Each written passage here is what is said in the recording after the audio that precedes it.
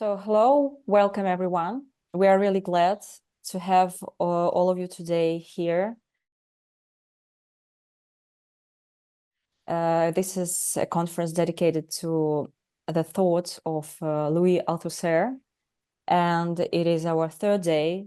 Last week, the whole weekend was dedicated to thinking and speaking about Louis Althusser, and we had 14 Russian speakers, or Russian language speakers, who explored various topics connected with Althusser's legacy. And just a quick technical announcement. The presentations are planned to be from 40 to 45 minutes, and then there will be 15 or 20 minutes, up to 20 minutes for the discussion. So all of you who have comments, questions, feel free to join us. You can ask your questions by raising your hand, or you can write your questions in the chat. We will try to voice them. Or if we don't have enough time and there will be a possibility, so perhaps our speakers will answer you later. Right now, I would like to welcome our first guest. Our first speaker is Stefano Pippa. Stefano is a research fellow in philosophy at the University of Milano Bicocca, and his presentation is called Interpellation and Over-Interpellation in Althusser, Notes Towards an Investigation. So, Stefano, the floor is yours. Okay, thank you very much.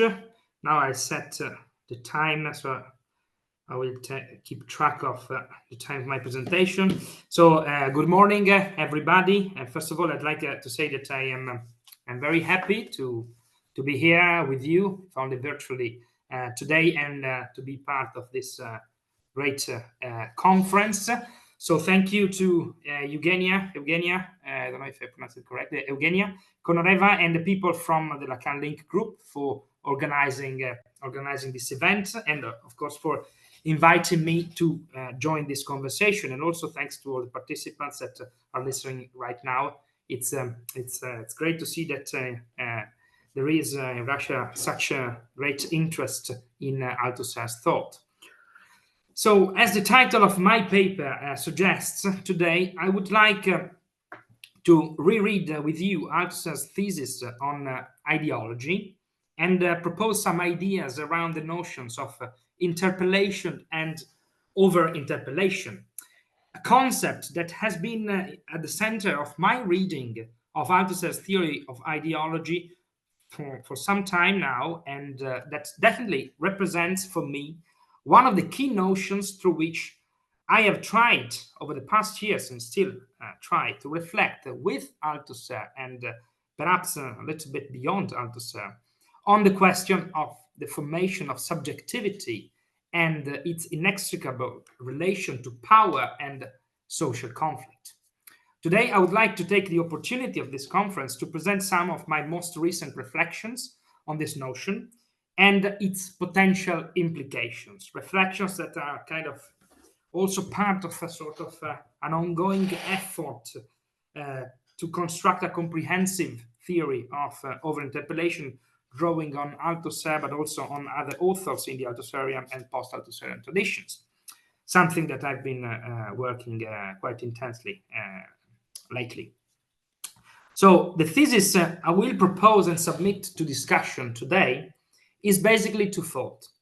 First, I think that Althusser's theory of ideology is richer and more complex than it is usually admitted.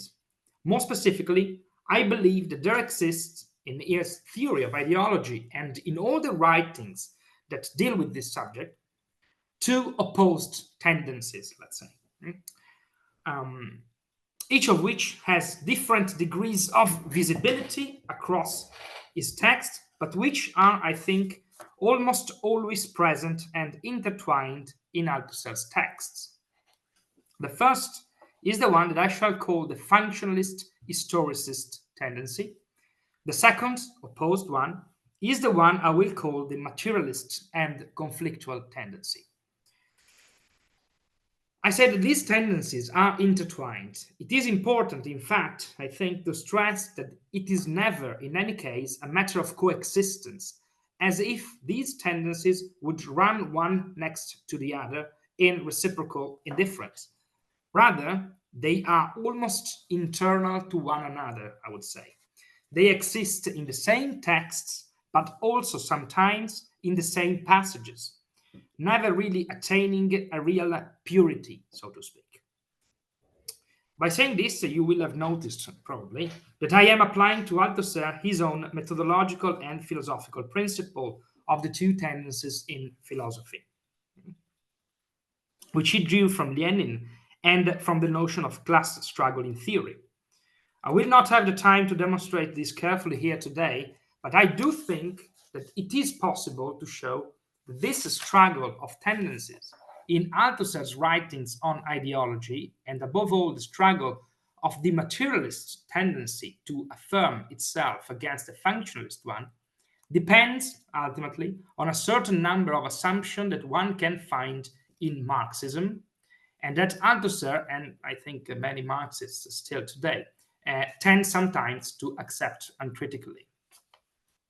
Secondly, this would be the second part of my thesis, I think that the second tendency, which remained largely unnoticed in the reception of Althusser's theory, has important implications, as it makes it possible to understand the concrete process of production of subjectivity as a complex and contradictory process, one which is best described, I think, by the concept of over-interpellation, a notion not explicitly formulated by Althusser, but I believe required by his own argument, or better, by the materialist and conflictual tendency in his work on ideology and subjection. So in what follows, I will try to show, although of course in a kind of schematic way, how the conflictual and materialist tendency problematizes the standard reception of Althusser's theory of ideology, and will try to outline the concept of overinterpellation, suggesting that it can be a useful concept not only for thinking the complexity inherent in any process of production of subjectivity, but also to conceptualize resistance from an anti-humanist perspective. So the standard image of Althusser's theory of ideology is based on his famous 1970 essay, Ideology and Ideological State Apparatuses. Here, Althusser argued that if one wants to understand ideology, it is necessary to, I quote, take up the point of view of reproduction. That is, to place oneself from the perspective of the reproduction of a certain mode of production. The first thesis of the essay is therefore that far from being a sheer epiphenomenon of the economy, like in orthodox Marxism, the role of the superstructure as a whole is to intervene in a decisive way in the process of reproduction of a determinate mode of production. The second thesis of the essay focuses on the way in which ideology operates on individuals. To explain this, Althusser puts forth its famous thesis of ideology in general, so-called ideology in general thesis, according to which ideology, which is eternal and transhistorical, I quote, interpellates individuals as subject, end quote. When we are interpellated, we recognize ourselves in the call coming from ideology, as exemplified in the famous example of the hey vous là-bas, hey you there, coming from the policeman, or in the call coming from God, thus introjecting the image of us reflected in such a call. While we misrecognize the mechanism of imposition of such identity upon us. The subjection to ideology provides the subjects with the guarantee of their identity and their place in the world. They recognize that they really are what they are, and that everything is how it should be. The result of the interpellation process, which is embedded in the everyday practices of the ideological apparatuses, in their rituals, is that we function spontaneously as subjects that actively reproduce the current relations of production. As Althusser says, les sujets marchent tout seuls. The subjects march by themselves. So, broadly speaking, the thesis on ideology and reproduction, as presented in the ISA essay, where they are, of course, intimately related, immediately raised a series of objections, which still constitute, to this day, the standard reception of Althusser's theory of ideology. For the sake of brevity, we can group them into three main problems allegedly undermining his theory. The first one is the problem of functionalism, which is perhaps the most fundamental criticism leveled against Althusser and still the most persistent. This problem derives from that Althusser seems to reduce ideology to dominant ideology, speaking as if ideological state apparatuses were the embodiment of the dominant ideology, itself understood as a totality without contradiction. This also meant that Althusser underestimated, and this is the second critique, the role of class struggle in the domain of ideology, ignoring the existence of dominated and subordinated ideologies within the social formation. The third problem is a direct consequence of the first two. Being interpolated by ideology understood as a unified whole with no fissions, individuals would fall prey to ideology's interpolation with no possibility of escape. In this sense, ideology closely resembles an ineluctable law, which is kind of a criticism that was raised, I think, most recently by Judith Butler, who reads Althusser's ideology as a version of the Lacanian almighty law, perhaps providing a sort of unilateral interpretation both of Althusser and Lacan. But this is how she reads Althusser. So it is certainly true that Althusser's theory of ideology, as presented in the famous ISA essay, leaves the door open to such criticisms. One can also add that in for Marx, and specifically in Marxism and Humanism, when he first presented his definition of ideology, and that was before he coined the notion of interpolation, Althusser presented it as an imaginary structure, I quote, undoubtedly thinking of it as a unified whole, in the wake of a notion of structure that clearly owed much to Levi-Strauss, as Warren Montag carefully detailed in his book, where he reconstructed the genealogy of the term structure as deployed by Althusser, as inherited by Althusser. From for Marx through to the ISA essay, so from 1965 to 1970, therefore, and passing through other texts in between, most notably the three notes on the theory of discourses, for instance, a key text written in 1966, where Althusser introduces the notion of interpolation. I'll come back to this. So from Marx to the ISA essay, there is a clear tendency in Althusser to conceptualize ideology in what I would call an expressive and functionalist way, in the sense that ideology is seen as a unified structure indifferent to class conflict, which serves the purpose of reproducing the economic relations of production. We can take as an example of this, apart from the passages in for Marx, a key passage from the three notes on the theory of discourses, which is an important text in the overall development of Althusser's theory. Here, Althusser says, in every social formation, the base requires the trigger function as a function to be assumed. It is ideology which performs the function of designating the subject in general that is to occupy this function, and to that end, it has to interpolate it as a subject. End quote. So, as is immediately clear from this passage, here the very term ideology is used in the singular, and the point of view is, without any doubt, the point of view of pure reproduction, not just simple reproduction, but a smooth reproduction. And as said, it is this tendency that will be dominant or most visible in the ISA essay, on which the standard reception of Althusser theory is based. However, this tendency is contrasted by a different one, which I shall call the conflictual materialist tendency. This tendency dates from very early on, at least 1965, and thus I think that it cannot be interpreted, it should not be interpreted as a sort of an afterthought by Althusser, like as a reaction to criticism. And this is why I take the view that there are two tendencies in Althusser that are co-originary. But more importantly, as we shall see later, while it predates the introduction of the notion of interpellation, this tendency predates the introduction of the notion of interpellation, it produces significant effects on the way in which the constitution of subjectivity is thought through.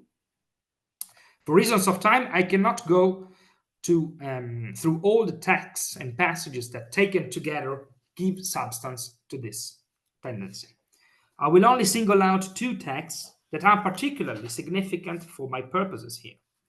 The first is a manuscript titled Théorie pratique théorique et formation théorique, Idéologie et lutte idéologique, in English published as Theory, Theoretical Practice, and Theoretical Formation, Ideology and Ideological Struggle, which was then published in English in Philosophy and the Spontaneous Philosophy of the Scientists. And the other is the long manuscript titled On Reproduction, which is the work posthumously published from which the famous Ideology and State Apparatuses essay then was cut. So, Théorie and Pratique Théorique was written and circulated among his students in 1965, that is, well before the ISA essay and immediately after 4 marks. Quite ironically, Rancière's famous critique of Durkheimism and of sociological functionalism to Althusser was based on this text. I say ironically because it is actually in this text, I think, according to my interpretation, that Althusser argues for the first time that, contrary to what he himself had said, ideology is a structure that cannot be thought of as a simple totality,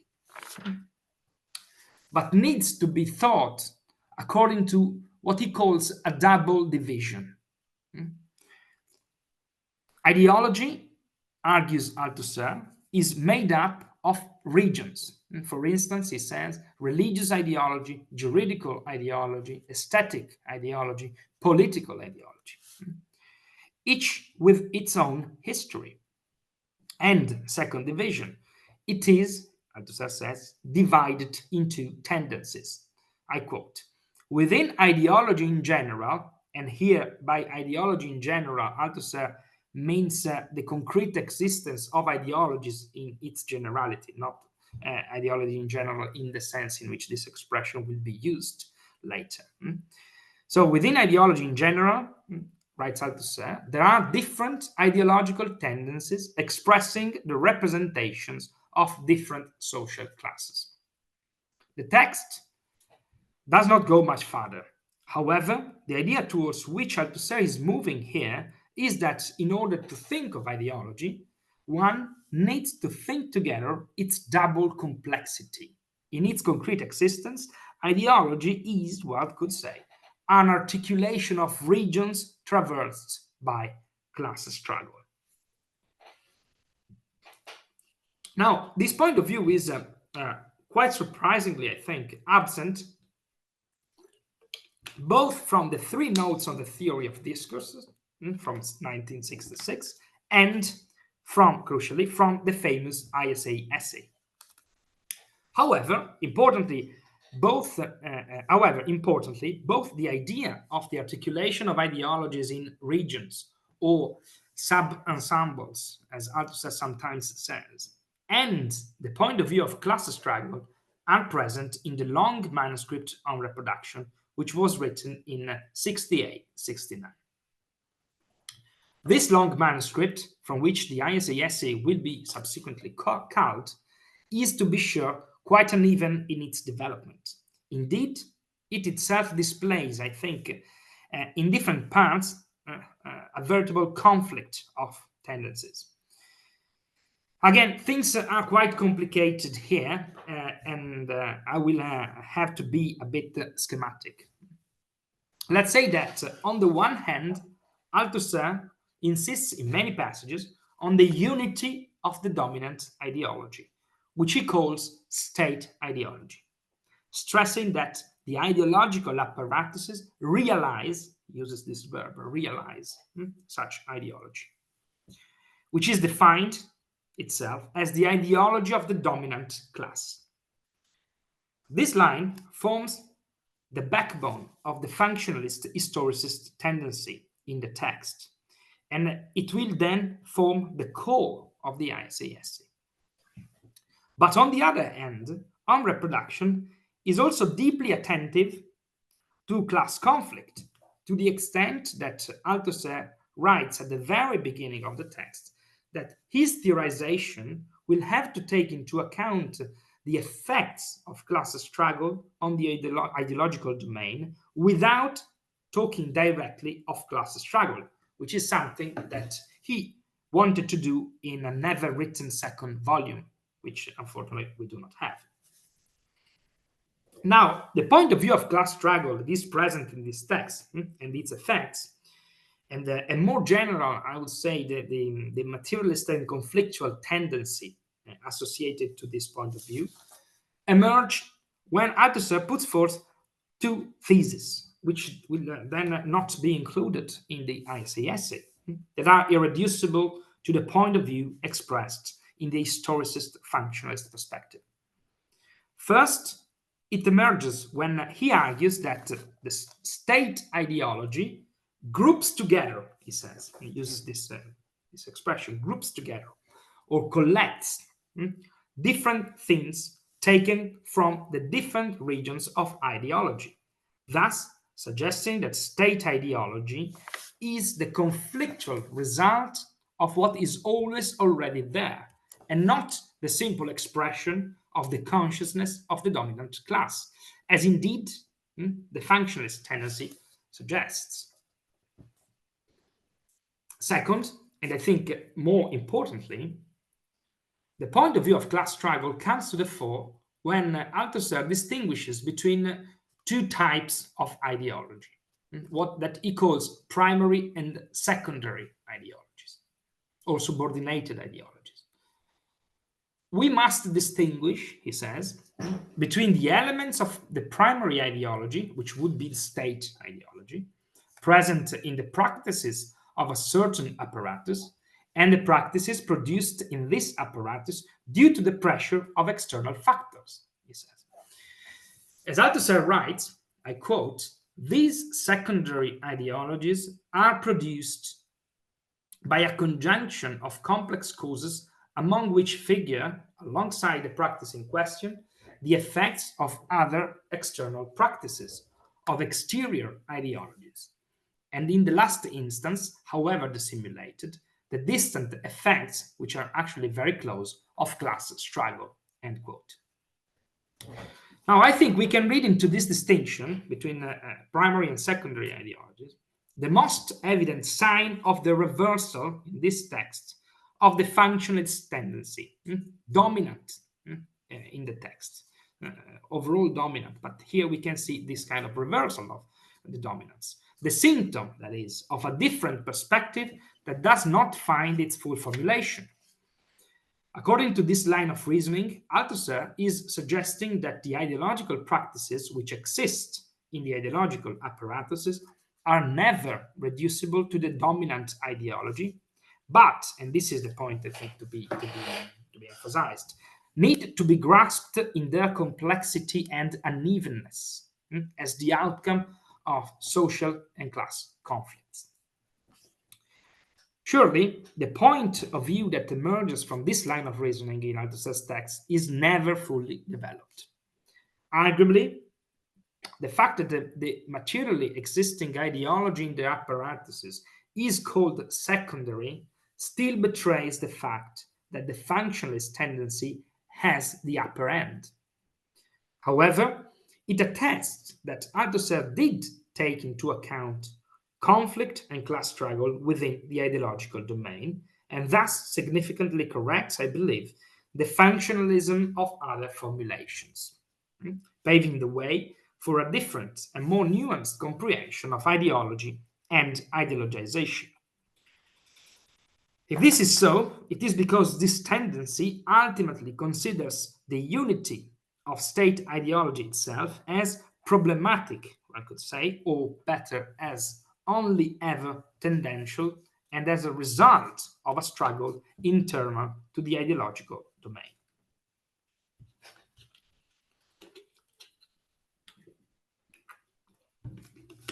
But this tendency has also another consequence.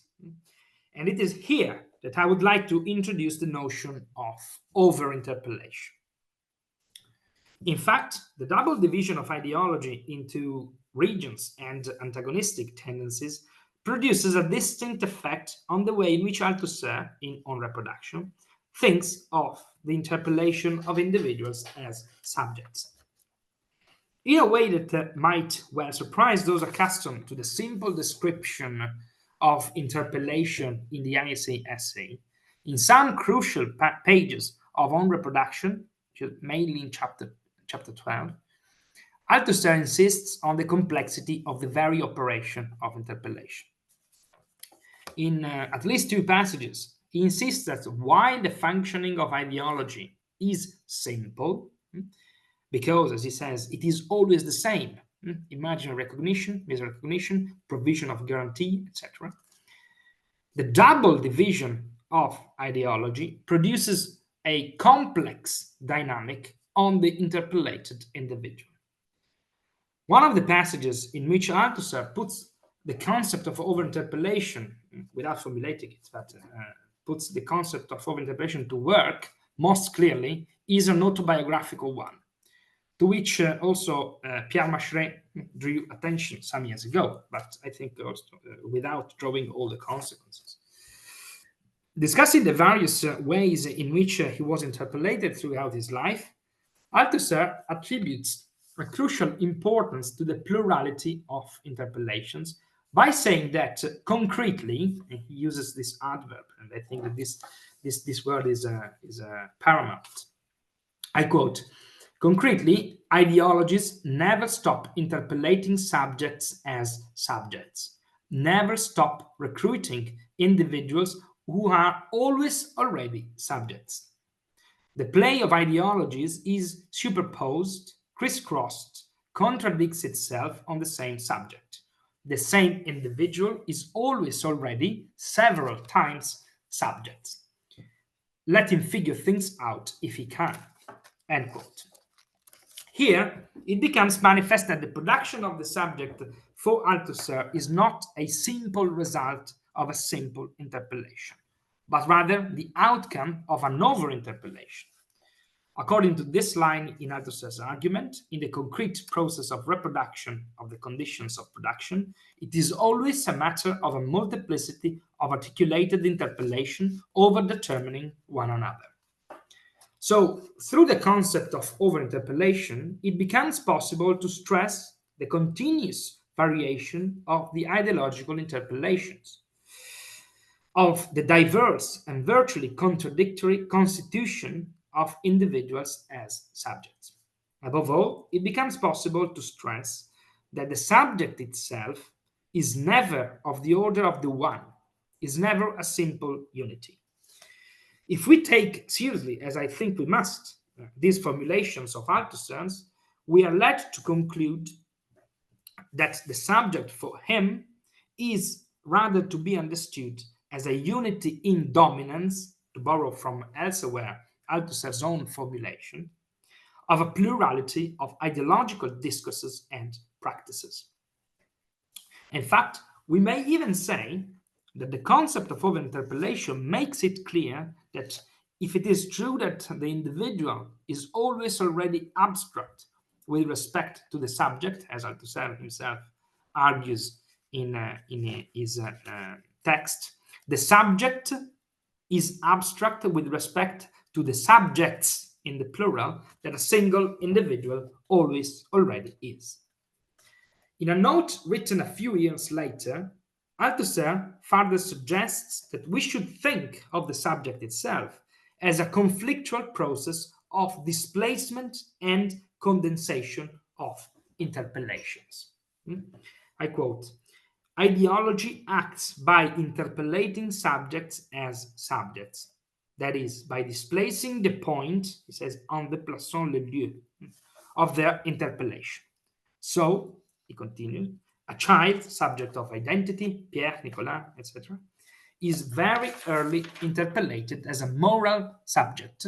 You must do this and not that, and later as a scholastic, juridical, ideological, political, military, scientific, etc. And here I think in this late note is still evident the division in regions of ideology.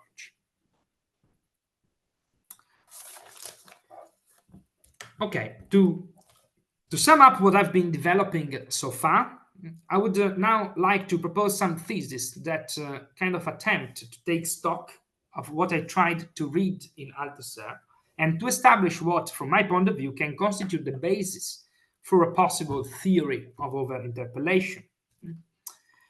As Althusser repeatedly argued in his post-theoreticist phase, philosophy is fundamentally an activity of demarcation that proceeds through the position of thesis. So this will be also an attempt to demarcate my own position through three theses plus one, the plus one not really being perhaps a thesis, but a sort of consequences or development of this very thesis on overinterpellation as regards to one of the most thorny issues related to Althusser's theory, that is, the so-called question of resistance to ideology and power structure. So let me start with three general theses. My first thesis will take the form of a general remark. In Althusser's works on ideology and interpellation, it is important to distinguish, sometimes even against Althusser's letter, between ideology in general and ideology and ideologies understood as the concrete forms of existence of ideology. Althusser himself is not always rigorous, and sometimes he uses ideology in the singular to refer to ideology in general, that is actually the concept of ideology, and ideology in the sense of an ideological formation, that is its form of existence. This seems perhaps a trivial point, but I do think that many interpreters and critics of Althusser do not pay attention to this distinction. As an example, I think, for example, Butler's reading does not pay attention to this distinction. So let me be as clear as possible here. The functioning of ideology in general describes the constant and invariable form of interpellation as subjection. It describes the subject formation. This means that ideology in general does not have as its object subjection to a given and concretely existent ideology, but rather the transhistorical functioning of subjection to any given ideology. The imaginary specular relation that sustains or underpins the practices and rituals that materialize ideologies in ideological apparatuses. At this level, it is legitimate to speak of interpellation in the singular, but here one would be referring to the concept of interpellation, so to its structural function.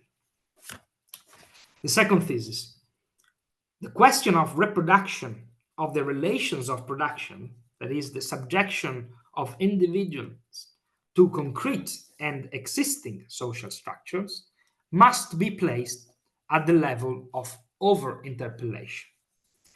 This is a logical consequence, I think, of thesis one, which makes explicit what we do find already in Althusser's theory, but which, as I said, I think is not always clearly distinguished in different readings.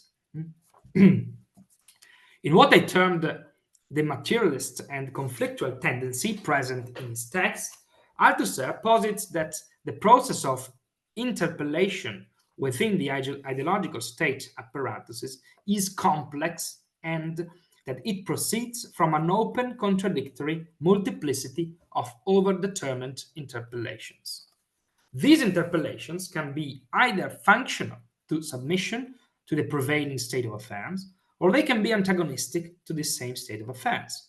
We have seen this for example, secondary and subordinate ideologies, or in the case, for example, of ideologies that Althusser says are inscribed in the materiality of the apparatuses by a long class struggle. The same can be said of the result of the process of overinterpellation.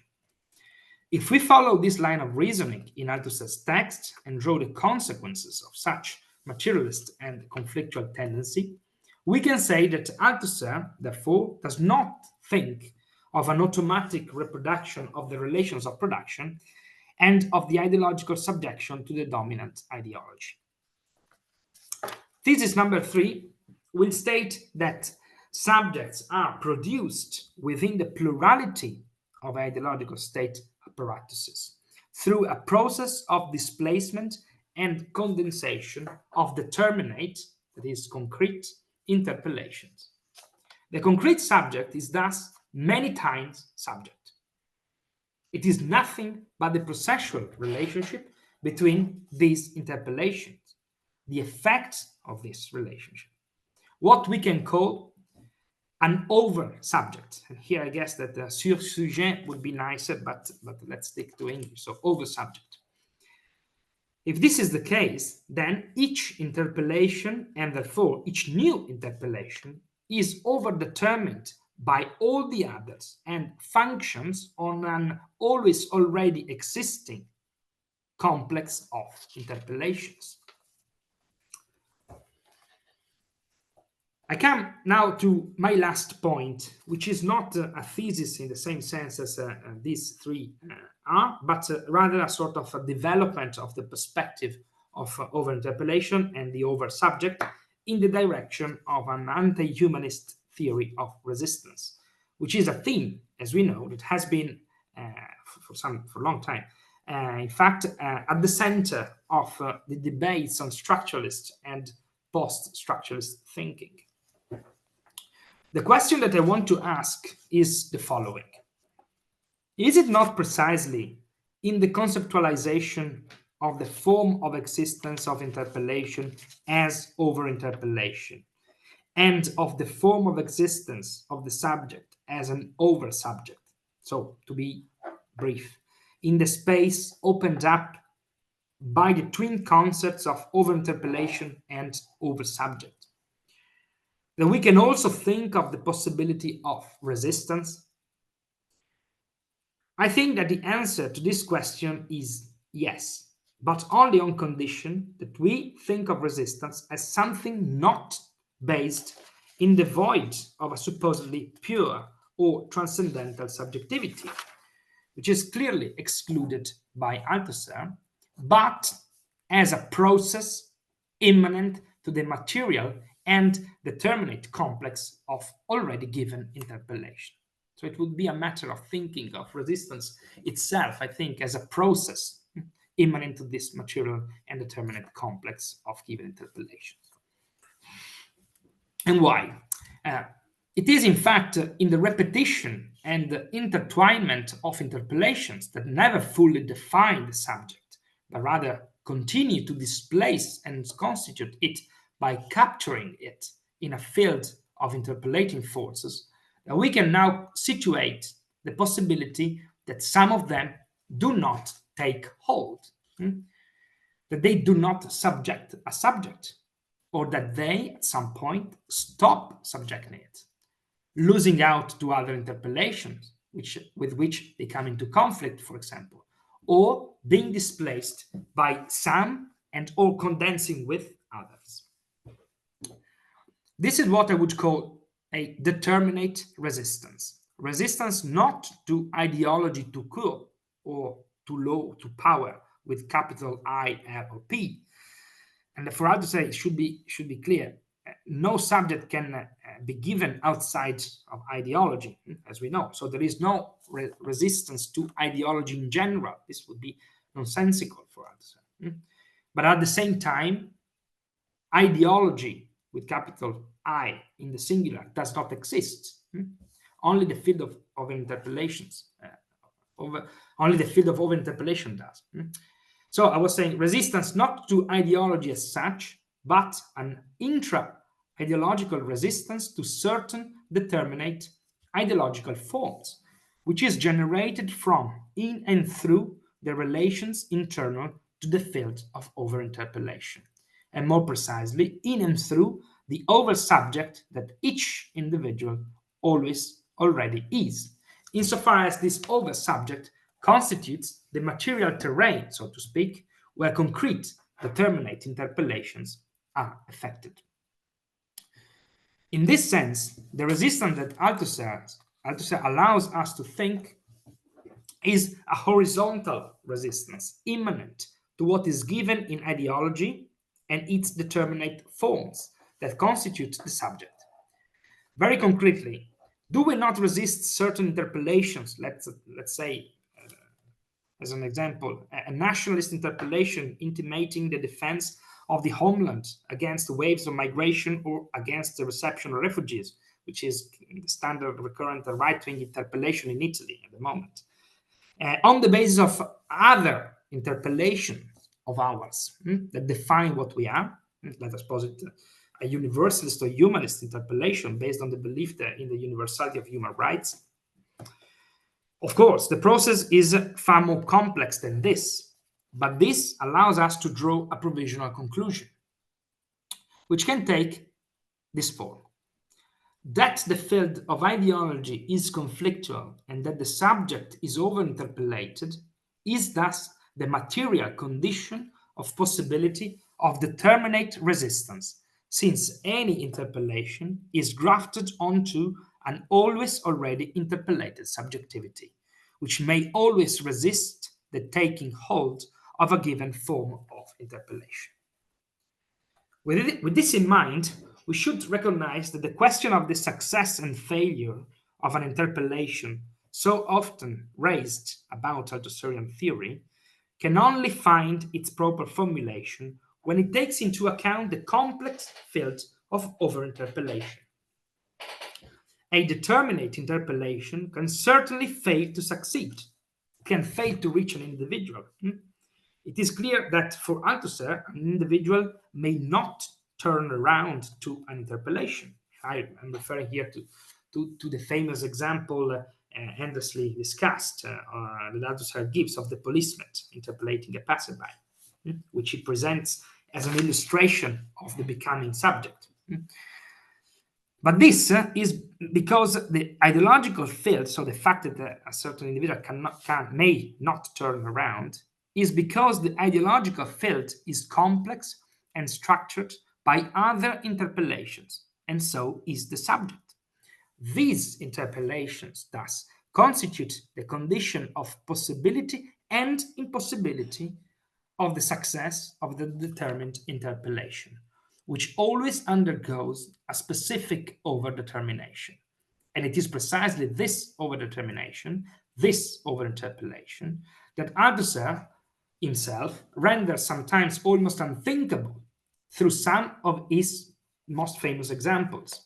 Because in these examples, the space between the call and the passerby effectively appears as empty, and correlatively, the subject appears as not already subject. But of course, these are examples and should not be in isolation.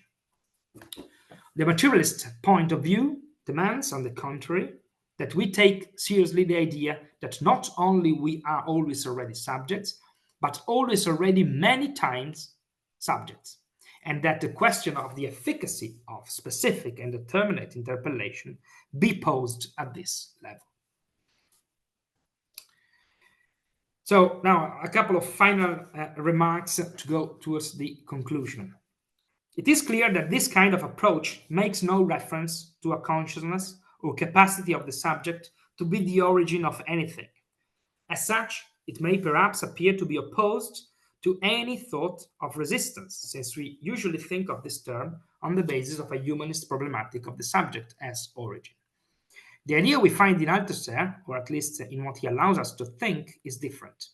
And if it appears less heroic, It is because it is more materialist.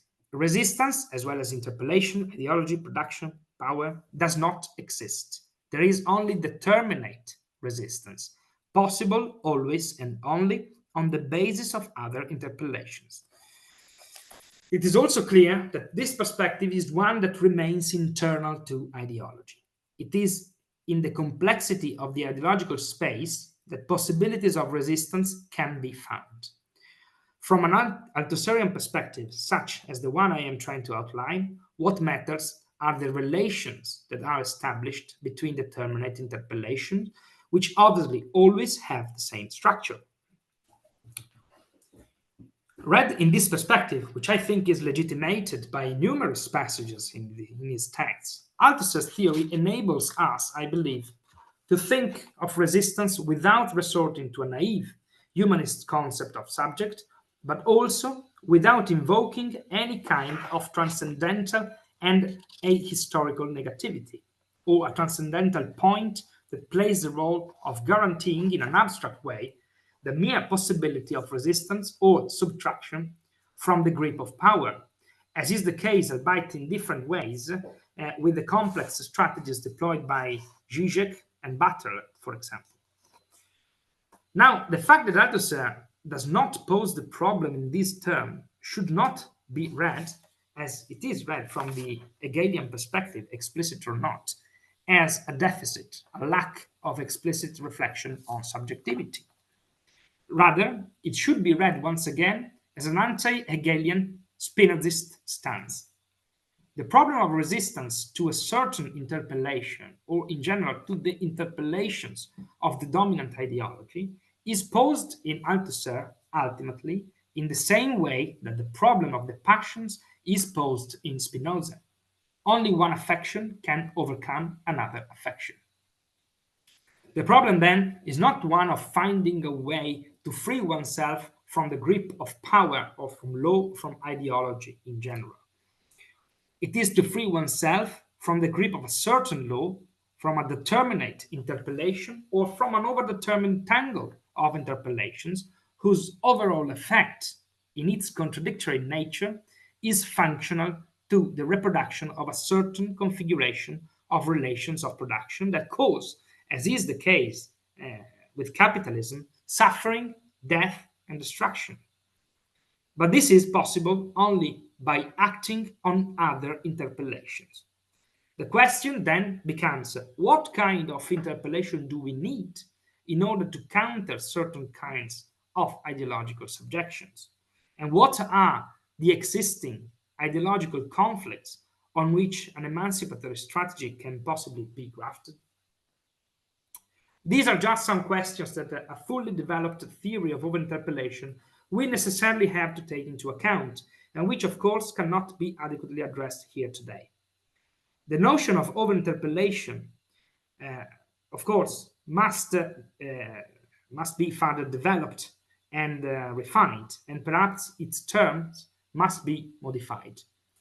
However, I hope to have been able at least to suggest that Althusser's theory of ideology, contrary to a long-standing interpretation, contains still unexplored potential and can be possibly put to use to think through some of the problems of our present.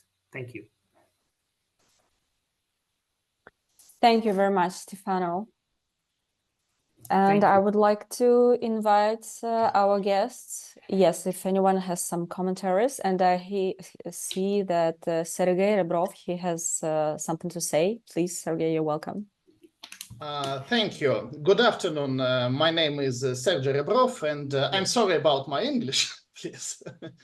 At the first time, I would like to say thank you for your speech and, of course, for your book, Althusser and the Contingency, because this book was very helpful for me when I was a postgraduate student in St. Petersburg State University 3 years ago. Thank you very much.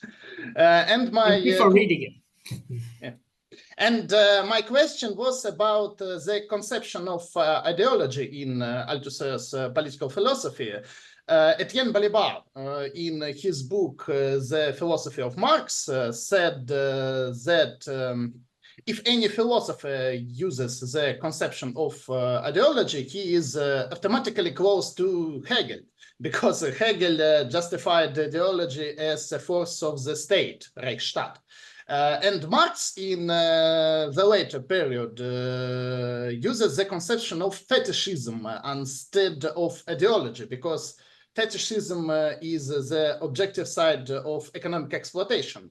And my question is, what do you think about this theme? It's Balibar's opinion, because Althusser don't like Hegel and criticize his philosophy. Thank you. Thank you, Sergey, for your question, which is not an easy one. And thanks also for reading my book.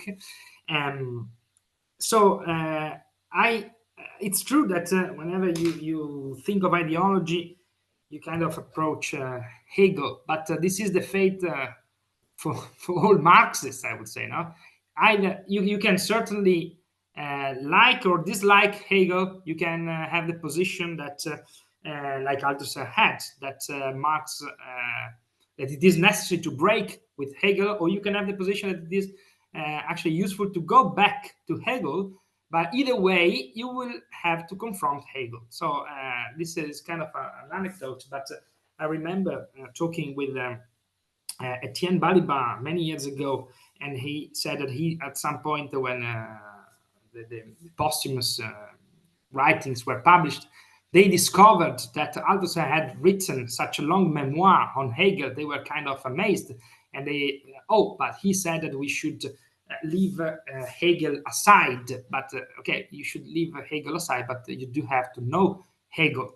And so it's true that if you think specifically of ideology, you're drawn to Hegel, and you're drawn to think that there is a specific relationship between ideology and the state.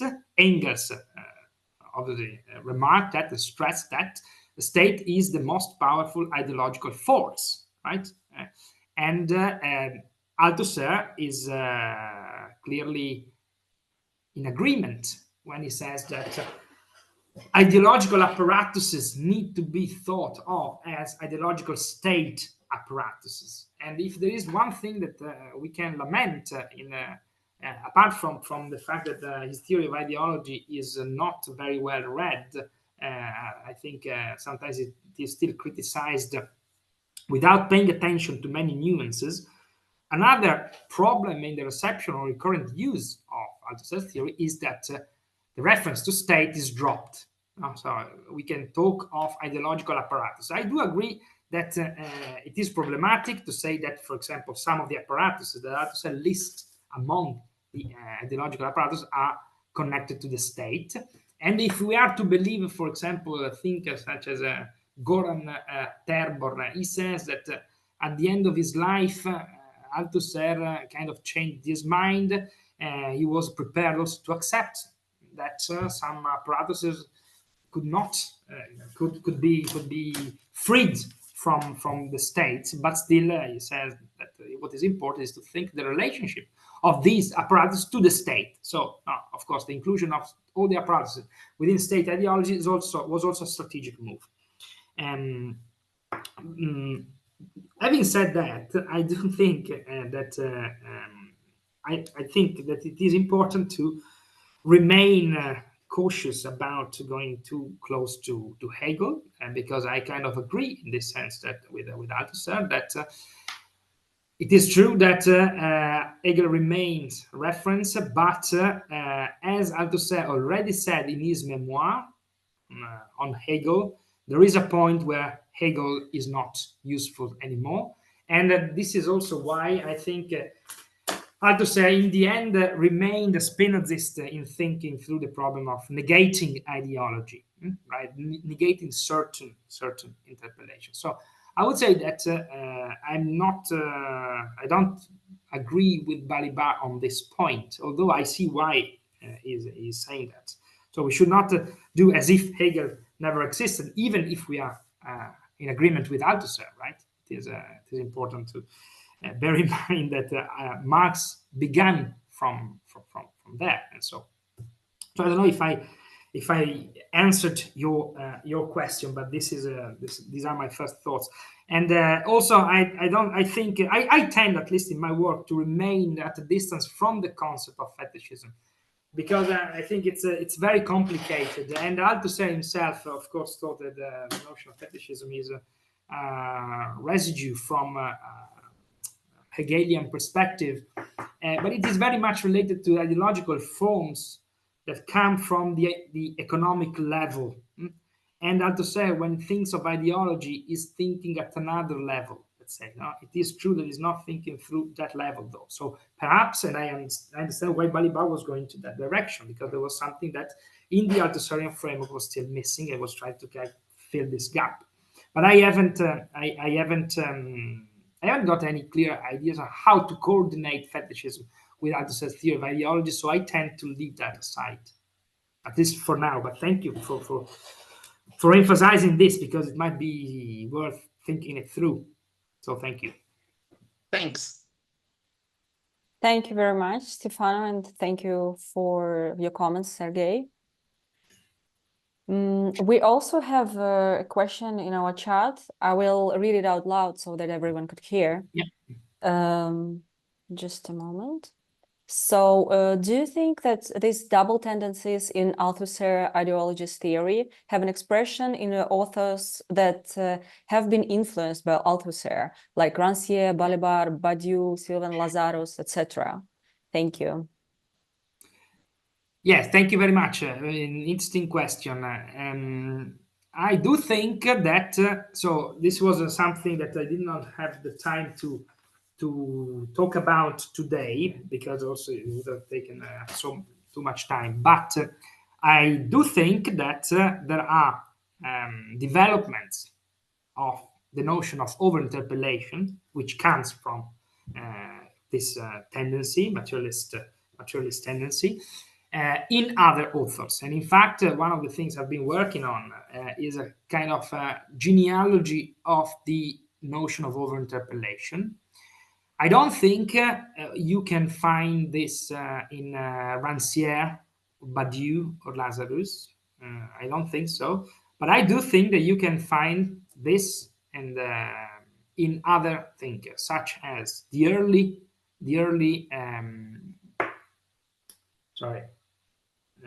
Laclau, and also the early Mouffe, specifically in Laclau's book on Marxist theory from the late 70s, where he talks about interpolations in the plural, but makes, I think, not a mistake, but he does something a bit strange, because he adopts a Leibnizian perspective, which kind of brings back in an idea of expressive causality, where he says, discussing the work of Poulantzas, that the many interpolations can be reflected one into another. And I don't think so, because this means that they can be reduced to one another.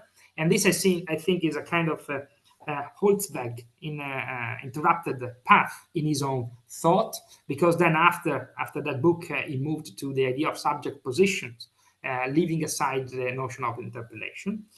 But I think that there you can find a sort of development of the materialist tendency in that book on Marxist theory, politics and theory from Laclau in the late 70s. But also you can have this in certain texts of Poulantzas and Michel Peixot. At least these are the authors I've been working on, and I think are the most promising. And also there is a very interesting book by Goran Terborn, which is the power of ideology and the ideology of power, which I'm currently translating into Italian. This is a book from 1980.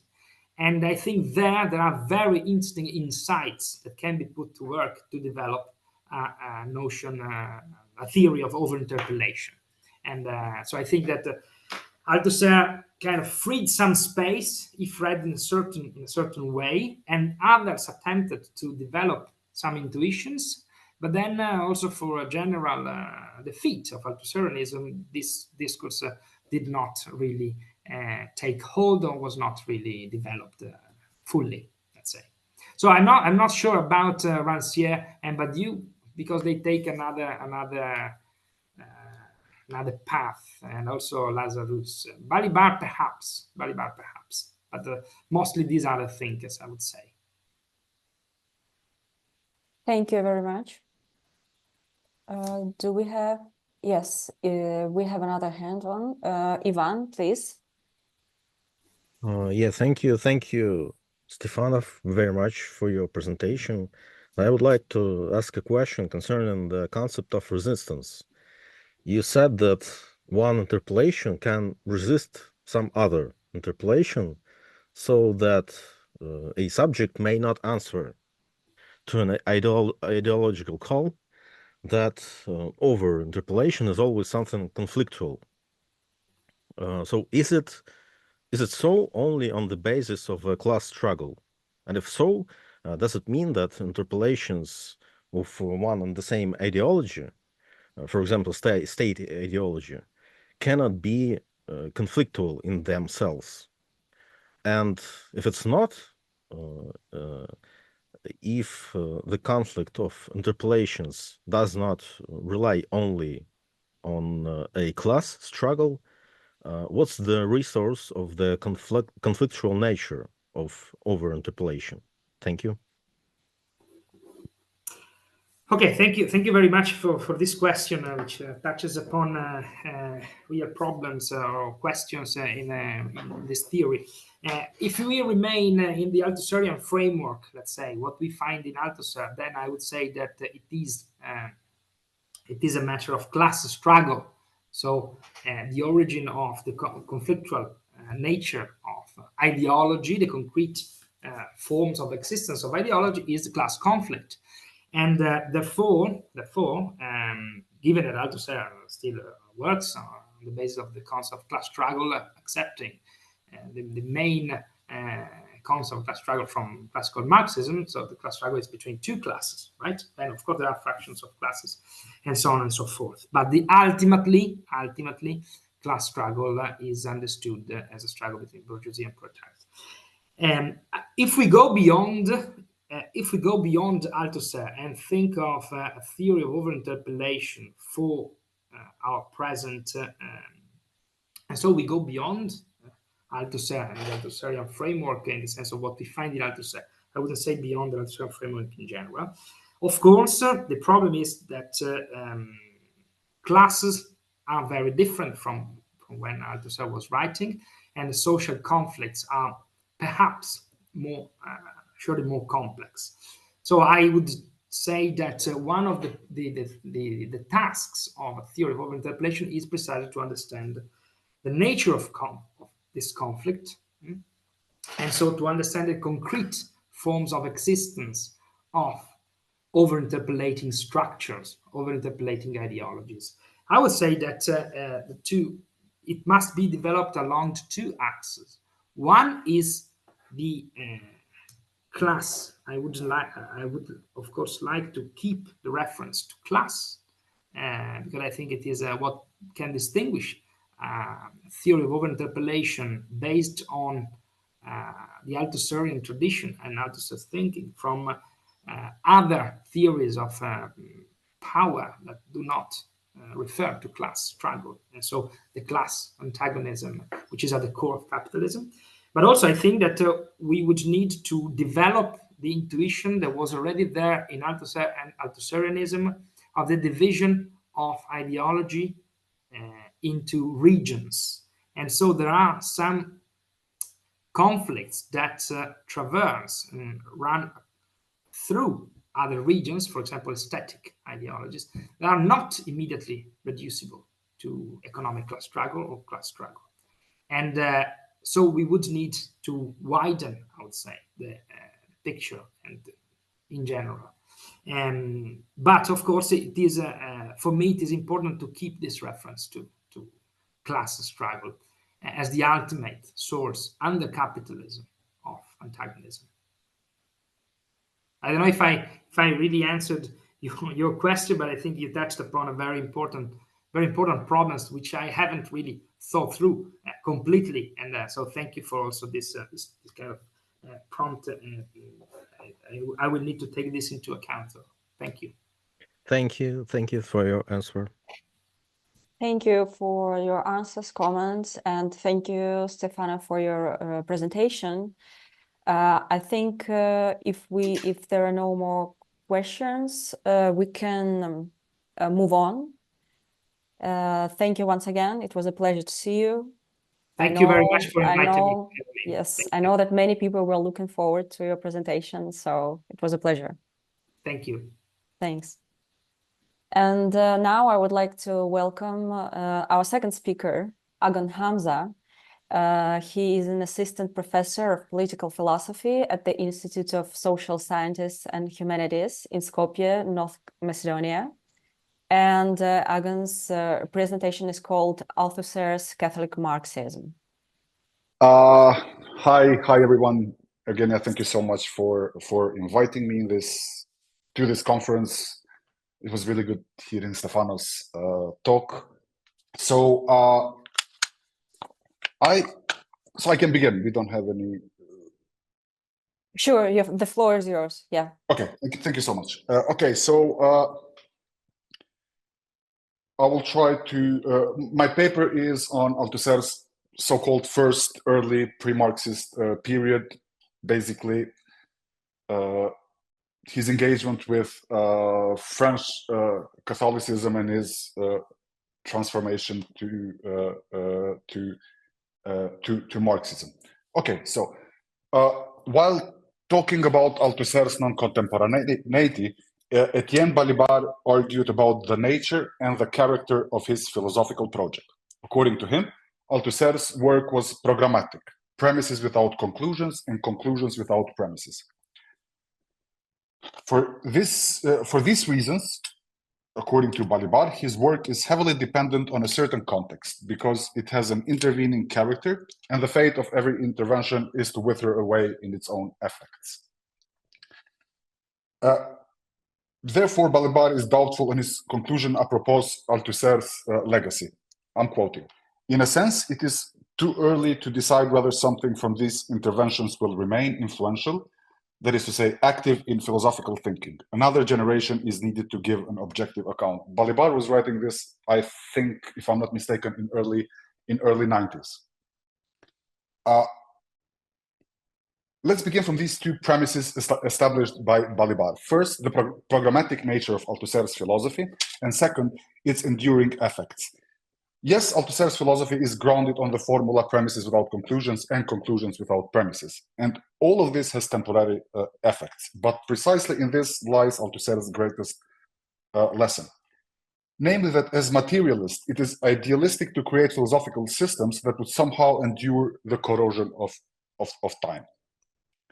It is intervention that is the point of materialist philosophy, not its lasting effects in idealist systems of philosophy. Intervention is what changes the coordinate of a certain situation, and its effect can be traced directly in the material world, not in ideal systems. In other words, what is at stake for Althusser's understanding of philosophy, it's not its demonstrative discourse or discourse of legitimization.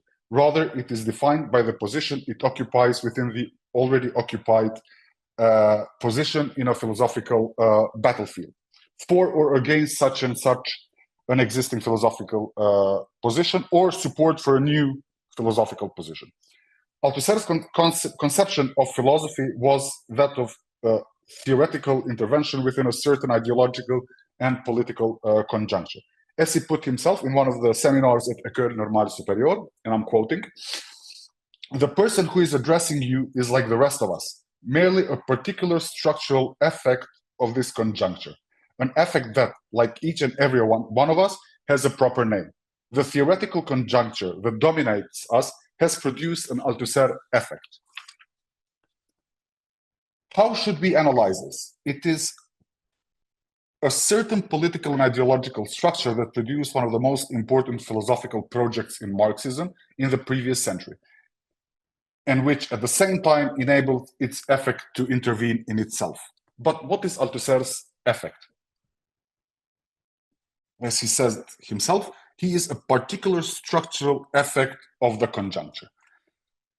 In this sense, if the purpose of this intervention is to disappear in its effects, as Balibar argues in following Althusser, then we are approaching one of the most important descriptions, or rather qualification, of Althusser as a philosopher.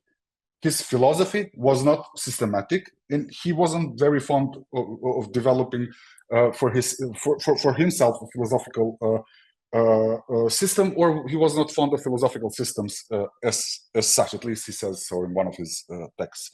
But it was a theoretical intervention in the philosophical and political domains, because it is not systematic, it is therefore programmatic, and it exists in a theoretical field under a specific set of conditions. The question is therefore, how can we conceptualize Althusser's project? If there is no Althusserian systematic philosophy, nor an Althusserian school, doesn't his philosophy stand for the philosopher who immediately disappears in his effects? In this very strict sense, I believe Althusser is a vanishing mediator par excellence.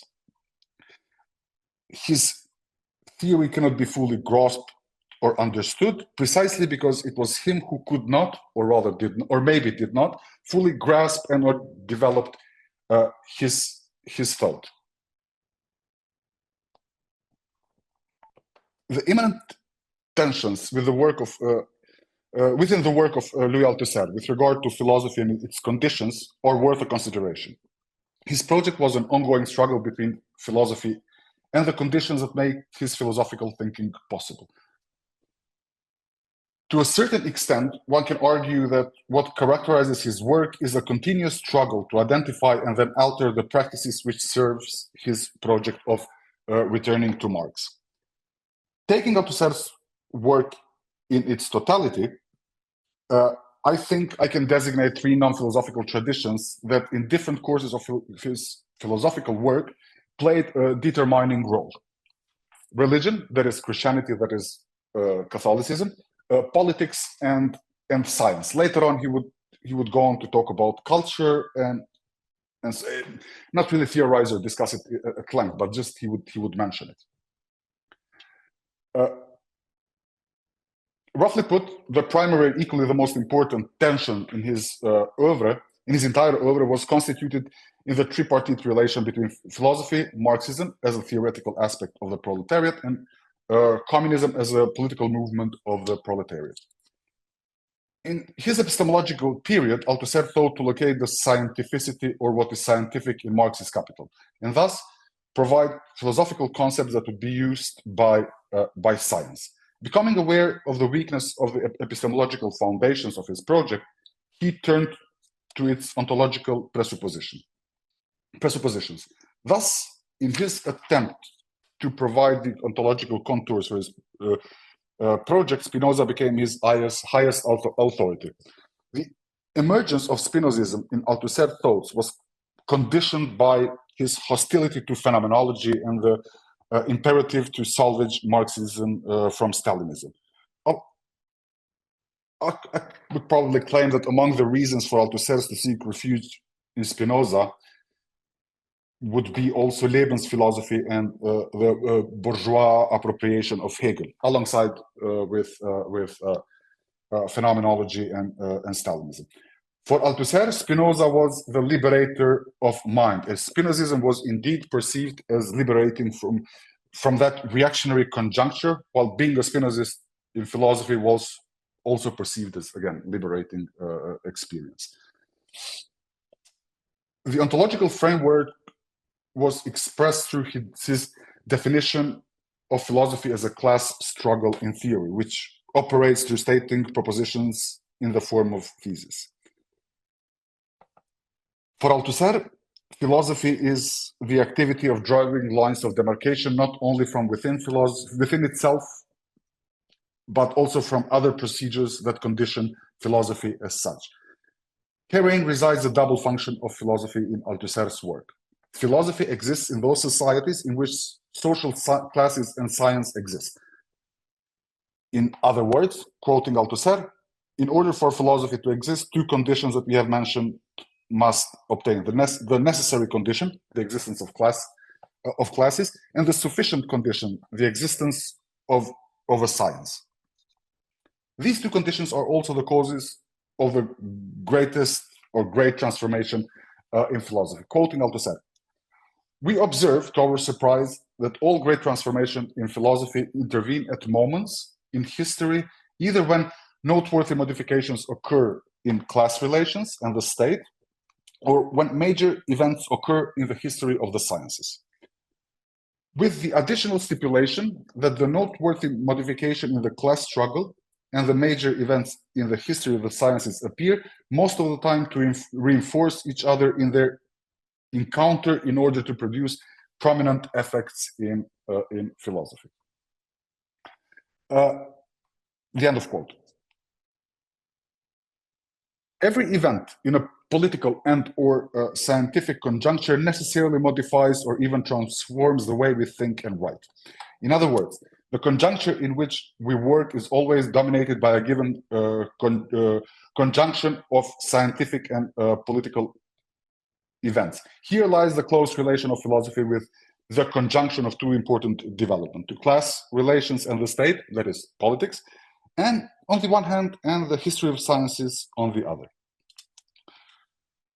This gives us the possibility of proposing the first tentative condensation or definition of his philosophy. Philosophy is conditioned by science, by which Althusser meant historical materialism, and politics, class struggle under the leadership of the party.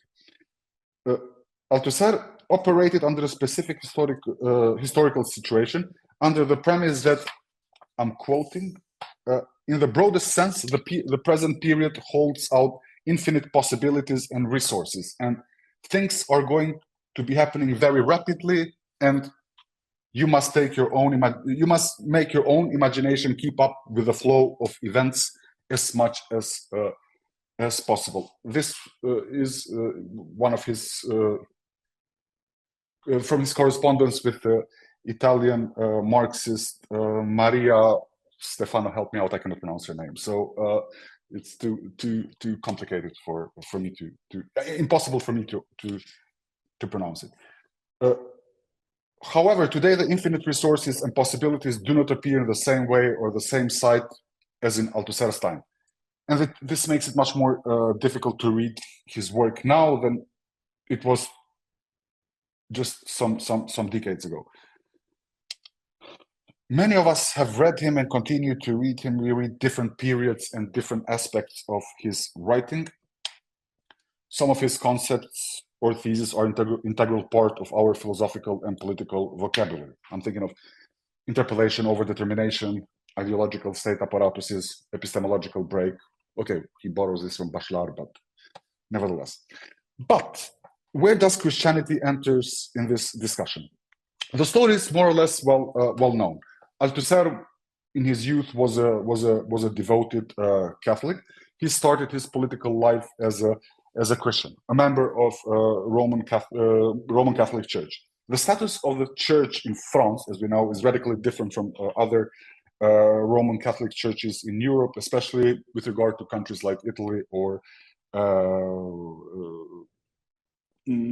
Spain, where the church was always political in the sense that it exercised its influence on the political life of the country. And France, where due to the legacy of the French Revolution and its aftermath, the role of the church was highly limited, and it could exercise its power more or less only within the institution itself.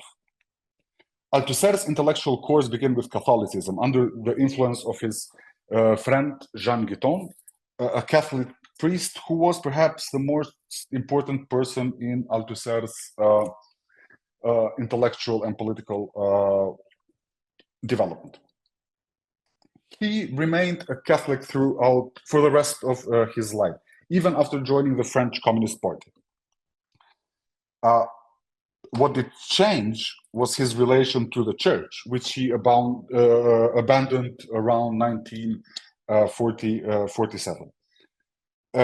However, he maintained a kind of fidelity to Catholicism. Also, at the moment of apostasy, Althusser does not reject God or Christianity, but only the really existing Christian institution. Some critics have noted that Althusser could not seem to exist without one institution or another, whether it was church, prison during the Second World War, party, university, or mental hospital.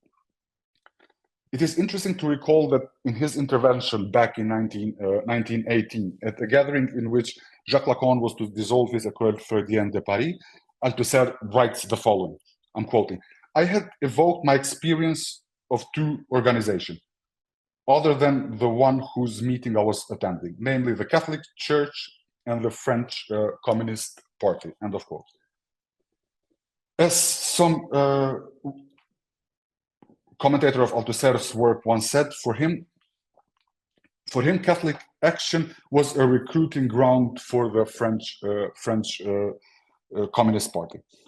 A certain difficulty remains in abandoning the understanding of his relation to the institutions as purely accidental or a simple coincidence that has no deeper meaning.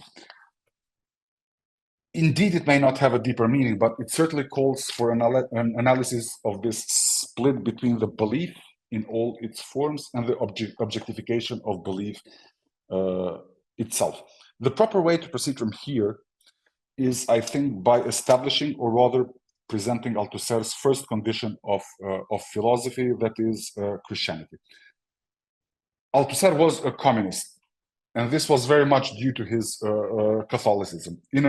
In a TV interview for an Italian television in 1980, he said, I'm quoting, "I became a communist because I was a Catholic. I did not change faith. I found that it is possible to say that I remained a Christian deep down. I remained a Catholic, that is, a universalist, internationalist. No, I thought that in the Communist Party there were means more adequate to realize the universal fraternity."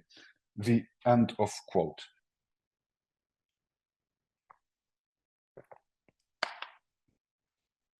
For Althusser, communism was Christianity realized with other means. In a letter to Jean Lacroix, he describes his Marxist-Christian alliance. And I will quote, "In actively rallying to the working class, we have not only not repudiated what had been our reasons for living, but have liberated them by fully realizing them. The Christian I once was has in no way abjured his Christian values, but now I live them. This is a historical, not a divine judgment.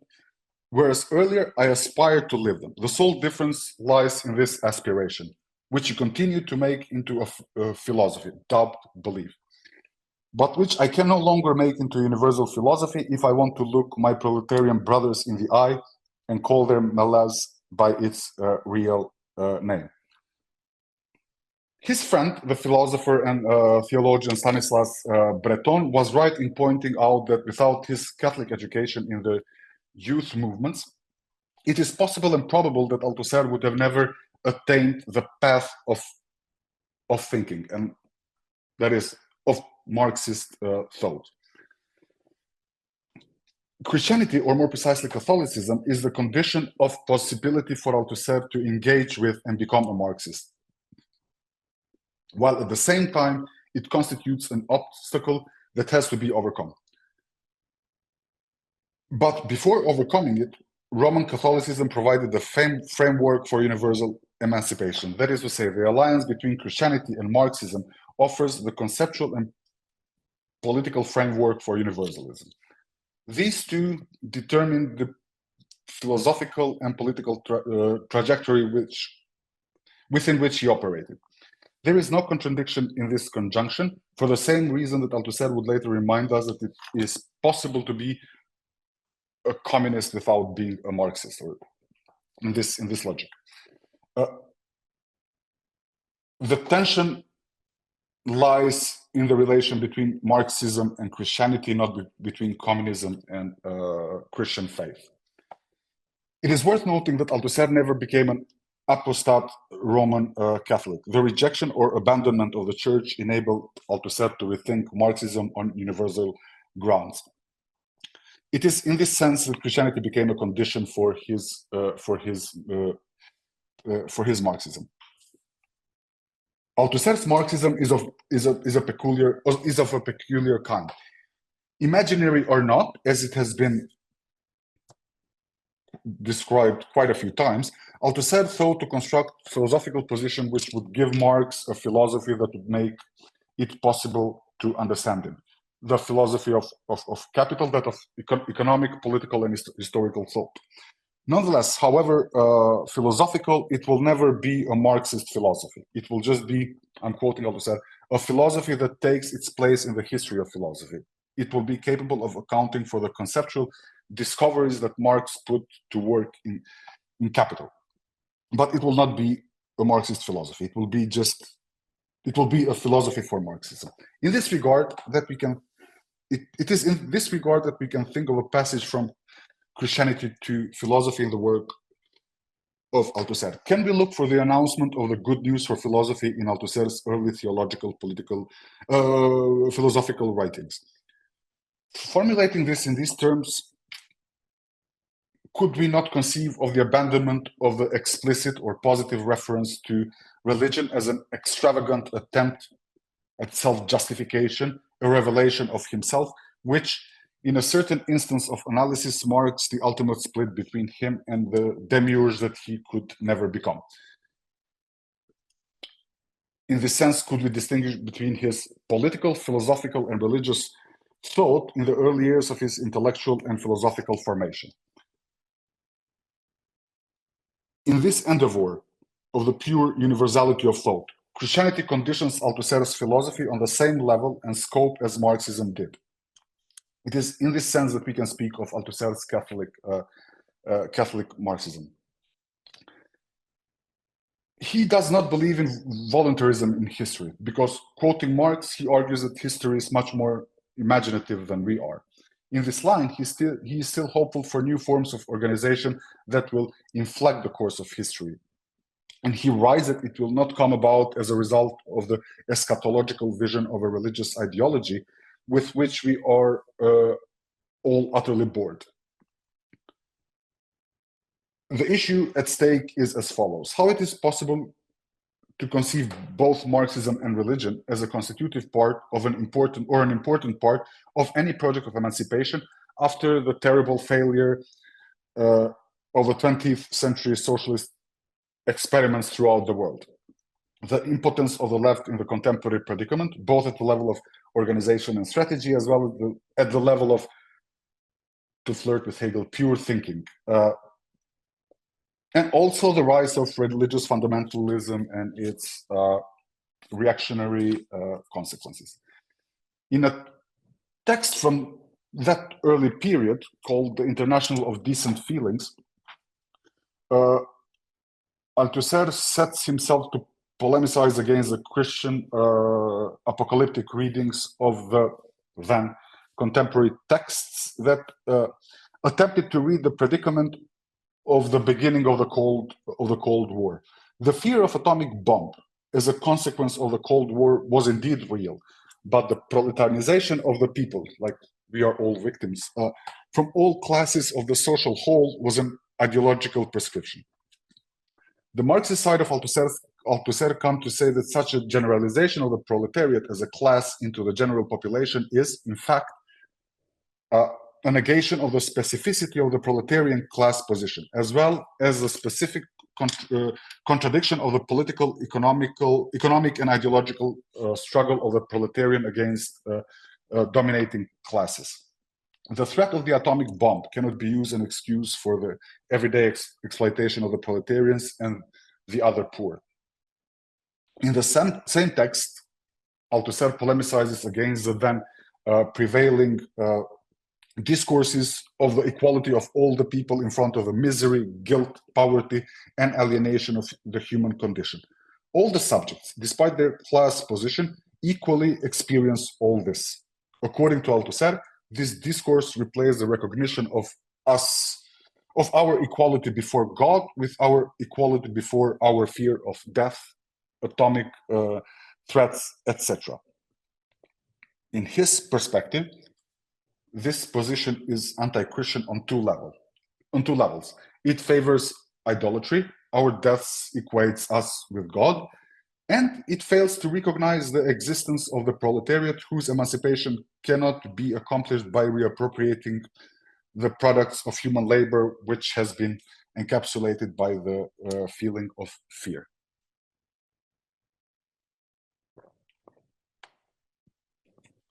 Does this not hold true today with regard to ecological catastrophes, new forms of exclusion, the ongoing wars, and other forms of everyday exploitations? We should forget our social status and our class position, suspend the class identification, so they tell us, because the threats we are facing are real and serious. The ruling ideology tells us that against all the threats, humanity should unify against the secondary division that may endanger the future of humanity. The usual response to a philosopher who brings up the question of a class struggle is a reminder of a terrorist or ecological threat accompanied by the evocation of humanity as a whole. Althusser was faced with a similar overload of humanist cry, so to speak. And against all the odds of humanity as a totality, Althusser writes that, quote, "We have only one recourse left, they bluntly tell us, in the face of catastrophe, a holy alliance against destiny." In the aftermath of the Second World War, it was fashionable to read the situation in the apocalyptic manner through science. I'm quoting Althusser again. The war itself becomes sin and God's wrathful punishment. The concentration camps are the last judgment. The Moscow trials are the passion. The atomic bomb is the will of God.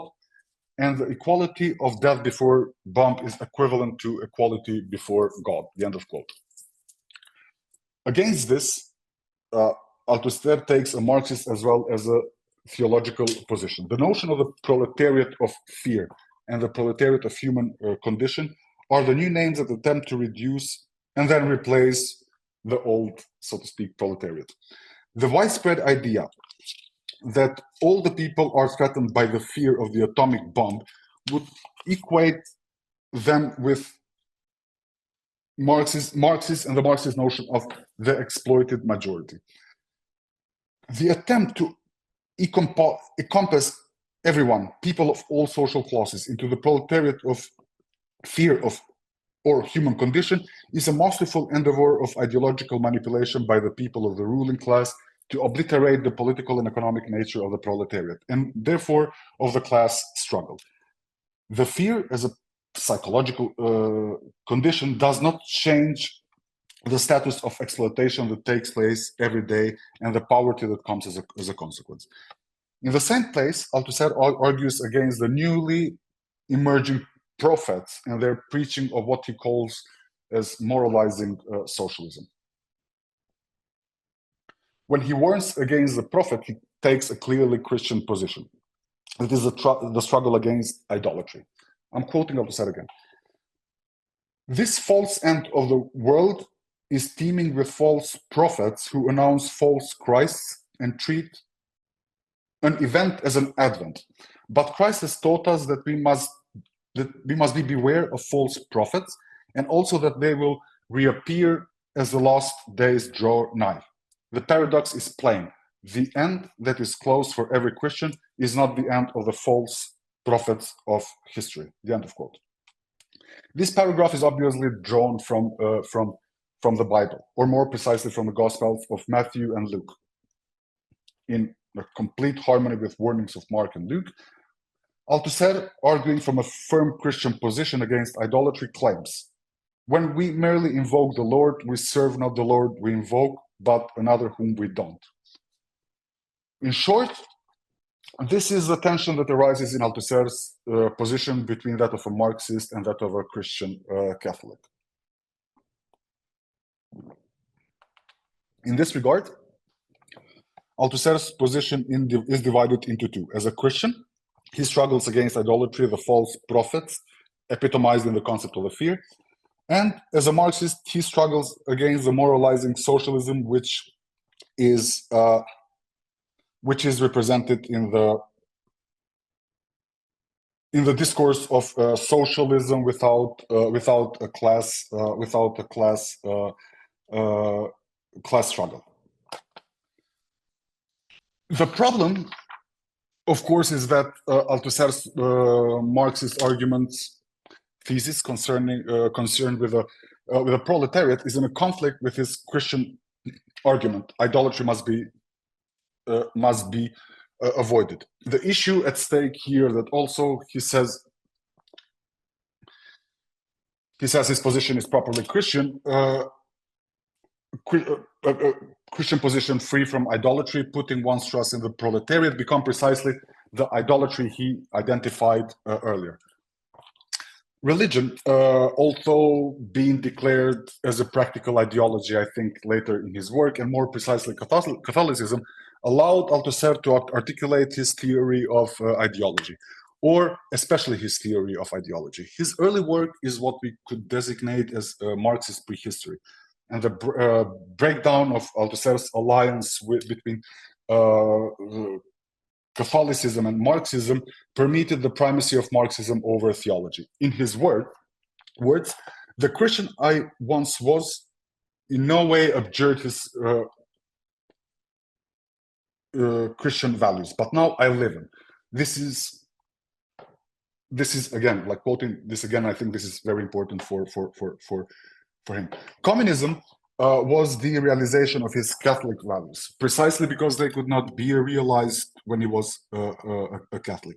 Althusser talks about faith, hope, love, radical political and more canon of the Beatitudes, as well as the Sermon on the Mount. Probably a parallel with Marx can be drawn here. His historicizing of the church can be read as an allegory of his departure from the church, perhaps modeled on Marx's departure and breaking away from with Feuerbach's humanism, so that he could become properly scientific.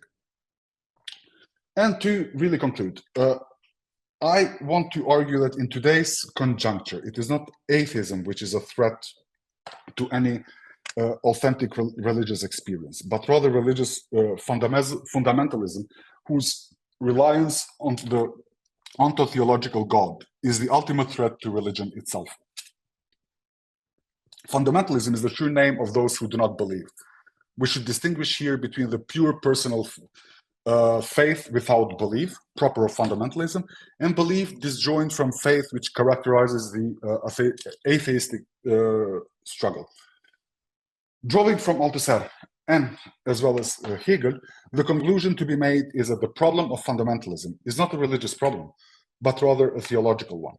But by making clear the distinction between religion and theology, we can also open up the space to think the distinction between the class without identity and the concept of the formal totality, like humanity, society, in an abstract sense, a distinction on which a new relation between religious experience and communism ultimately rests.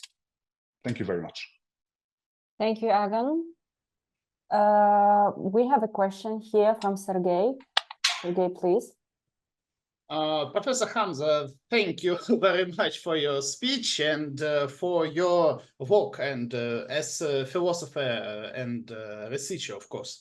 I would like to ask about Althusser's Catholicism. My friend and colleague from Belarus once said that Althusser's negative attitude towards Hegel was largely due to his Catholicism, as Hegel denied Catholicism and he was a Lutheran.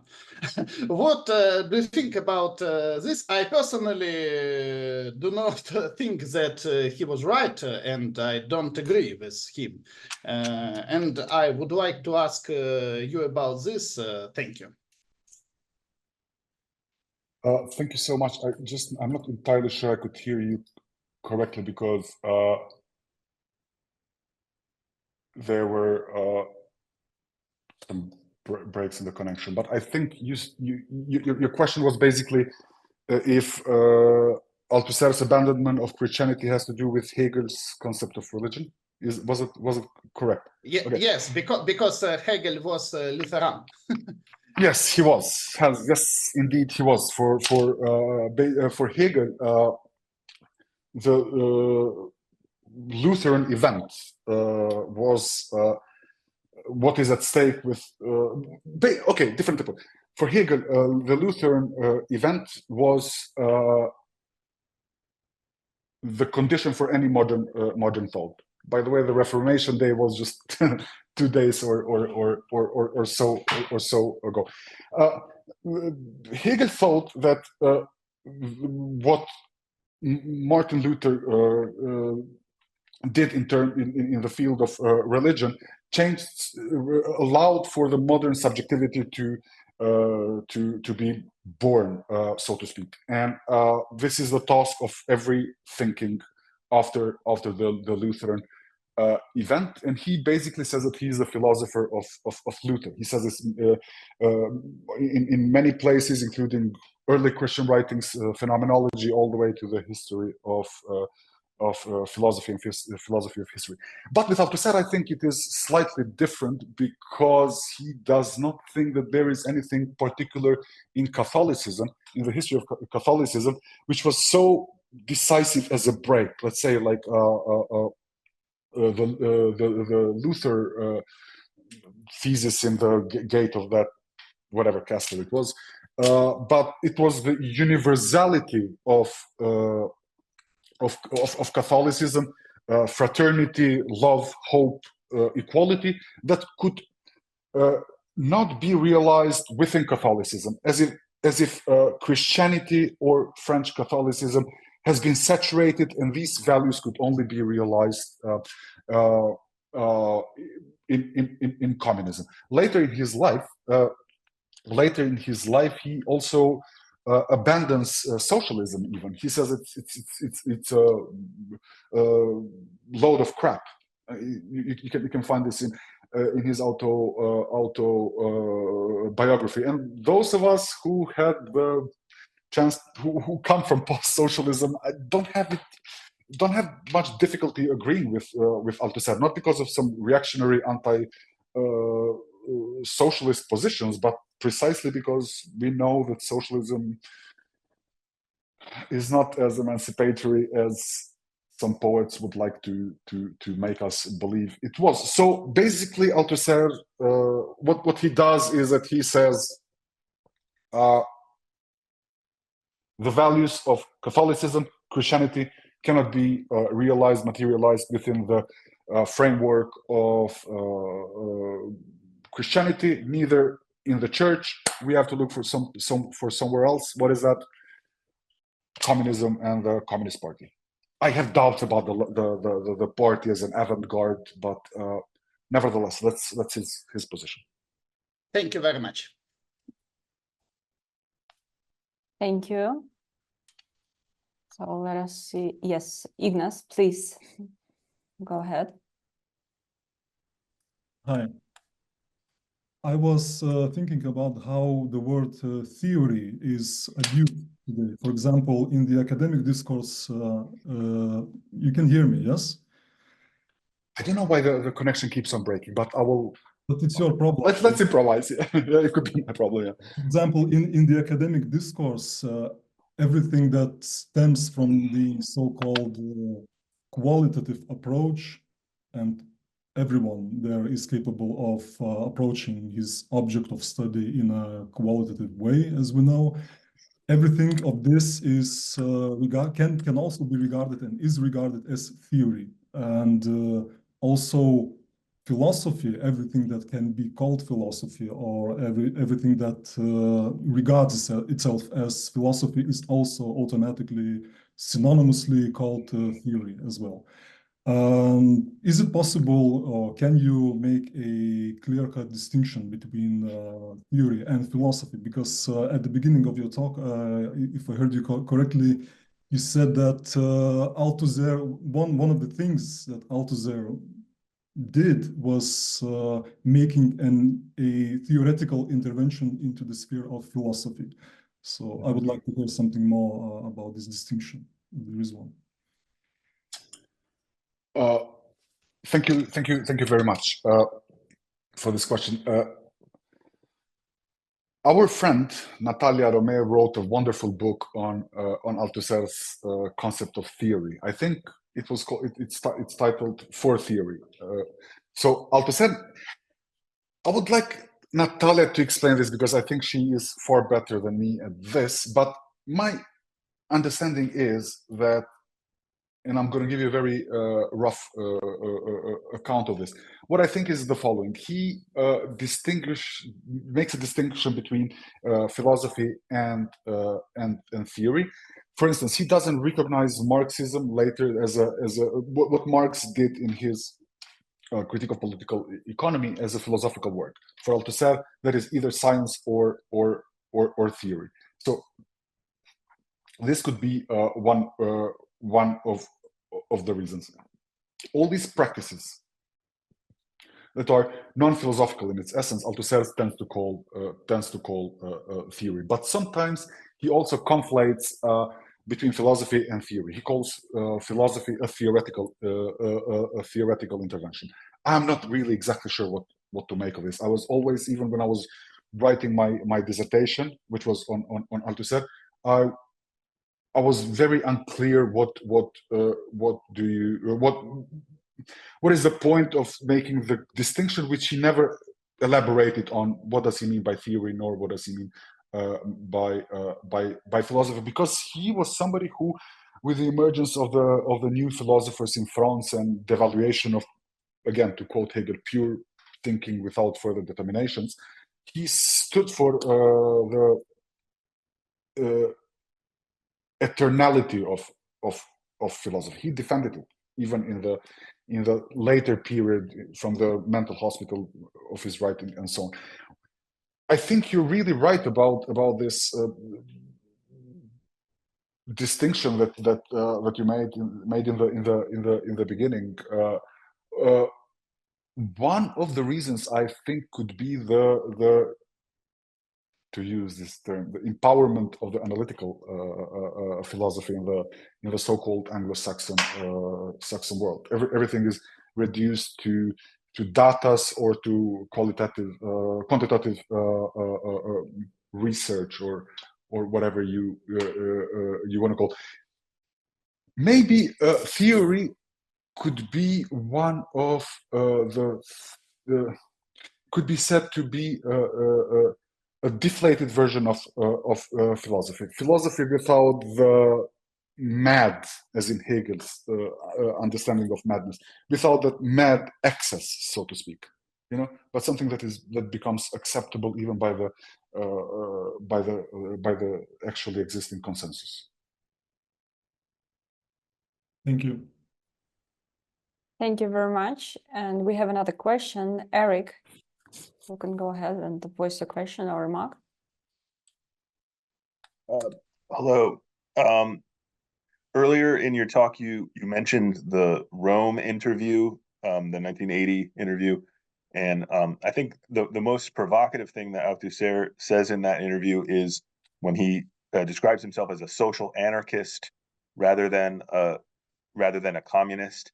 I was wondering, and he connects it to Christianity in that context, because he says, he suggests basically that the anarchists would have to be Christ-like in their ability to forgive the communists for their animosity toward them. I think he may have been a little bit facetious in making that statement, but he seemed to be quite serious in describing his view of social anarchism. Do you have any sense of how that fits into the picture you've drawn for us today?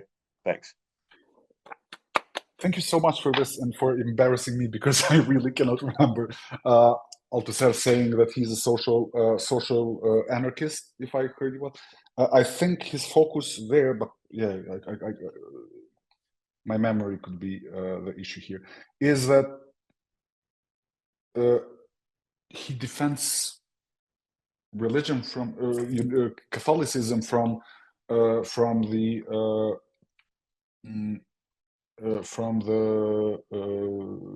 Marxist communist standpoint. And then he talks about love as what is really at stake and at the Christian religion. So no, I'm sorry, I can't remember this this part of the Rome interview. I apologize. Thank you. If Eric doesn't have anything to say, then we have a question from the chat. I will read it. Okay. Can we Yeah, relate please. this Althusser's Catholic Marxism with the difference made by Spinoza between theology and true religion? I think basically that's what I was trying to say. I was making a very Spinozist point on the distinction between religion and theology. Althusser was a Spinozist throughout, and Stefano made a very clear case about that. But I think that his whole point, because when we think about Althusser and Spinoza, we think about levels of knowledge and theory of ideology. Then we get interpellation, which is Lacan's imaginary face. Okay, that's correct. What I'm trying to say, nevertheless, is that his Catholic writings or his early Catholicism has permitted him to articulate the theory of ideology for which Althusser is most well known for. Deep down, this distinction is, you're right, a Spinozist. The distinction between religion and theology. So yeah, I think Althusser was trying to fight against the former, against the latter in favor of the former. Yeah, we still have some time left, and maybe I have a question too. You mentioned that Althusser was criticizing, moralizing socialism, and he was detecting all those false prophets during his time. What would you say about our current time and our current conjuncture? I would say that it is far more depressing and far more hopeless than it was in a situation in which he was working. I mean, we are coming in a situation in which I'm not entirely sure how to. I mean, this is very problematic. I'm aware of it, but the new right, which is emerging, all around, it has been called as new fascism or as the return of fascism. I'm not exactly sure that is the case. However, I think that the actual new right, if it gets as strong as it seems like it will get, the consequences may potentially be even more catastrophic than those in the previous century fascist dictatorships. And I'm not only talking about Nazi Germany and fascist Italy. I'm talking about the whole fascist dictatorships in, let's say, Latin America, for instance. In the previous century, there was a country which stood for the hope of the whole world, that was the Soviet Union, whereas today we don't have any alternative to capitalism. All this about China being a socialist and in favor, it stands for the poor, and I don't buy that. If anything, China is today the name of capitalist explosion, creativity, and all of it. On the other hand, we are unable to think our concrete conjuncture. Socialism is not the answer. We have to completely come to terms with the fact that the 20th century is over in all senses, both as a socialist experiments as well as the social democracy. I mean, even at the level of formal level of thinking, socialism and capitalism, or what happens in socialism is that you don't negate property. There is, I mean, we know there was property in previous century socialism. The thing was that it was not privately owned. It was either state-owned, socially owned, or in cases of Yugoslavia, like was self-management, which was, yeah, another monstrosity thing. So what changes between socialism and the difference is that the owner changes, not the field in which the properties exist. You know, so socialism is not really the answer to the problems that we are. Okay, yeah, the connection was lost for just a couple of seconds. Yeah. Yeah. So that's basically my point, to put it very, very roughly. Mhm. So now I Thank think you. in a much more hopeless situation than we were a century ago. I see. Mhm. Thank you very much. And Ivan, please. Yeah, thank you.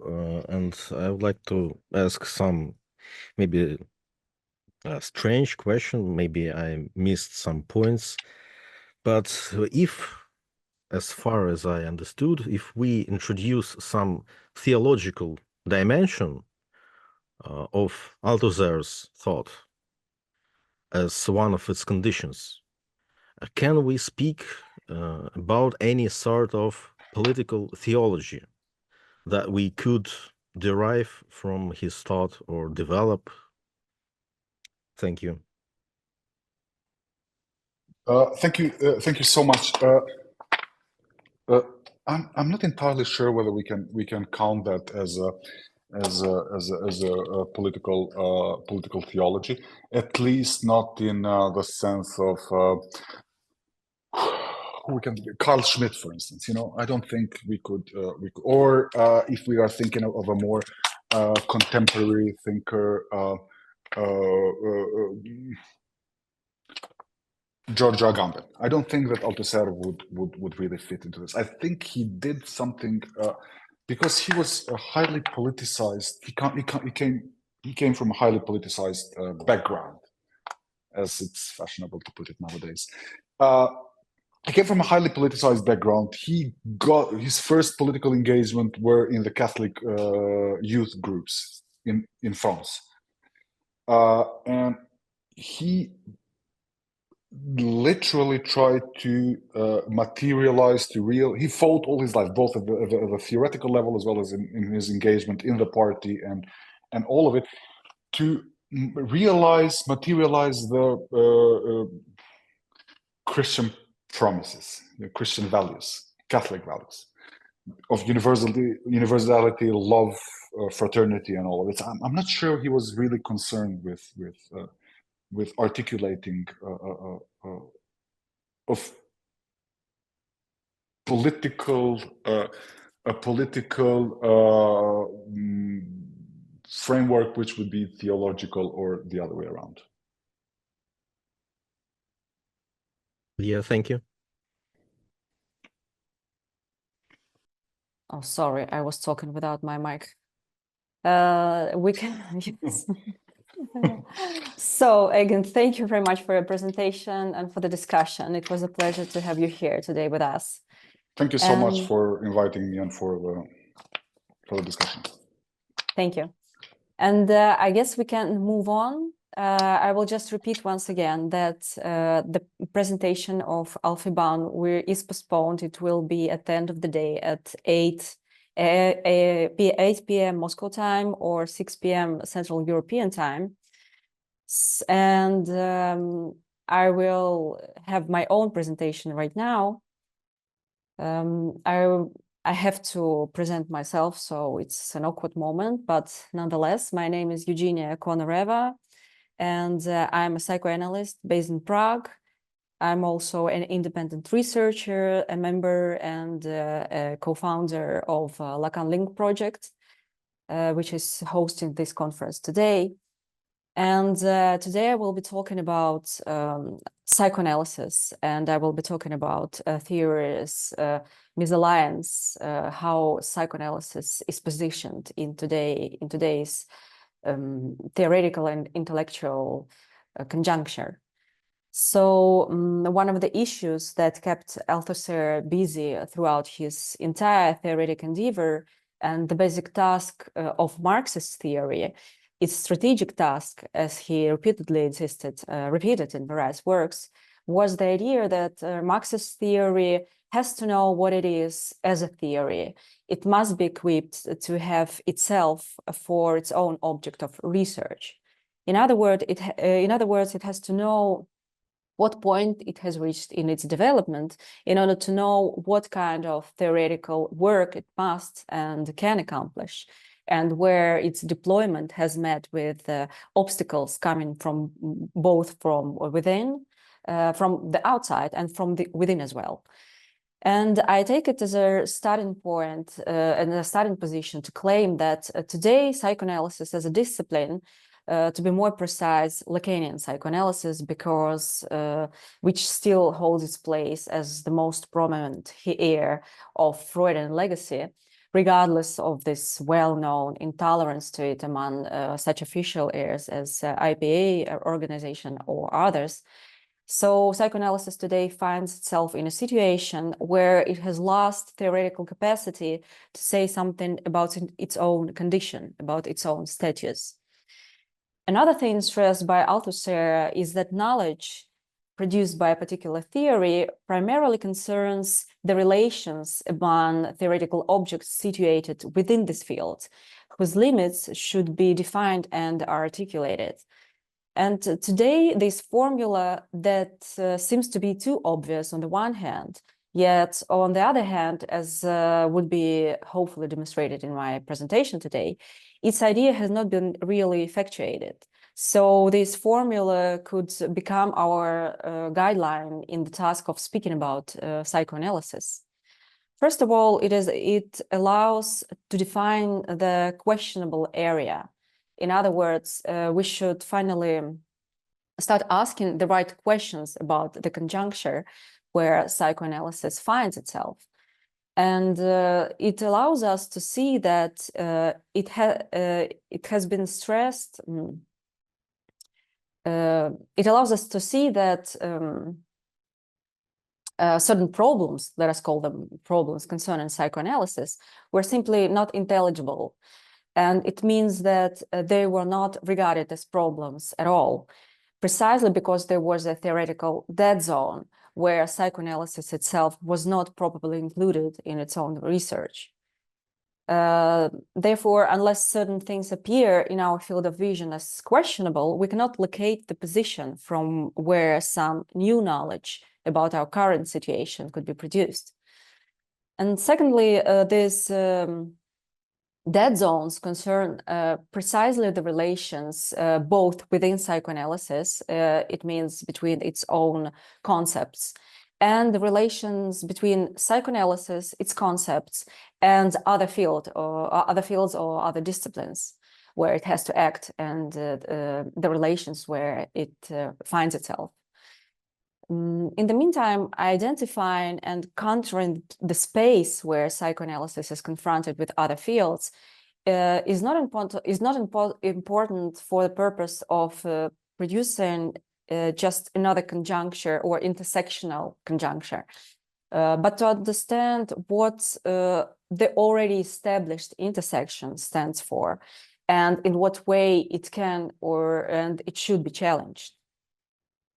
Detecting and analyzing the consequences of this overlapping would allow us to get closer to understanding the impasses that have been haunting psychoanalysis for quite a while now, in the form of quite significant theoretical stagnation that underlies both the expanding clinical confusion and the institutional rigidity. The situation around Jacques-Alain Miller's school arouses more and more irritation, not only because of his infamous political engagement or his political views, No less troublesome is his adamant protectionism over the position from which the production of Lacan's knowledge can emerge. And in the year 2000, in his opening speech to the occasion of founding Lacanian school in Italy, Miller says that even prior to becoming a legal subject, prior to its existence in legal form, the school still already has a material status because it is caught up in a desire. It comes into being in the form of a desire before coming into being in the form of a legal subject. And therefore, therefore he continues, he says that the life of school is analytically interpretable and it has to be interpreted. The school needs its legal statutes, he says, but above all, it needs interpretations of itself. So it needs analysts who would be able to provide this sort of interpretation. In this way, it would be only logical to ask then, was the interpretation given by Miller himself successful? He confirmed this, and when he continued talking about that, he actually confirmed the special status of the psychoanalytic organization as not being fastened to the master signifier collectively, but being fastened to the singularity of each member's own affection to the course, to unite in each one's loneliness, as Lacan said. His words actually point to the main argument that is often used to explain why, in its core, psychoanalytic organization differs from any other organization in principle. Presumably because it manages to escape the trap of mass identification strategy on the basis of ego ideal that was conceptualized by Freud, that is typical to any group formation. And this idea that psychoanalysis is an exception field in which the impossibility of identification and union with the self or with others is continuously reasserted in a successful of disillusions is obviously a utopian construction that was recently criticized by Gabriele Topinamba. Yet such a presumption remained silently accepted without any disturbances in the field, first of all, within psychoanalysts themselves. I see, in my point of view, it also, this sort of, the interpretation given by Miller actually managed to evade a much more radical question that has to be asked in relation to school formation, and namely the desire of the analysts, and in particular Lacan's own desire. We could turn to the words spoken by Lacan at the moments of school dissolution. We already heard some, Eigen was mentioning Althusser's speech at the moment of the dissolution. And interestingly, what Lacan stressed, he said, he actually seemed to be more occupied with things quite different and distanced from the problems of identification strategies. And in one of these last sessions, in the session titled Lumière from 1980, Lacan notes that he has received a letter from Françoise Dolto, his colleague and at some points his follower, who was protesting the dissolution because she insisted that the formula no Lacan, no school is reversible. So she said, no school, no Lacan. And the dissolution, therefore, would amount to Lacan's own self-destruction. As Lacan's outlined, as Lacan said, she imagined that I am self-destructing. And then he made a few remarks to that Dolto's letter, and he said that it was written, quote, in accordance with her philanthropic principle, her desire to rescue the master from self-destruction, which forced Lacan to remind the audience that the analyst's act and destitution is not to be thought of as philanthropic, whereas philanthropy as such can be placed in an entire psychoanalytic quadrivium that has corrupted his goal. And then he continued, it is a quote, "The obscurantism proper to speech is doubled by the belief in the revelation, which attributes to God the let there be light. When that is tripled by philanthropy and quadrupled by progressivism, it is a dark night." One of the things he thus stresses is the need to hold or to frustrate precisely the obscurantism and philanthropy invading psychoanalysis from the side of its most loyal advocates and its closest friends. The benevolence that has gripped the minds of those who were attracted to the psychoanalytic discoveries had to be interrupted. Meanwhile, if the analytic act still means anything, this meaning should be searched for precisely along this trajectory of setting an obstacle to the excessive doses of enjoyment. And if the unconscious is the object of psychoanalysis, then the latter is the method whose logic was introduced by Freud himself, and that was at the same time converted into the analyst's desire. For quite a while, Althusser regarded Lacan as one of his non-Marxist objective allies in the struggle against idealism and spiritualism, pointing out that Marxism had to confront the central challenge of constructing a materialist theory from the beginning and reject the humanist approach. And the arguments he developed were meant to preserve a certain autonomy, not only for Marxist theory, but for theory in general. The autonomy, he said, would allow theory to develop in alliance with political and other practices without betraying its own needs and without becoming a slave to tactical political interests. So following this thought, one might ask, how is Lacanian psychoanalysis actually doing today? And what happens to it on its own territory, meaning in the hands of psychoanalysts themselves, and what happens to it when it is being referred to or adopted, appropriated within the broader intellectual milieu.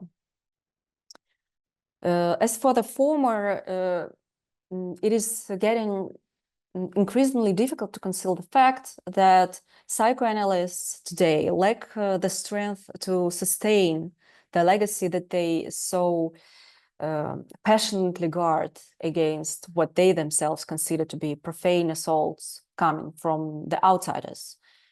And most, I already mentioned, Miller School and all the political and problems that occur not only within his school, but also surrounding his quite, let's call them unorthodox political messages translated via social media. And moreover, most of the discussions and meetings or reading groups within the professional circles, professional psychoanalytic circles, develop in this suspiciously predictable mode. So most of the times, the attempts to say something in Lacanian result in this vague and even rambling rehash of the most commonplaces in Lacan's theory, that is downgraded by factual semantic gaps or by a set of rhetorical mystifications. On top of that, there is this immutable hint of some deeper meaning, which is attributed to the concepts, but which can never be actually demonstrated meaningfully. In short, the current reception of Lacan's theory among analysts does not seek it does not actually seek to contest these established theoretical paradigms, but is mostly focused on supplying even greater commentary archive and monitoring the general level of compliance with Lacan's work. And as for the latter, the territory where psychoanalysis is being adopted by the intellectuals, its effects overlap with what was described above, but it also reveals a more profound conjuncture. This area of overlap will be discussed in greater detail below, because despite all the measures that were taken by Lacan himself, and despite all the work that was done by Althusser in this regard, psychoanalysis is persistently adopted as an ethical project by both clinical analysts, who are otherwise well known for their hostility to any socially motivated programs, and it is adopted by thinkers whose efforts could be summed up as critical theory. And I guess it should sound familiar to contemporary Marxists, because even after the injection of Althusser's theoretical sobriety, certain left is not shy about claiming that its project is the project of critical theory understood as a complex and universal critical existential judgment. So I guess that we still share some common problems right now. The next passage of my presentation will be devoted to the concept of negativity. And currently we can observe the reactivation of the topic of negativity. It has to be said that it has never actually been abandoned. It never actually left the scene. But what is being discussed today is the possibility of reintegrating the idea of negativity on presumably new grounds. In the recent volume addressed to the question of negativity, in his introduction note, Slavoj Žižek said that the concept of negativity opens up the path to the philosophical colonization of psychoanalysis, producing thus psychoanalytic theory to another version of philosophy of negativity with no links to clinical experience. It's hard not to agree with this, but and in this way there is a need to articulate negativity as a concept immanent to psychoanalytic practice and experience, as well as in our social reality. And as I said, it's hard to disagree. Yet the irony is that it was precisely Žižek's intervention that by and large contributed to the philosophical colonization in question. In his polemics with Judith Butler, his claim could be summed up as follows.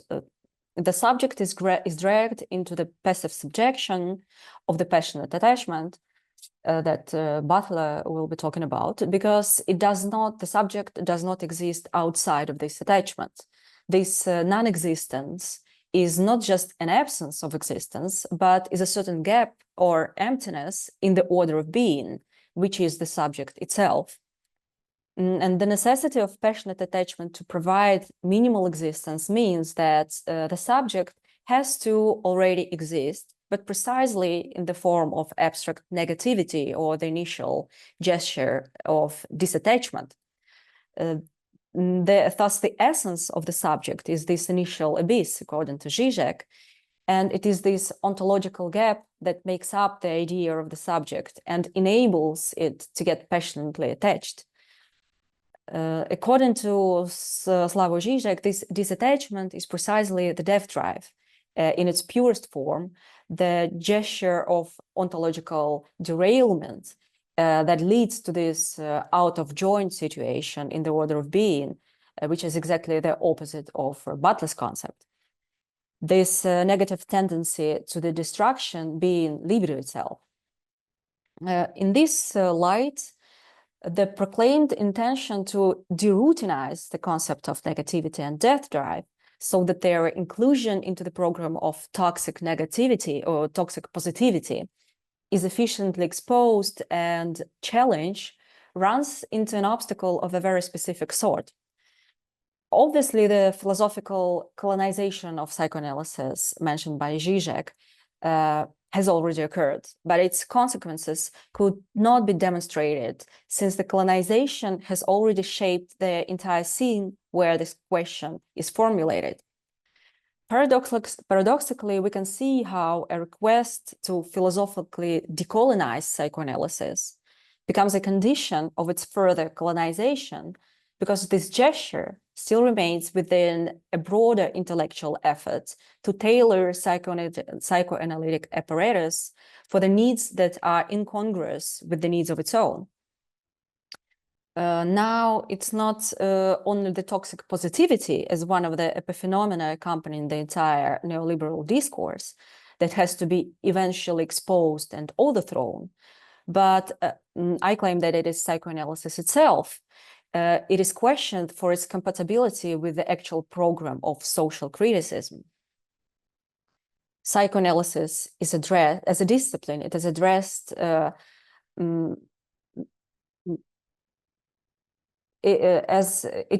a discipline that recognizes the constitutive role of negativity in the subject organization and insists on understanding the consequences of that organization that is structured around negativity. But another objection is that as soon as it begins to operate clinically, this promising start is betrayed, and a psychoanalytic intervention inevitably slips into a therapeutic dimension, which contradicts its original claim that is assigned to psychoanalysis by this sort of criticism that suffering is our inevitable condition.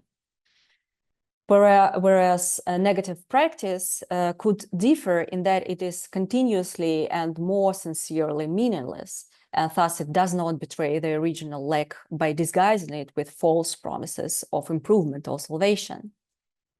A declaration of that sort, while relying on the distinction between theory and clinique, does not present any additional analysis that would allow us to verify this distinction explicitly.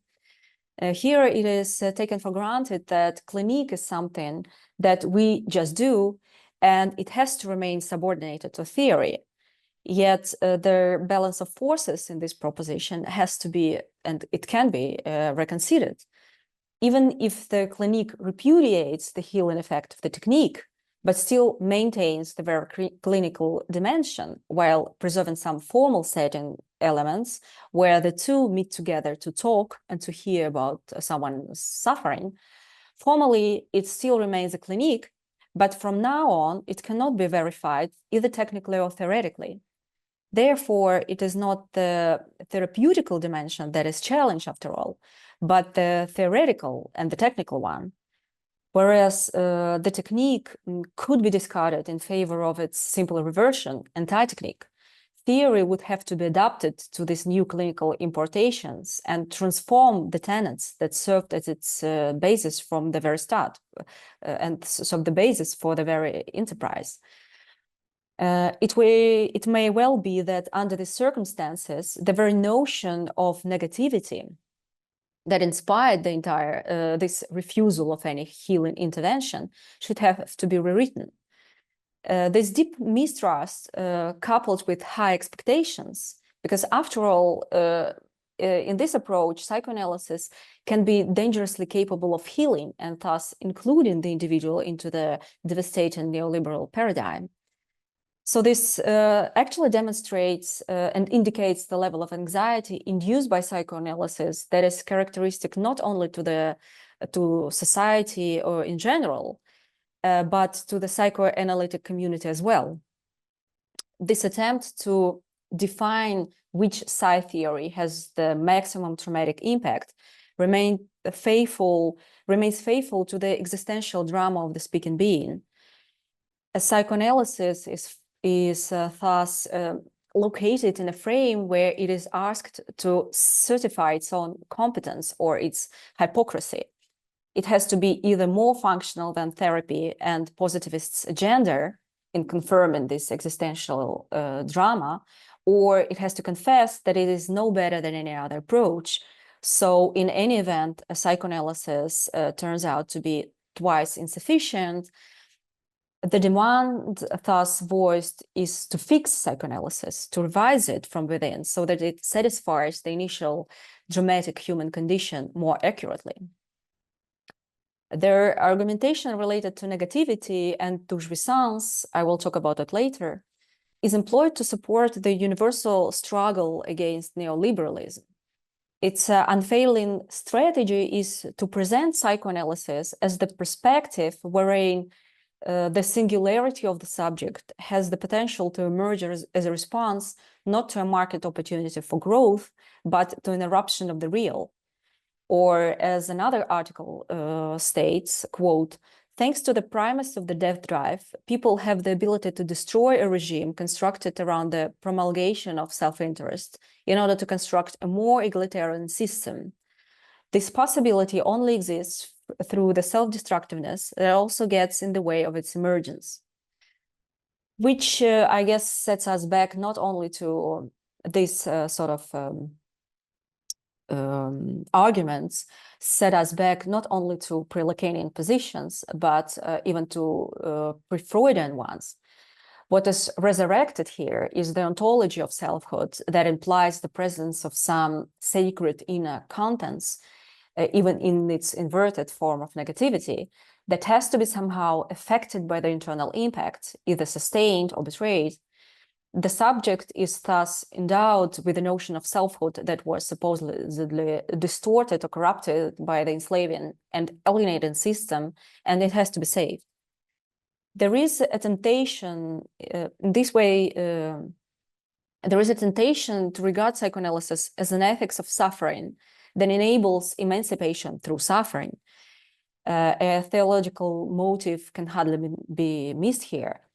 Whereas it is precisely this very temptation, rather than the concepts that it implies, that has to be analyzed.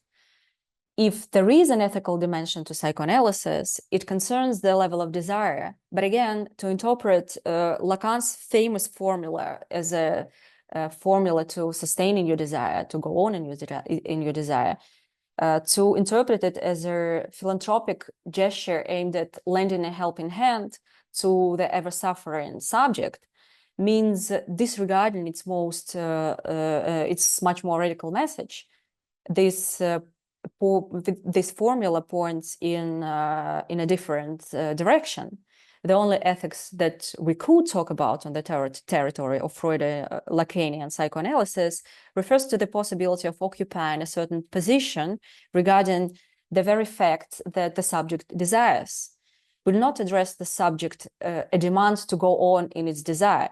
The desire is something that cannot be avoided.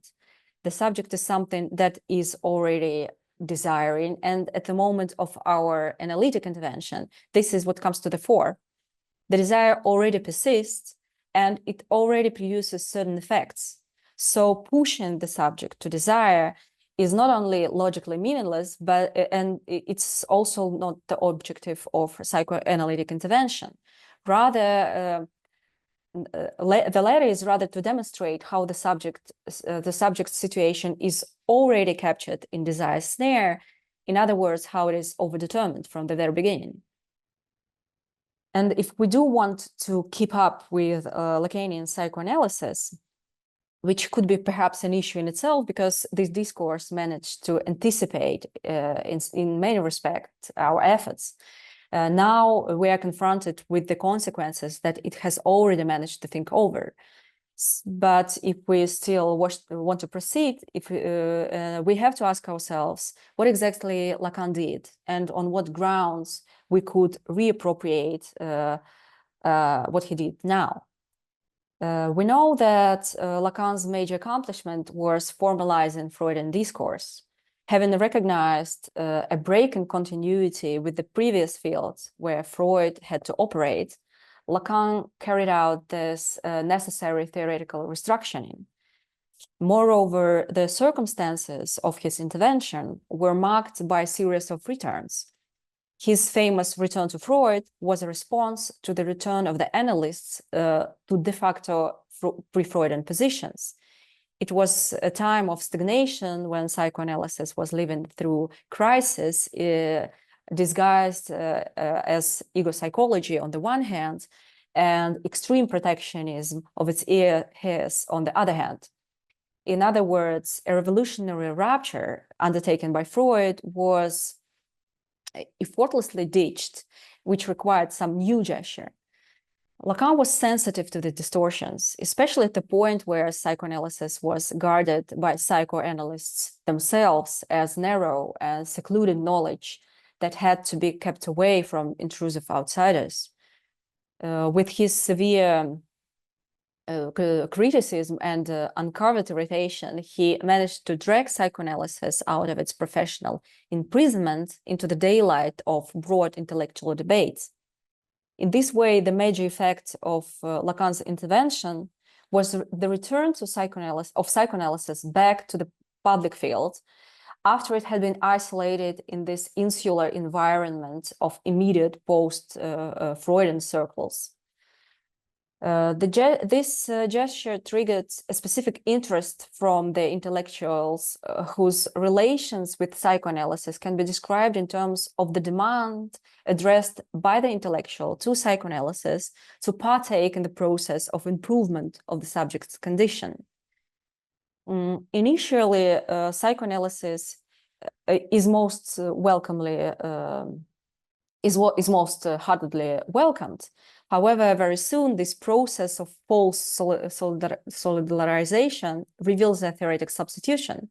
Under the disguise of certain Freudian and Lacanian concepts, there emerges a different theory that substitutes and dislodges the original psychoanalytic axiomatic. So, as I said, Lacan's theory is subtly tuned to its audience and the broader public. As both the scholars and the public figures, Freud and Lacan, were aware that their audience assimilates everything in quite a particular manner. So leaving aside the dimension of publicity means leaving aside the very site of the theory constitution in this case. And the notorious perplexity and obscurity of Lacanian psychoanalysis cannot be resolved outside the site where this theory originates as an effect of its own implementation. Russian theorist Alexander Spolansky develops this thesis by claiming that psychoanalysis is marked by this specific torsion. The production of the doctrine originates from the same problematic point which it struggles to approach, and which is constantly misplaced under the effect of the forces that produced the act of psychoanalytic enunciation. Where Lacan's text is generally considered to be impenetrably dense, nearly scandalously pretentious, this tortuousness could be credited to Lacan's sensitivity regarding the reception of his work among his followers and the wider public. He was perfectly aware that his audience does not only perceive things in a certain way, as I said, but in the course of this perception, it eventually becomes the outpacing, anticipating illustration of what is being said.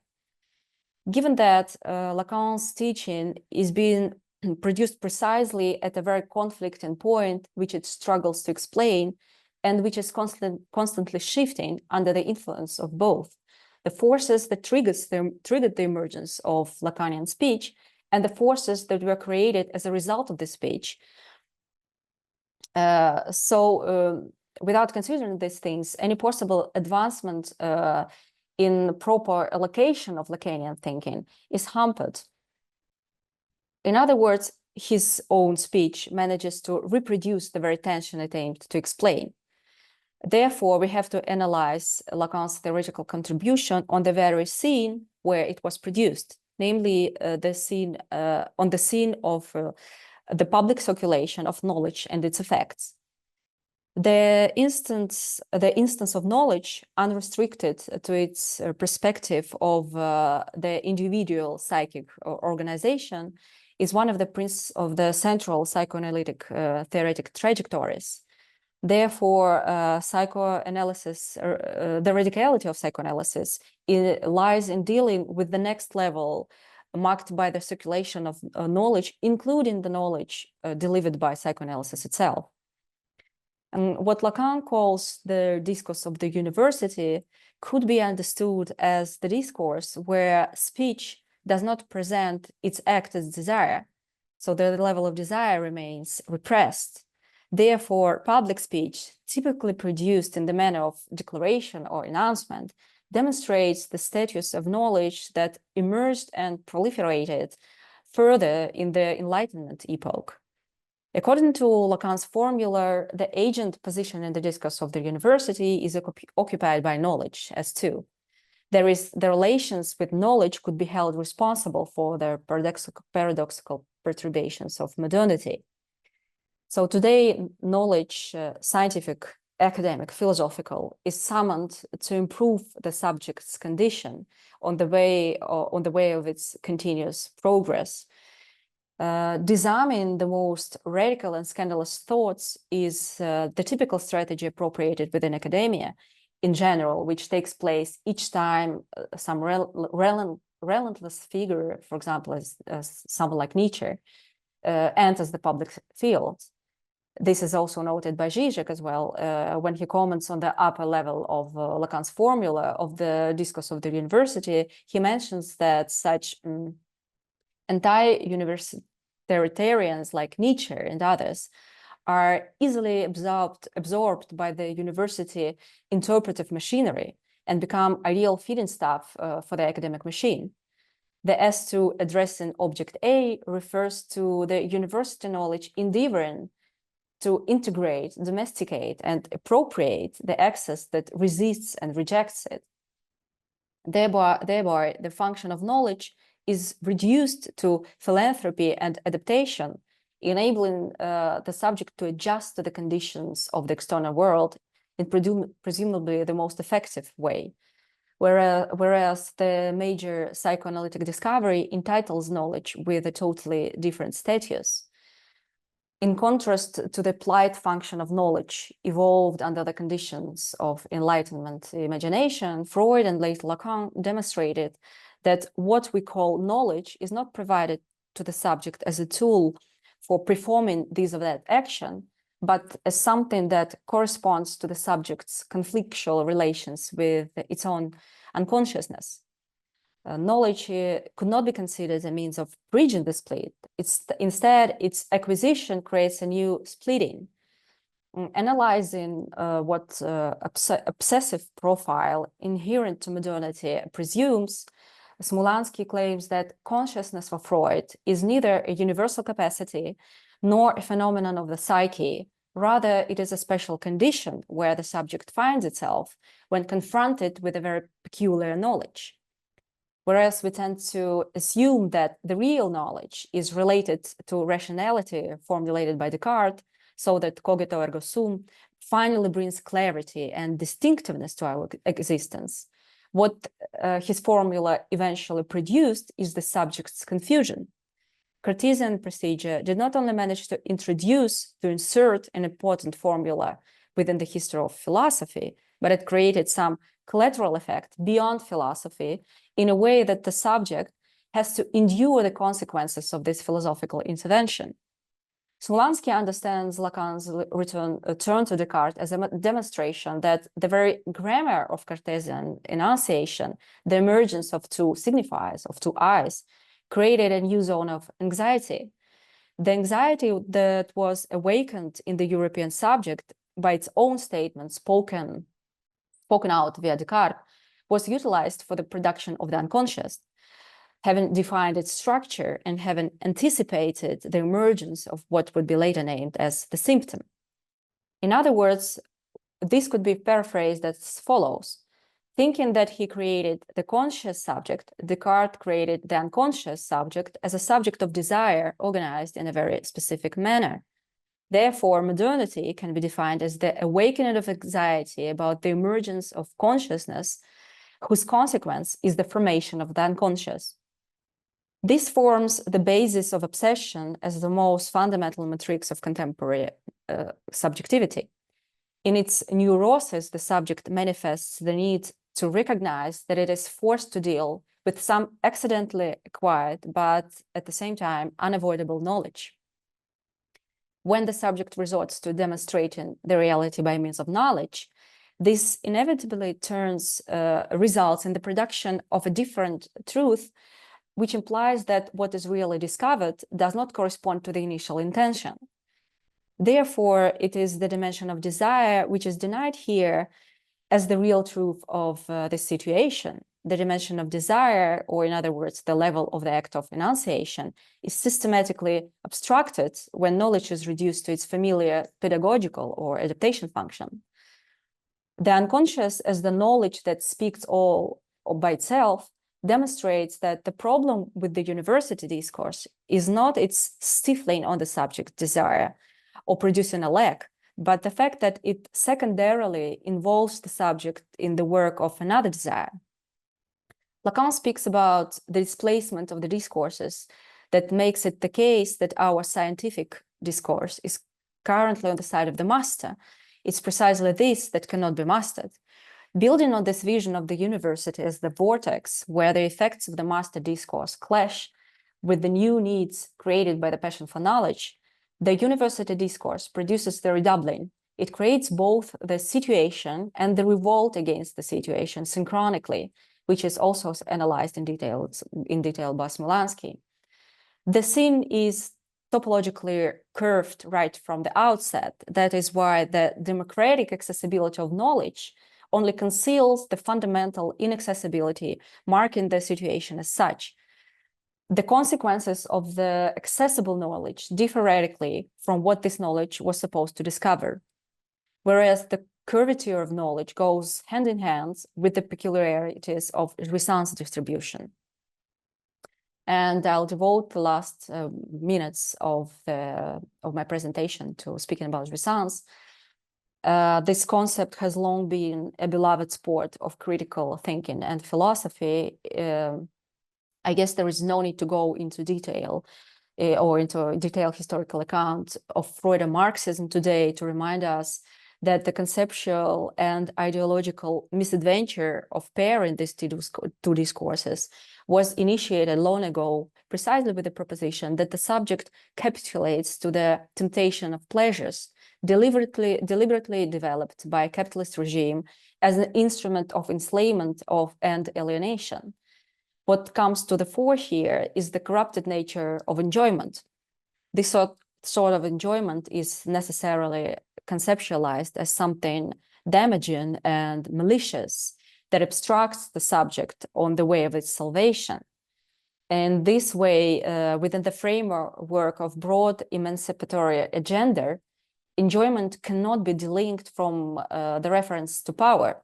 The enjoyment of power itself, the enjoyment of subjugation to power, as well as the strategies of resistance to its inevitable repressiveness.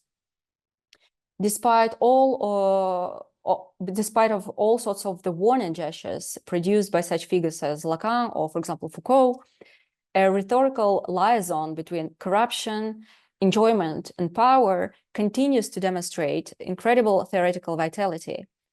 And now the pole of thinking about enjoyment has shifted to demonstrating how neoliberalism as such is founded on and fueled by the morbid jouissance that accompanies its devastating greediness.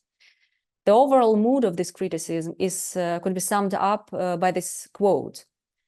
In today's neoliberal world, the endless thirst for power, capital, and raw materials has become a form of verse libidinal gratification, a painful jouissance. Neoliberal predatory extractivism as a dangerous malign jouissance is driving us to extinction. Once the concept of jouissance or libidinal enjoyment is transformed into the political domain, or what it is presented here as one, a whole series of amazing transformations start happening with it. Within the framework of the above-mentioned Freudian Marxism and the critical thinking tradition it inspired, enjoyment is always understood as the result of acquisition. Having reached the object, by and large understood as a commodity or some services, the subject cannot help but enjoy as the result of this act of acquisition. Therefore, the equality between consumption and enjoyment is established. The recent fascination with the death drive and morbid jouissance inherent to it follows this tradition. Curiously, despite of being presented as something unavoidable, it is still summoned to be either discarded, as it is the case with the critique of neoliberalism and its dark underside, or it has to be accepted as our ultimate truth. So what is suggested as the actual political program right now is embracing the loss that shapes the core of the subject, which would open up the path to enjoyment, whereas enjoyment is claimed to be the determinative factor in all political struggles. Consequently, the only political project that can offer a viable alternative to global capitalism should be the one that embraces the centrality of self-destruction and loss. Thus, the basic assumption of this approach presumes the possibility to measure the intensity of jouissance, or to speak about it in terms of alternatives, whether to embrace it or not, and to what extent. This reasoning corresponds to the level of linear, straightforward causality. By being instead a function of the psychic apparatus, jouissance operates independently of subject's intention and thus cannot be either instrumentalized or appropriated. The problem with jouissance is that the subject can't get rid of it, and being a structural operator rather than some measurable or flexible substance, its efficacy is not limited to the individual psychic organization. It has to be considered as a historical and discursive force that pushes the subject to act or to remain actionless and triggers larger social transformations. But apart from these conceptual disagreements, we might have to question our own investment in this sort of reasoning, because this very reasoning is already a specific fact of jouissance. In other words, we should rather ask where the jouissance of the subject of this speech runs and what it indicates. And here we could remember what Althusser's warning regarding the concept borrowing. And then we can proceed mentioning that right now, the primary problem, as I said, is not even a misunderstanding of the concept, but a misunderstanding at a different level. It is precisely the content of the concept that is usually seen as the horizon of theoretical efforts, yet it is not the content, but a blind spot in the place where the concept itself is split, which does not allow it to be taken as a guarantor of the efforts made. For some reason, psychoanalytic terms are tidbits for the vast field of what we generally refer to as humanities. There is this massive movement from psychoanalysis outwards that is not initiated by psychoanalysis, but by external inquirers. And when we address such principles as the death drive or jouissance that it contains, it makes sense to ask what enjoyment does the very invocation of this concept bring. The mechanism behind jouissance is repetition, so the speech that repeatedly returns to certain core that promises the overcoming of the most of the basis of subject existence finds itself in the very epicenter of the gesture that it exposes. The jouissance, as it was introduced by Lacan, is a function, as I said, characterized by discursive and theoretical necessity. And being this default setup, the logic of this function implies that it cannot be customized. However, what in fact can be traced is its effect produced both in the individual subject in clinical setting or at a broader theoretical level. When a theorist, at the same time, when the theorist's status shifts so that its original operation is substituted for the demands of the dominant conjuncture, the underlying force that triggers this transformation has to be attributed to the historical shape of jouissance that, in the case of modern subjectivity, has to be considered as a response to the deficiency in the function of genitality. So it was a little bit longer than I expected, but that's it. if you have any questions, please. Yes, Ignas, please. Hello, once again. Yes, hello. I'd like to pose a question in relation to the impact of the human rights discourse or leftist discourse on structuralist initiatives, the structuralist project in general. In one of his extensive interviews given in 2019, I guess, Alexander Smolansky, whom you mentioned already, said, I'm quoting, there is an indirect but strong connection between the activist, feminist, environmental, or any other agenda and the fact that the work of structuralist philosophers such as Derrida, Michel Foucault, and Lacan will increasingly disappear from view, despite their not having tainted themselves with any politically incorrect criticism of those same feminist initiatives. Maybe we can clarify this indirect but strong connection between these two things. Is it the fact that if structuralists carry out a full-fledged analysis of, in general, they touch upon the sensitive spot of the leftist discourse, that is, they inevitably touch upon the jouissance that is this new, as Smolansky says, new jouissance that is generated when a human rights activist interacts with a lacking subject. Could it be one of the reasons why this structuralism is disappearing from view today? Mm-hmm. Well, thank you for the question. In his book, Vanishing Theory, that we were discussing a lot, and Smolansky notes that with the introduction of structuralism and with the entire structuralist thought actually produces a domain of new anxiety. So it produces a territory where, on the one hand, it is unavoidable, but on the other hand, it is undigestible. So there is this certain, he calls it irreversibility.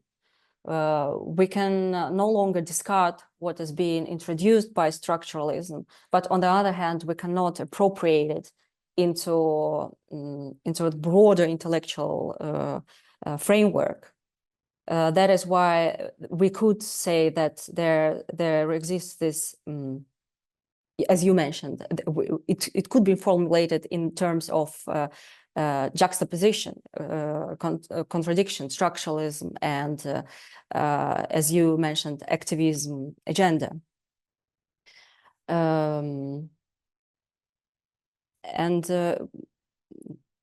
Sorry, what were you saying about this humanist or leftist approach? What was the first part of your question? Yeah, I just wanted to know if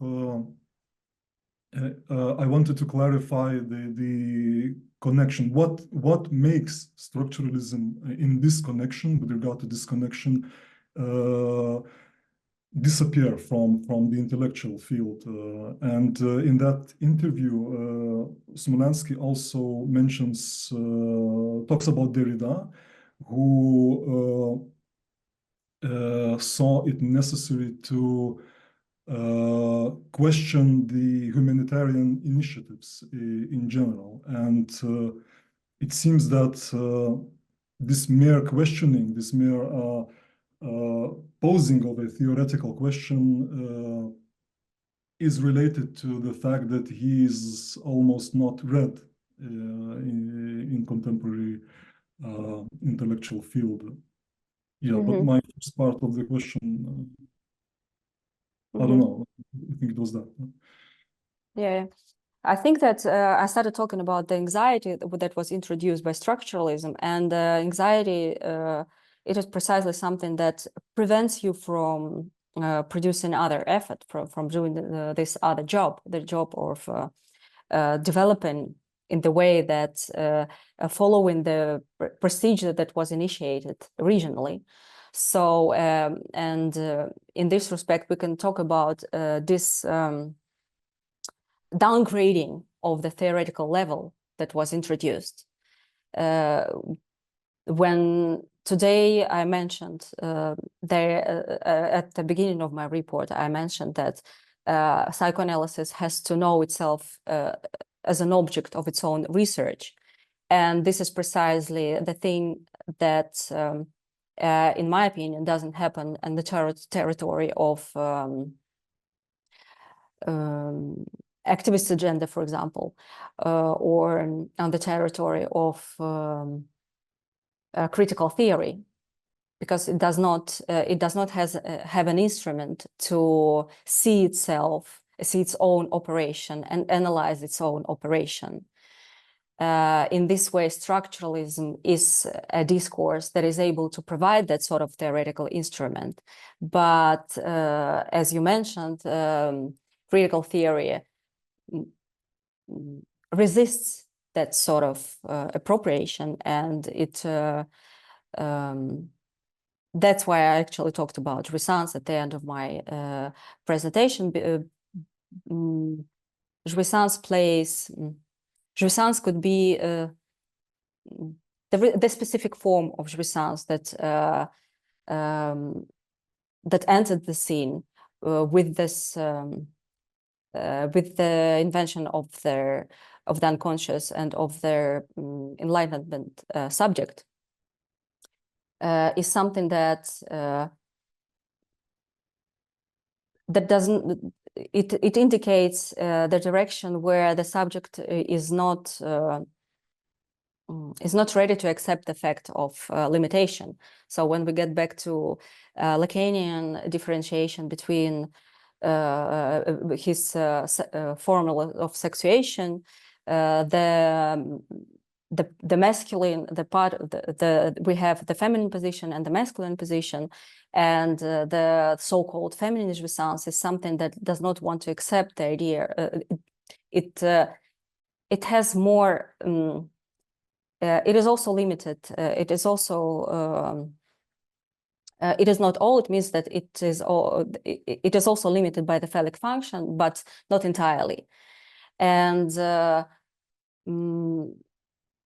we have a situation where after the during the Enlightenment period when the jouissance in question is, we call it in psychoanalysis, we could call it a latent jouissance. It is something that wishes to broaden the horizons of limited genitality and allow this excessive access to something that is not presumed by the phallic function.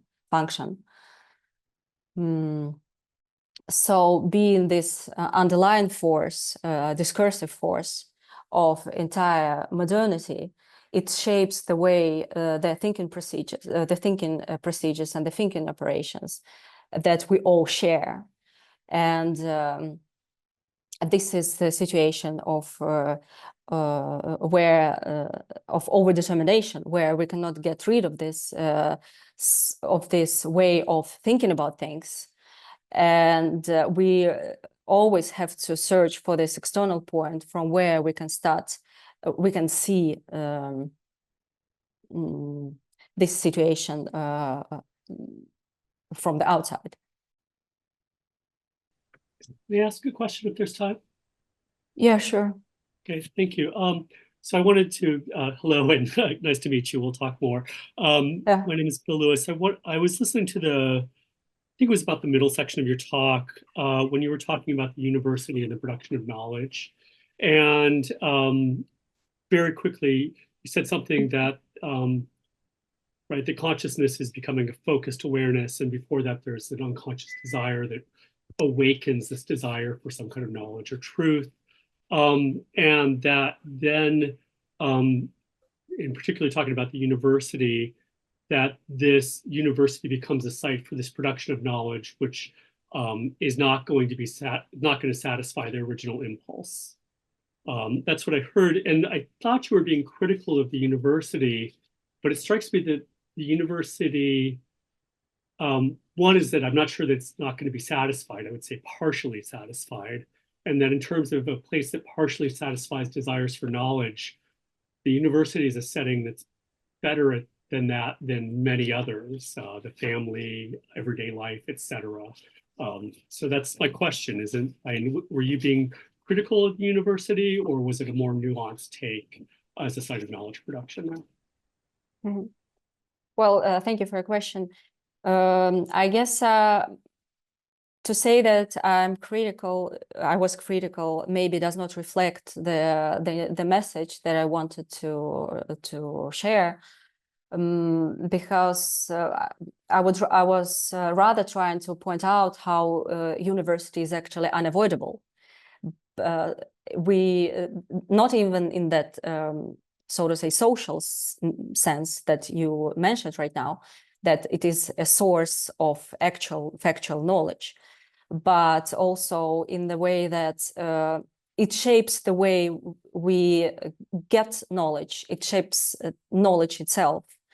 And even if you're not connected directly to the university, if you are not directly connected to academia, but you still share the field of contemporary enunciation, you are connected to this particular mode of knowledge, and to disconnect from it can be an issue.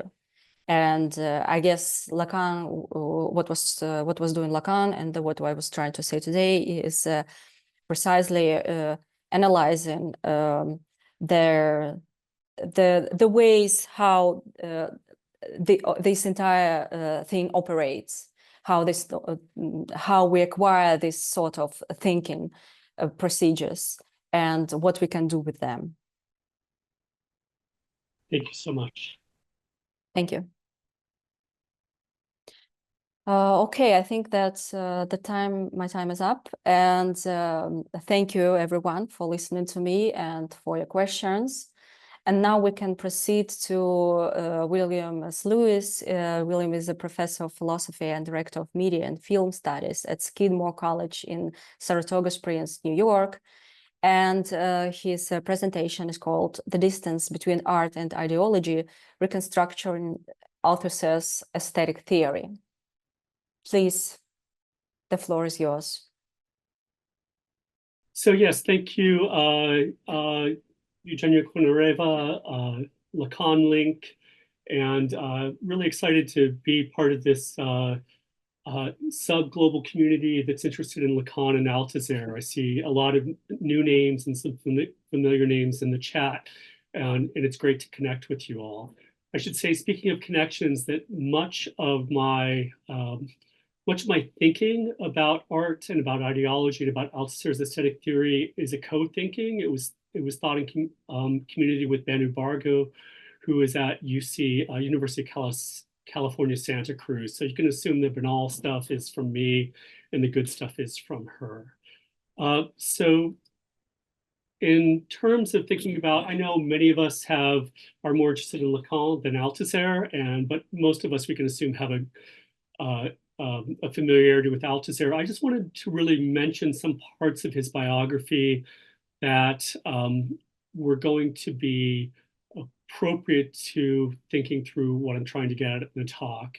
You see on the slide that there are three principal relationships in his life. One is the director of studies at the École Normale teaching institute, or a teacher training institute in Paris. The other one is the French Communist Party. And the third was a lifelong marriage with Ellen Whitman Le Gautienne until he killed her in 1980. she's actually a really important one here in aesthetics in a way in which I think not as much in philosophy. She was an aesthete. She was concerned about film. She worked with Jean Renoir on his films from the 1930s, including Rules of the Game, one of probably the 100 best films of all time. And she really opened him up to a world of art after a world of Catholicism and the Stalag and of scholasticism. And then the other person that I have underneath there was his mistress, Franca Madonia, who was also instrumental in opening him up to art and to aesthetic theory. And we'll talk a little bit more about her in the case of this presentation. So Althusser, as everybody knows, his major contributions are in political philosophy and in Marxist philosophy. I'm going to focus on Marxist philosophy as it relates to aesthetics. And I'm going to relate first, before we get into Marxist philosophy in relationship to aesthetics, I'm going to focus on political philosophy and aesthetics. So what is aesthetics? Aesthetics is, as codified by Kant, is the study of taste. It thinks about the variety of pleasure or displeasure one feels when experiencing an object or activity. When one stands in front of a painting, does one like it and stick around? A play, a solar eclipse, a soccer shootout, possibly a Zoom lecture, right? What is the feeling of pleasure that one gets from it, or its opposite? What makes something beautiful, disgusting, cute, cool, etc.?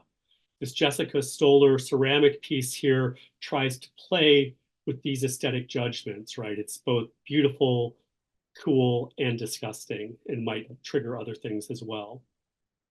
So aesthetics is particularly concerned with art because artistic things seem to be different than other types of human-created objects or activities.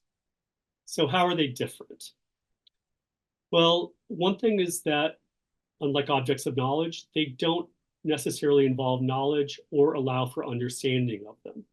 They do something different to our cognition than things that we can understand. Further, they aren't always useful. Again, this ceramics are the definition of things that gather dust. Next, they aren't even necessarily meaningful, right? They don't enrich our lives necessarily. And finally, they're not seen as necessarily morally good or as morally bad, but we value them as being better or worse objects of art.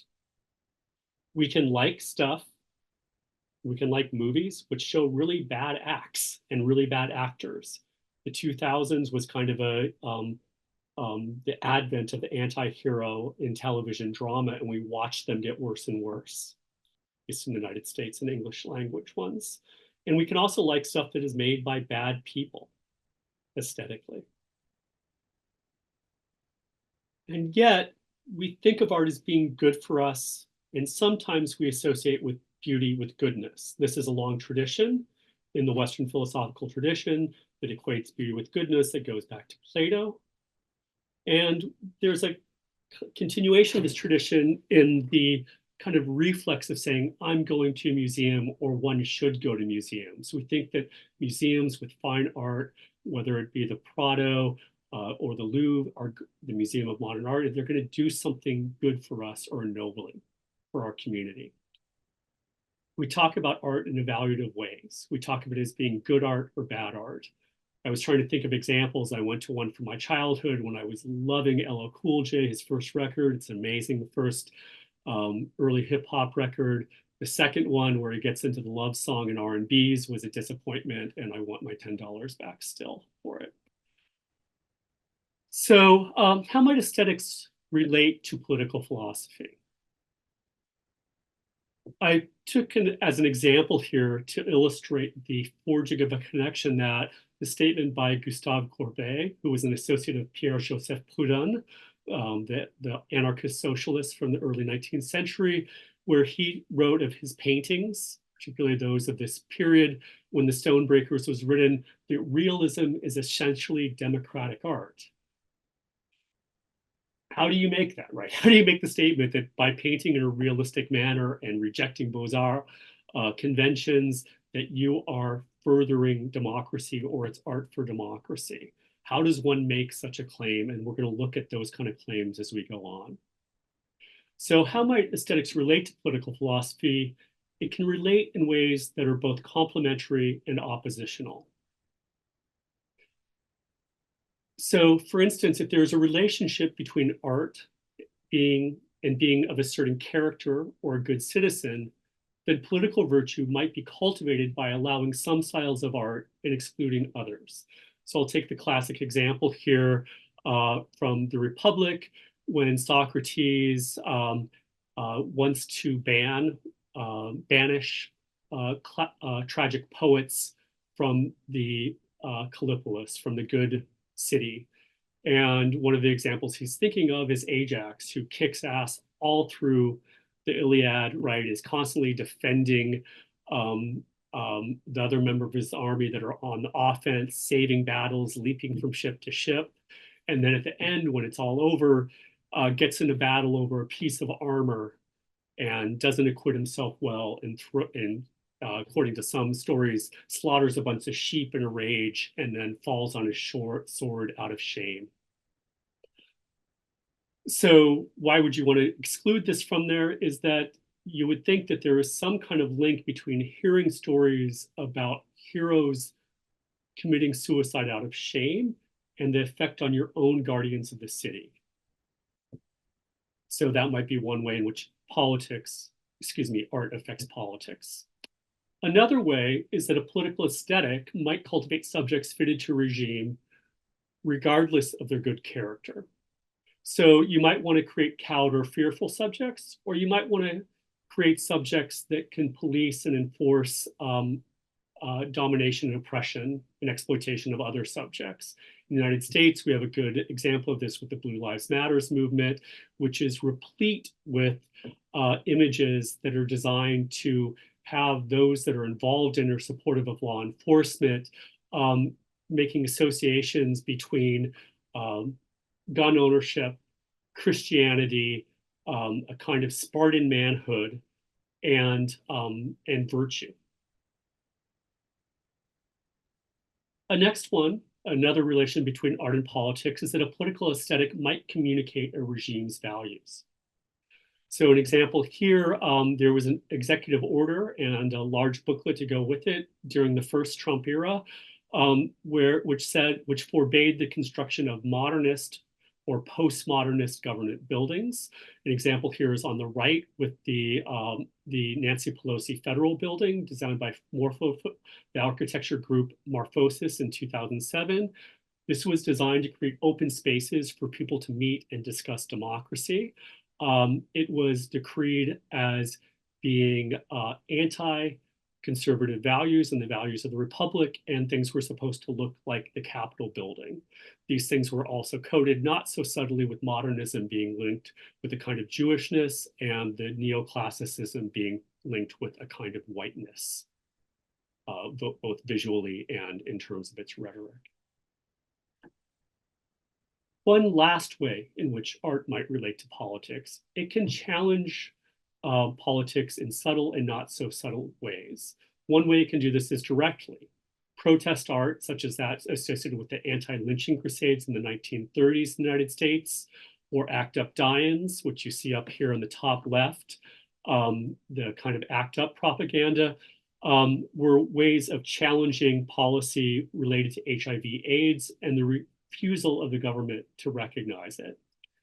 Indirectly, if you look at the bottom left there, alternative lifestyles, hippies, crust punks, etc., can subvert dominant aesthetics of ways in which citizens should ask and should create and can telegraph or propose different ways of living.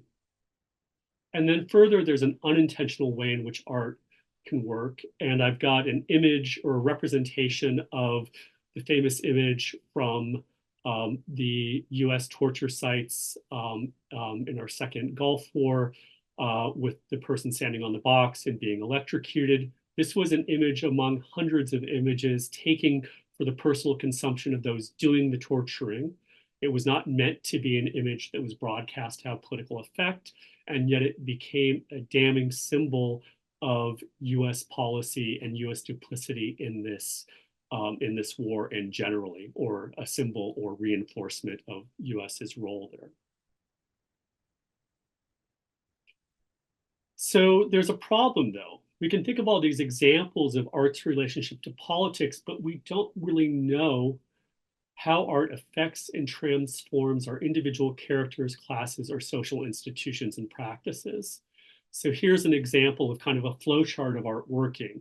On the left side, we have an American soldier watching TV, and he's watching I guess in this case, a dramatization of the Iliad, and sees Ajax falling on the sword. So is that going to make him more likely to be a surrender monkey, to wave the white flag, to not be heroic, but to be a coward? Or is it going to make him more likely to be a fierce soldier, to be not like Ajax? Or is it not going to do anything? We don't know.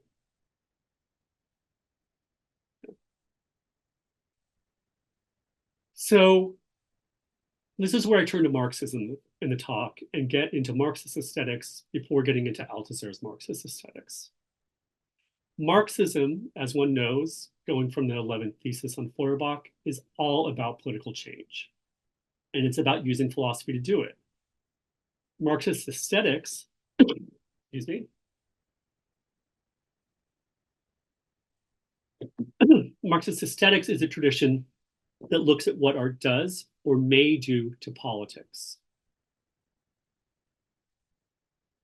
So what is Marxist aesthetics? It is a political aesthetics.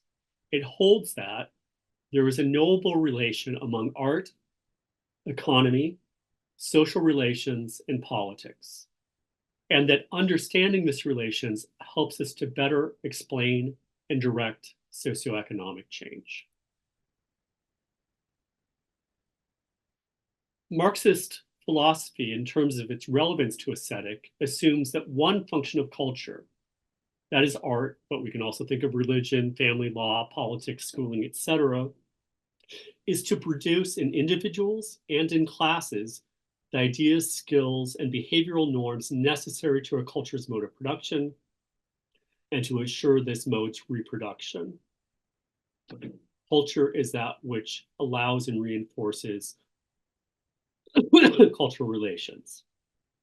Second, Marxist philosophy assumes that historical change from one cultural and economic mode of production to another is understood to be occasioned by class struggle, wherein a dominated class of persons tries to become the dominant socioeconomic class, and we'd expect this to be accompanied by changes in culture. Finally, it assumes that part of the work of Marxist philosophers is the study and critique of existing institutions in order to understand and eventually to transform them. Culture is an obstacle to and the vehicle of this revolutionary transformation, according to anybody that's not a vulgar Marxist-Leninist. As a political tradition, Marxist aesthetics principally cites three roles for art. Althusser gives his own spin on everything but the second one. He focuses a lot on art as ideology, and he examines the claim that art can be liberatory to a large extent. But the idea is that art is a commodity and that it functions like other commodities. He dismisses for a theory that privileges art that exceeds its commodity status, and he doesn't really talk about it much at all. And we can talk about this lacuna in his thought later on. So thinking about art as ideology. Art is one of those cultural artifacts which establishes an imaginary relationship to the real. We know ourselves and our world through the representation of this world available to us. The Frank Capra film, Here Mr. Smith Goes to Washington, was one that I think it's remembered as one that just gives a glorified vision of the possibilities of American democracy and of an individual to change something. But more subtly, it's actually a downturn of a doubt in American democracy. But what it really reinforces is the idea that one individual can make a difference even amid the swamp that is Washington. And this is one way in which we can think about ourselves in relationship to a government that always doesn't seem to be by and for the people.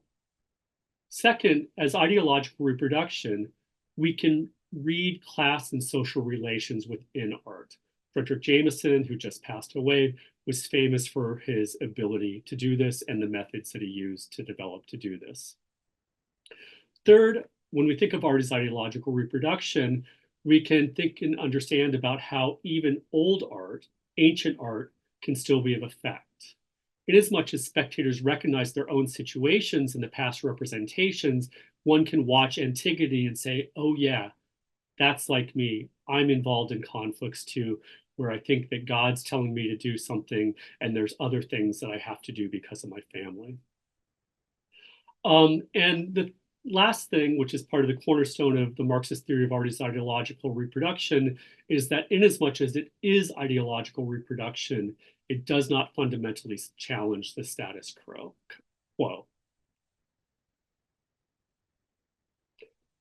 The second, art as a commodity, is the idea that art is an object produced by a culture industry whose exchange value is increased by the pleasure that its ownership produces, by the artwork's limited availability, by its seeming novelty, and by the stamp of individual creation or aura with which artworks are imbued. Artworks appear to stand out from the everyday, but they just reinforce the fact that they, like everything else in modernity and under capitalism, is commodified.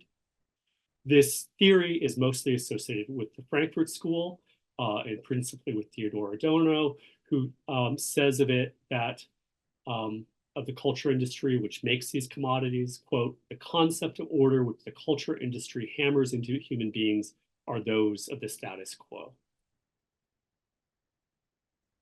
There's another part of this theory, also championed by Adorno, at least before he became more pessimistic in his later work, and also echoed by Marcuse, that genuine art can liberate us from ideology, and that it does so by introducing a new ontology or a new way of being, really producing it. For Adorno, genuine art or anti-art is associated with truth rather than with ideology. The source of its, quote, power of resistance is that its existence would at the same time be the abolition of the domination of material interest, the domination of established order. For Adorno, this newness, this new truth, this new ontology was normally associated with formal innovation. So I've got a picture here in the slide of Arnold Schoenberg's New World Violin Concerto, where it went from a tonal centered music to one that was based on a new system of notation and a new system of melodies that avoided the tonal center. Adorno championed this as being this new ontology through a new version of art. Marcuse was critical of him there. Marcuse didn't think that this emphasis on form was going to produce the new ontology. He thought it was going to come out of something different, and this something different, I think, refers back a bit to Eugenia's talk on Lacan, a little bit in the unconscious. Marcuse said that even the most radical art is insufficient, that if we're going to have a new world made, it will come out of unconscious desires.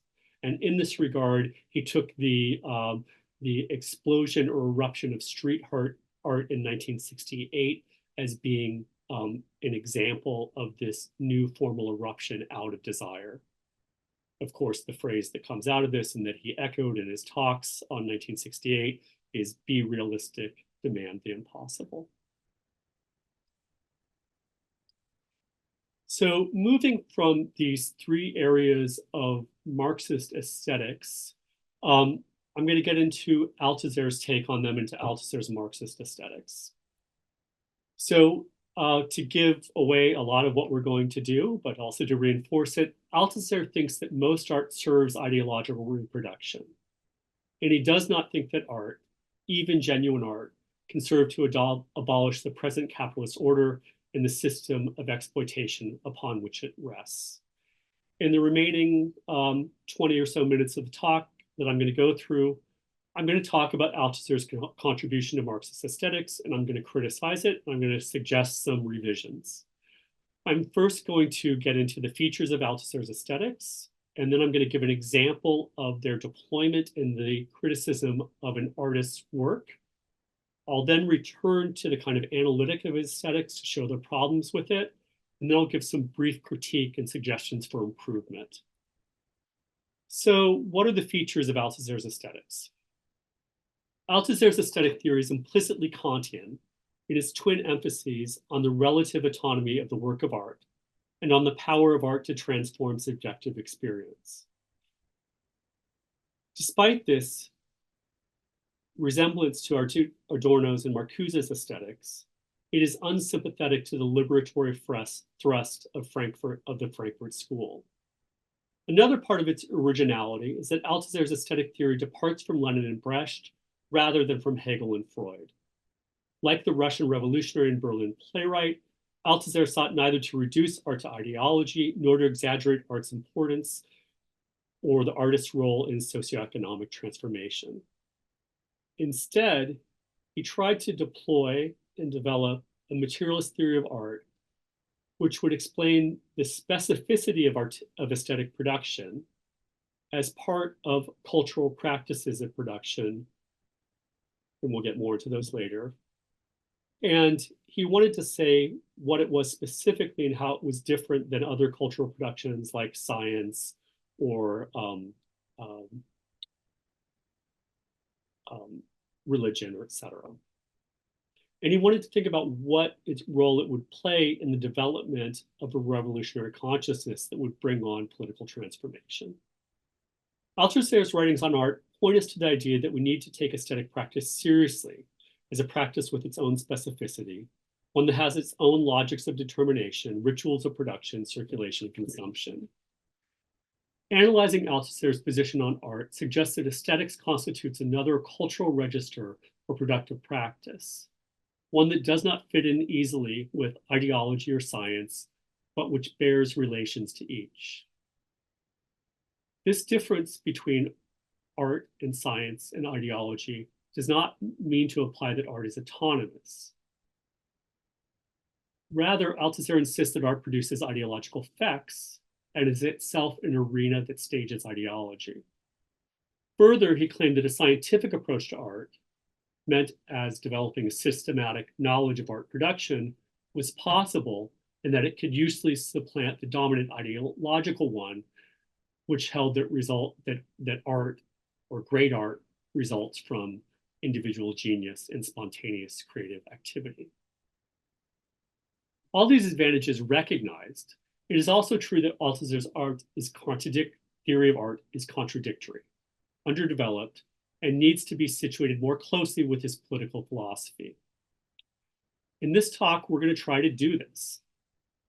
I'm going to try to give a clear exposition of his theory, call attention to its tensions, and to suggest potential solutions.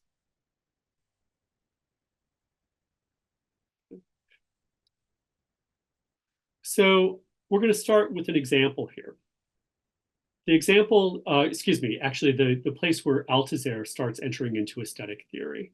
He wasn't really interested in it until he started hanging out with gallerists and with friends who brought him in to think about art. But at the same time that this was happening in early 1960s, he was also in a debate with the Communist Party and those intellectuals in the Communist Party about the role humanism should play in the platform of the French Communist Party. So humanism is the idea that there is something special about human beings that must be respected and defended. What kind of things could this be? One is that we're free. Another one is that we're chosen by God, and that therefore we have certain kind of moral rights. And further, there's a political thing with this essence. Humanism says that one must either respect, defend, or promote and bring about the realization of these human qualities. So Althusser didn't think this was the case. He thought that the humanist position was an ideological position. And so he staged anti-humanist interventions. We know a lot of these in terms of the French Communist Party. There's a great book by Geoffrey Gashgarian. He edits it and puts these collections together. But this is where it went into art, and this will be our first example. So his first, in terms of art, he worked with two artists, one a visual artist, a painter, Leonardo Cremonini, and the other one, Bertolazzi, was a director, an Italian theater director. So these interventions into their work, criticism of the work, were shaped by the battle within Marxist philosophy and aesthetics, which gave rise to the humanist conflict. The first of them was into the Piccolo Teatro's 1962 production of Bertolazzi's melodrama El Nos Milan. The second was his take on the retrospective of Cremonini's paintings at the 1964 Venice Biennale. Though markedly different in terms of subject matter, both focus on artists whose work consciously and intentionally enacts an internal distance from humanist ideology and thereby reveals the real conditions of human beings.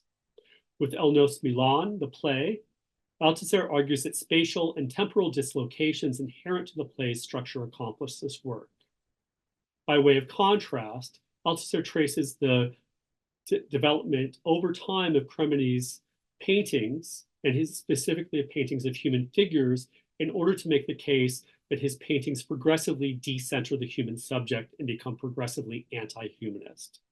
The result, he claims, is that the viewer's ideological identification with the figures depicted becomes complicated. Originally, with the Cremonini essay, Althusser was motivated to defend his friend's art against French critics who saw it as a poor example of a tired form. However, by the time the final French language version of the piece was published in 1966, this quarrel with Marxist humanism had become acute, and Althusser's response to it well rehearsed.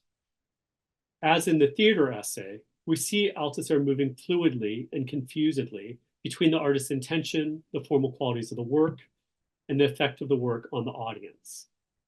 In this critique, however, the relevant temporality is not parallel and plural, but linear and singular. In the progression of Cremonini's tableau, which we see here from left to right on the slide, and in his development as an artist, Althusser claims we see him move from an ideological humanist project concerned with connecting humans to nature to a genuinely anti-humanist practice of painting, where both the artist and the human are effaced. One of the things that Althusser clearly admires about Cremonini is that his paintings are materialist. By this, he means that they're not landscapes, they're not portraits, and they're not narrative paintings, but that they consist of assemblages of things, of material things, of stones, of water, rocks, beach, balls, human bodies, mirrors, all placed in relation within the canvas. Though Cremonini's early oils and watercolors exhibit a kind of spontaneous materialism because of this arrangement of things, Althusser contains that they are also humanist. This is weird because they're of rock, sea, sky, and then they have vegetables showing stems of plants in the sky, and then you've got animals in terms of bones and skin, whether these be human animals or cows.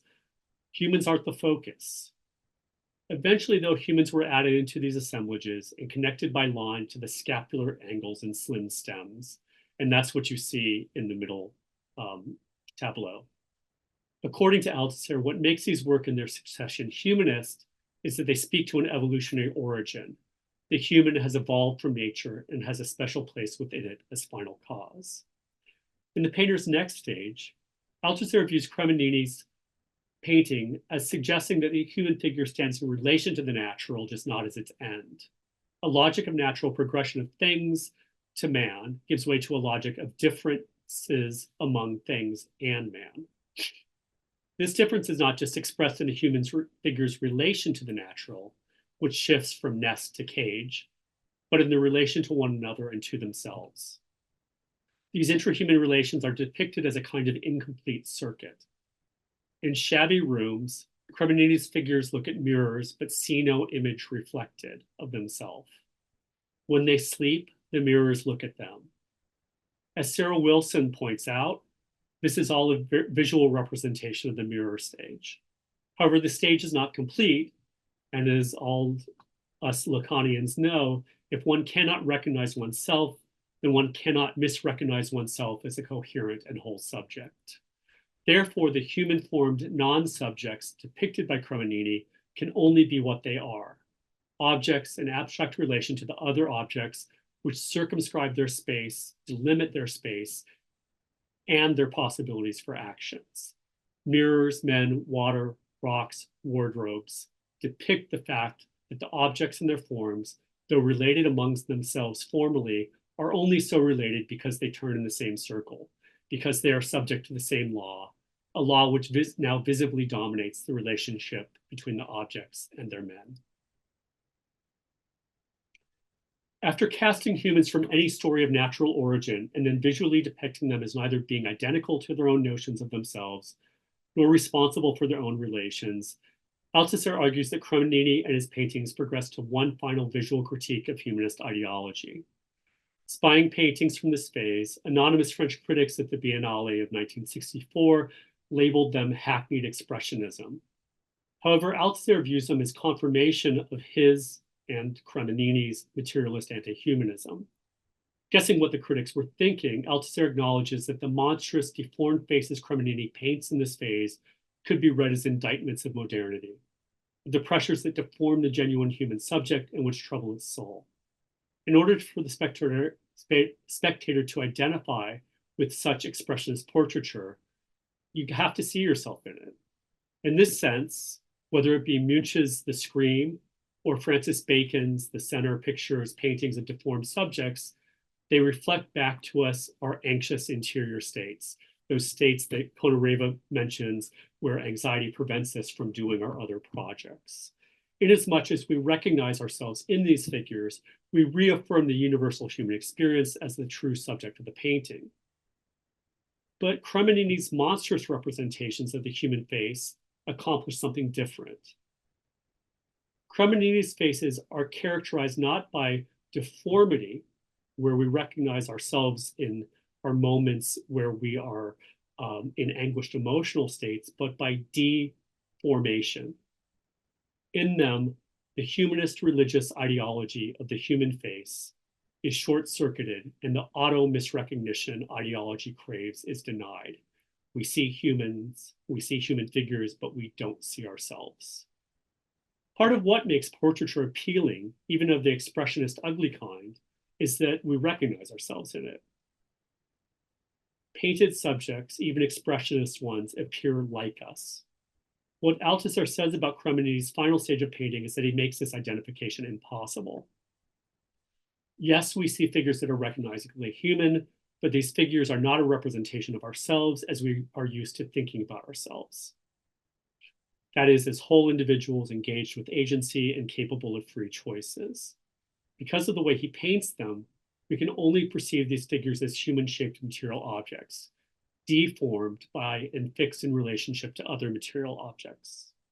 The result of this dislocation of the human subject and the fixing of humans according to the relations which govern them evidences, Althusser argues, a profoundly anti-humanist and materialist understanding.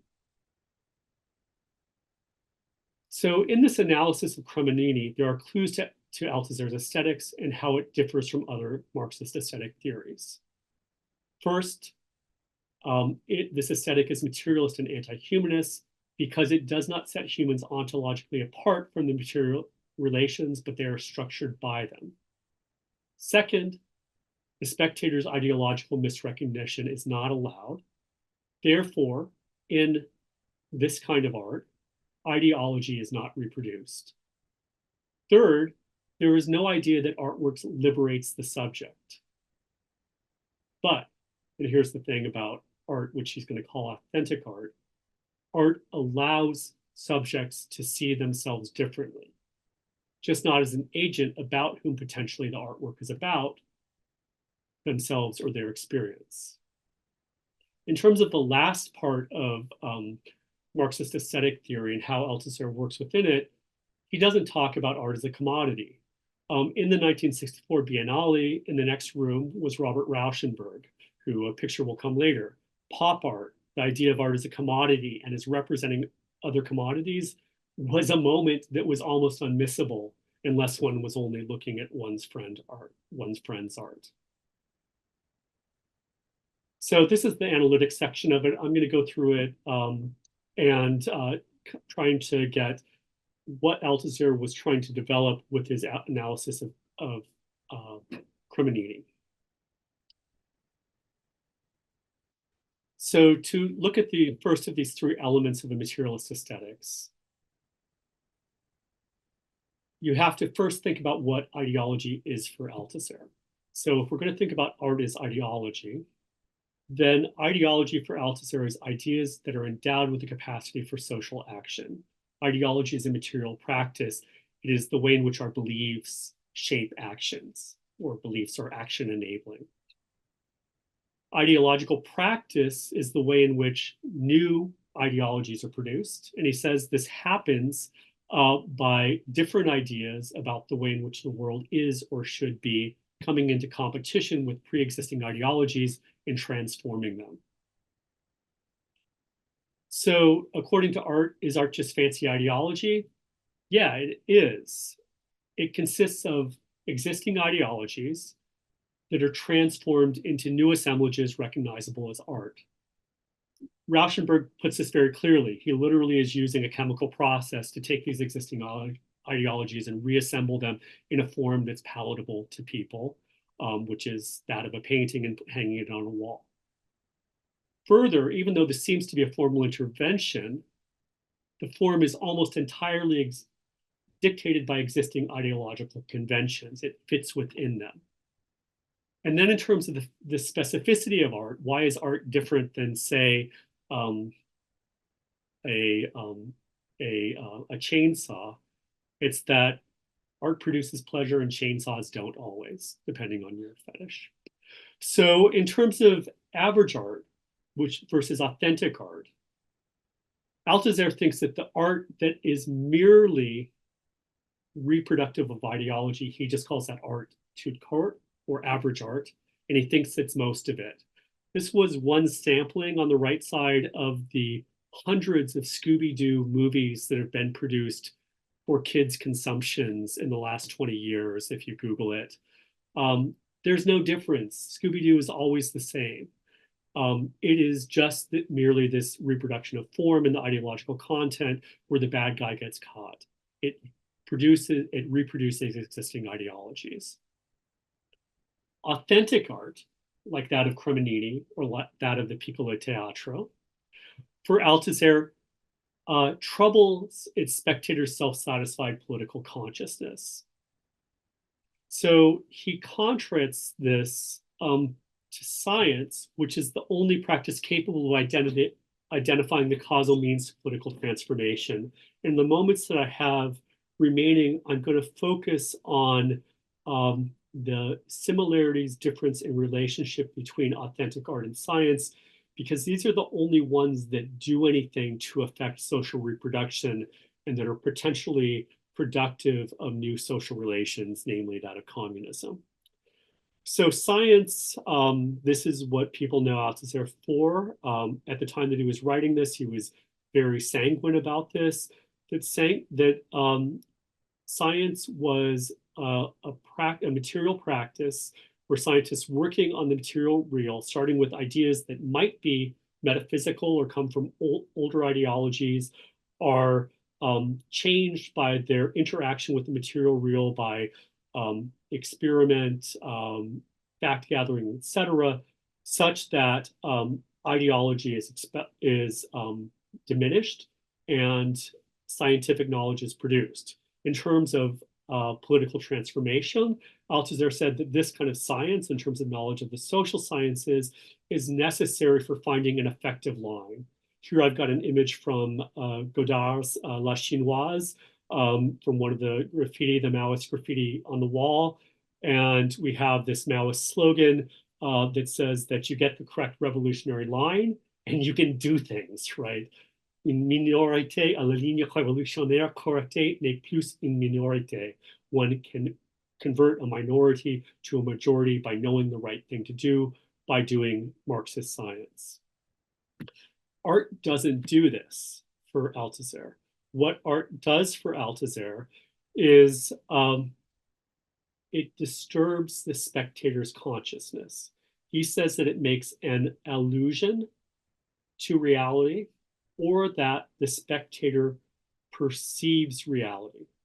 And in most of his work on aesthetics, he's very careful to say that, that this is not knowledge or conceptual knowledge, where one can say what reality is and get necessary and sufficient conditions for a natural thing or a social thing to be what it is. So this troubling, he often will use the word, the phrase, the void of a distance taking, or a distantiation. If we go back to the Cremonini example, we have a painter who in this final stage, this anti-humanist stage, does not allow the completion of the ideological circuit where the viewer of the art is able to see themselves in the human figures there, but perceives a human figure in a different relationship to other material objects. When I say it out like that, it starts having conceptual, but it's really this moment of distantiation that he thinks authentic art does. Authentic art troubles the spectator's consciousness, and this troubling of the spectator's consciousness is one that he says it's authentic art. He never connects it up to science. And this is, if I have a main line of critique of Althusser, is that he says at the beginning that great artists do this kind of thing, that they're capable of it. I think this kind of thing happens all the time, that our world is filled with aesthetic experience, and that you don't necessarily need a great artist. It would be interesting to develop what kind of conditions and what kind of contexts are more likely to produce these kinds of things. Next, in terms of criticism of Althusser aesthetics, he never quite gets there that authentic art doesn't seem to be an end in itself, but in fact might be, and a separate practice from science, but in fact might be the very condition which allows scientific inquiry to begin. That this troubling, this seeing the world as a problem, where the existing knowledge and the existing beliefs about the world are unable to deal with it, and here's an experience which shows that very lack that it's perceived, is the moment where scientific inquiry begins. And I wish he would have done that, and that's what I'm developing in this paper, and I would appreciate your help with doing so. Thanks so much. Thank you, Professor Lewis. Thank you very much. You're welcome. So let's see if we have any comments or Yes. questions.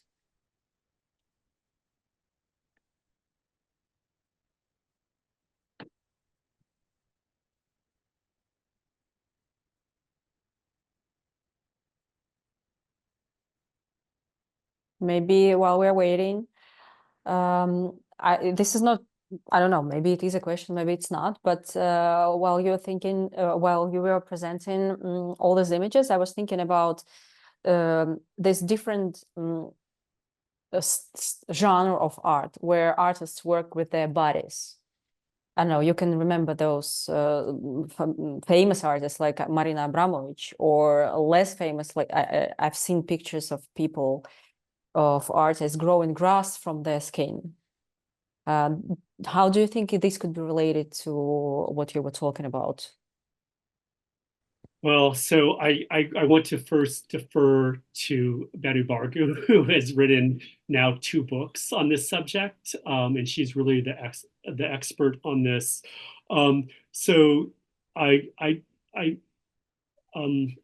Althusser, one of the things that stands in contrast with the Frankfurt School aesthetic theory is that, and with a main line of philosophically respectable aesthetic theory, Marxist aesthetic theory, is that he thinks that there is no relationship between the form of the work and its aesthetic content, or its ability to create this aesthetic effect. So the bodies there, though, if we're thinking about affecting an ideological rupture and thinking about bodies in relationship to other things, and especially in an anti-humanist thing, body art seems to be particularly effective. The way in which Bargu in her first book talks about body art is that it brings political subjectification processes to the fore. And so when there is bodies that are put in the line in terms of protest art, especially the normal everyday torturing and forming of bodies, biopolitics, if we're going to go to like that, is made visible in a way in which other mediums may not be able to do so. But I'd like to resist the idea that there's some kind of form that's more especially associated or better able to create this effect. I think this effect can sometimes happen because one hears a conversation and sees a Subway ad at the same time. Thank you. Sure.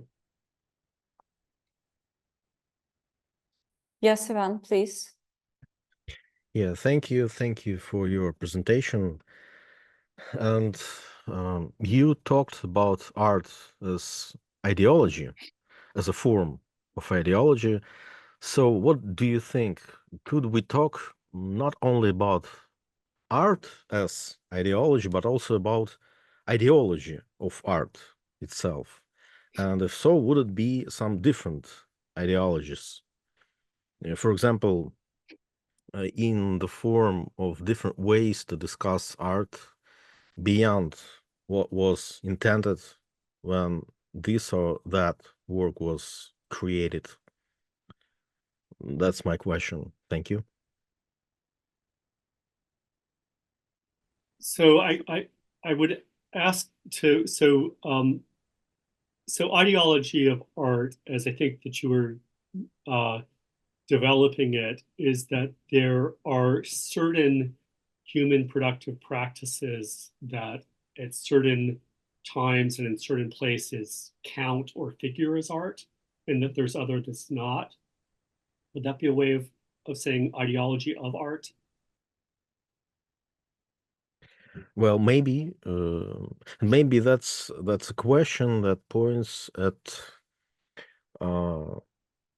the difference of discussing ideology when we say that art serves to some ideology, and when we say that there is some logic of existence of art itself, and that logic would be ideological itself, beyond any ideology that art would serve. Okay, so I totally understand and totally agree with you. So I was a quick point in the slide when we were thinking about Althusser's aesthetics, but he talks about not that form doesn't matter for authentic art, and that it's the content, and that it has this kind of décalage or distantiation there. But one of the things what he does when he's trying to say what art is art, he goes back to the Kantian aesthetic tradition, which says that art can be distinguished by a liking that is disinterested. I think that's precisely an ideology of art, right? So to differentiate art from a chainsaw, one uses that it's a way in which the spectator comes and stands in front of it, or hears it, or puts on headphones and listens to it, and that one has a certain cognitive judgment, whether it be a kind of special one, right, in Althusser or in Kant. I think this is ideological, right? I don't think, and this would be a criticism of Althusser, that I think I agree largely with the institutional theory of art, that art is what that people market out art to be, and the institutions that support art as being different from other cultural productions.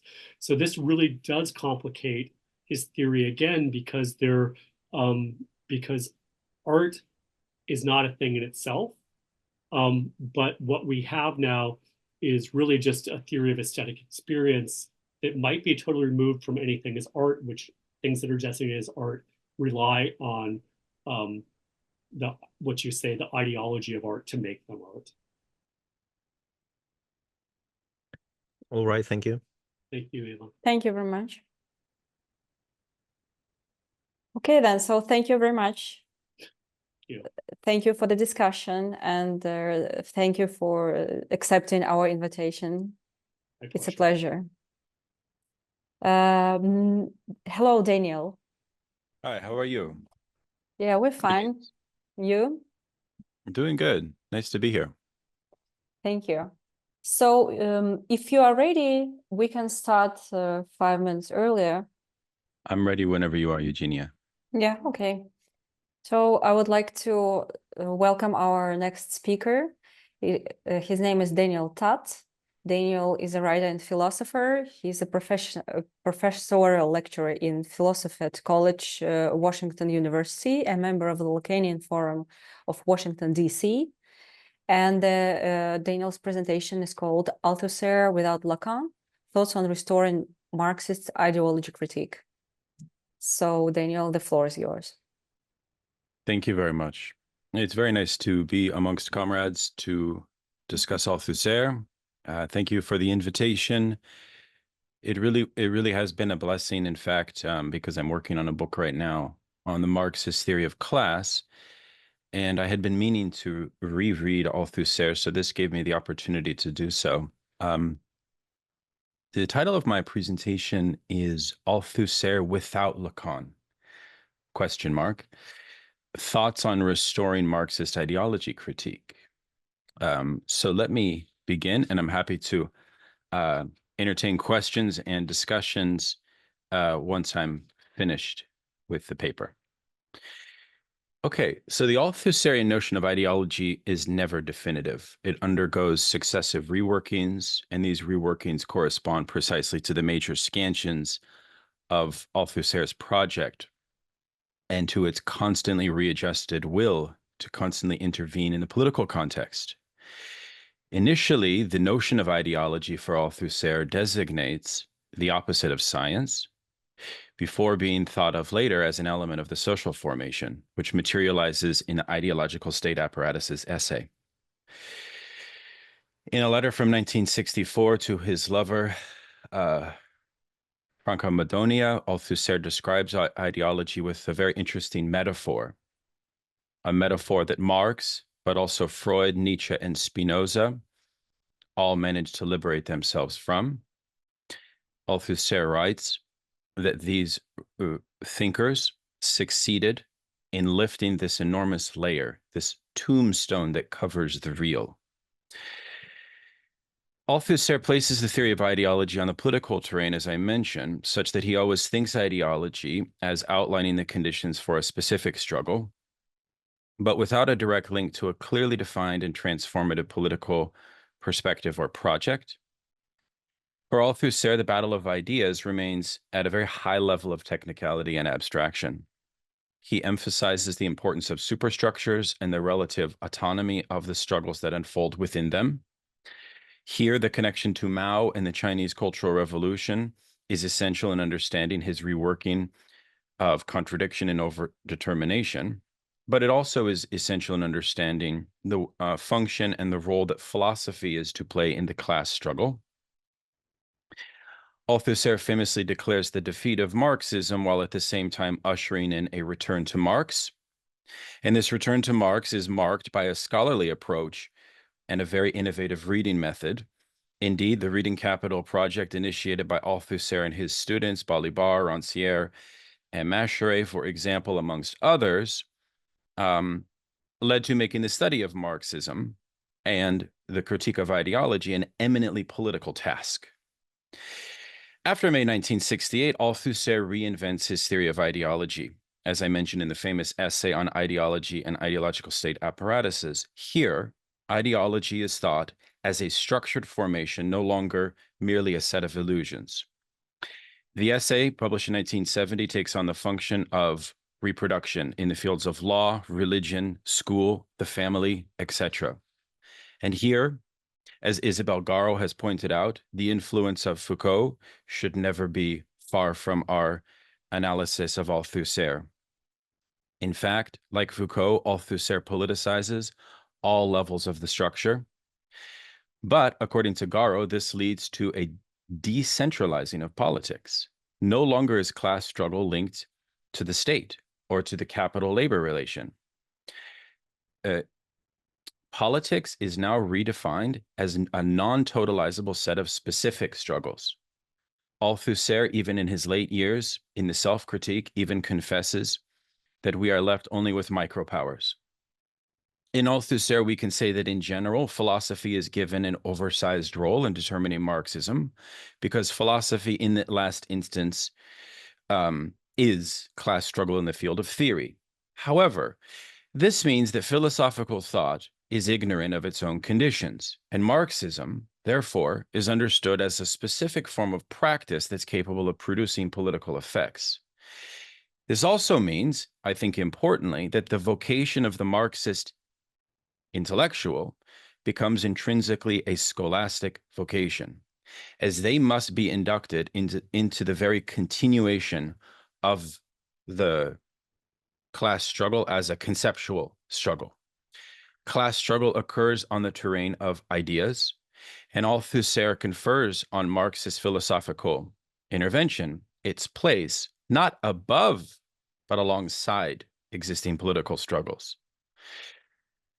The positive side to this is that the theory of ideology that Althusser develops in his later work helps us think both the politicization of the superstructure, and it also helps us point out that there are revolutions in what he calls the weak sense, or revolutions that only affect the ideological state apparatus without managing to transform the relations of production and thus the power of the state.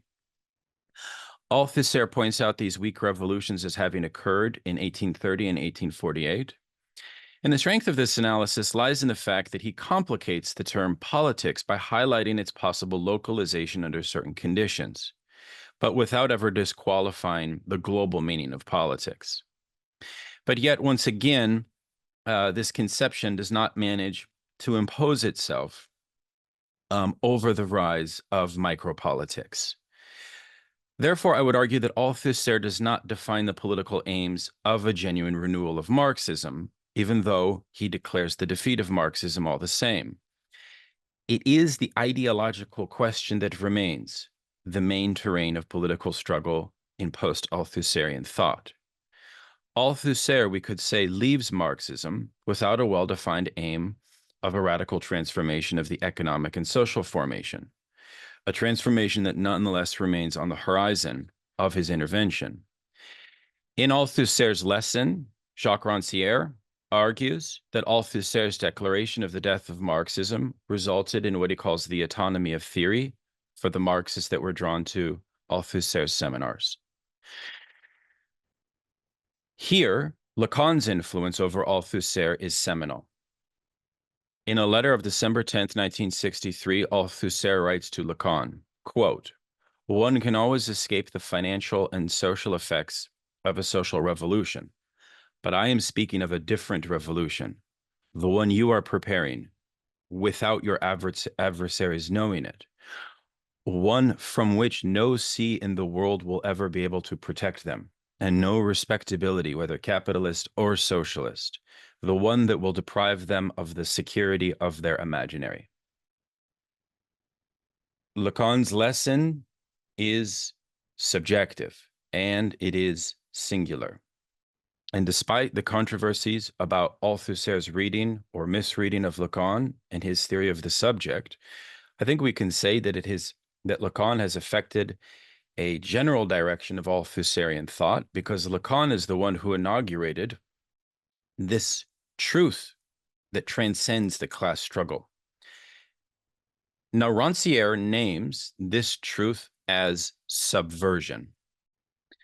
Rancière, for all of the polemical bite of his text on Althusser, suggests that the effect of his embrace of Lacan was significant. Rancière argues that the science of Marxist Leninism no longer concerned itself with workers and their emancipation, because equipped with a Lacanian understanding of the subject, the worker is deluded and their exploitation cannot be overcome.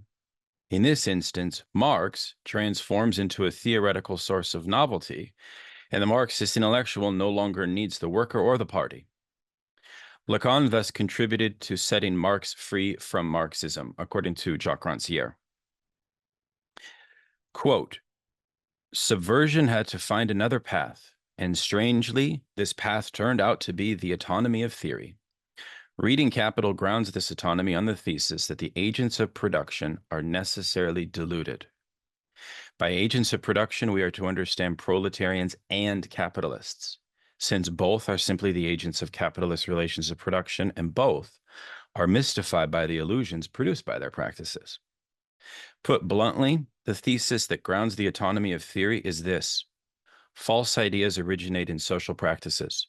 Science, conversely, must be founded on a point extrinsic to this illusion of practice." Now, before we turn to a deeper investigation into Lacan for Althusser and the legacy of Althusser's theory of ideology for Marxism, I want to consider Althusser's legacy for Marxist intellectual endeavors in our time. In her more recent work, Communism and Strategy, published in English translation in 2023, and her older work, Foucault, Deleuze, Althusser, and Marx, the French communist philosopher Isabelle Garot argues in sweeping terms and with a polemical bite that is just as forceful as Rancière's, but from the position of a renewal of Marxist practice, not as a critic of Marxism as Rancière was and is. She argues that Althusser's legacy has had deleterious effects on political Marxism. Firstly, it has detached Marxism from the workers' movement and the party. 2, it has reshaped the function of the Marxist intellectual and their relationship to philosophy. Philosophy takes on what she calls a surpoliticization, to use her words, and this has come at the cost of a total sidelining of the critique of political economy. And the consequences of this has been to move Marxist thinkers who are inspired by Althusser away from engagement with unions and political organizations. Let us take the example of Ernesto Laclau. I think it's fair to say that the Laclauian intellectual is not a critical analyst of material conditions, but is what Garot calls a conductor and sloganeer in the service of discourse theory.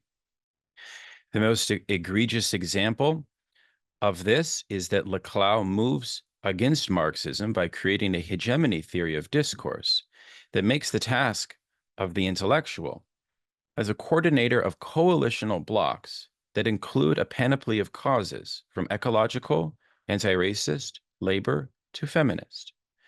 But Laclau abandons the core tenet of Marx, that labor power is a commodity that must be transcended. Not only does Laclau abandon an account of class as understood in terms of relations of domination and exploitation, his core idea of power makes the prospect of what a rhetorically charged left populist governing coalition can achieve a fundamentally unclear prospect.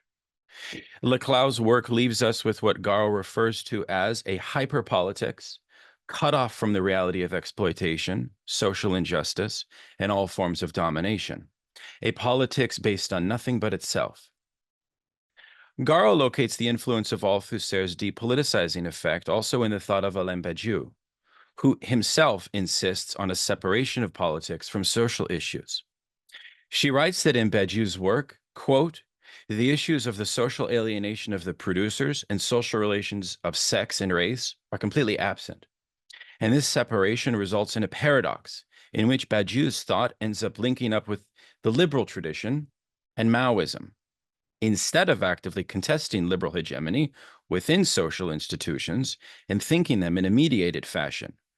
This is what Garot reads Karl Marx as doing.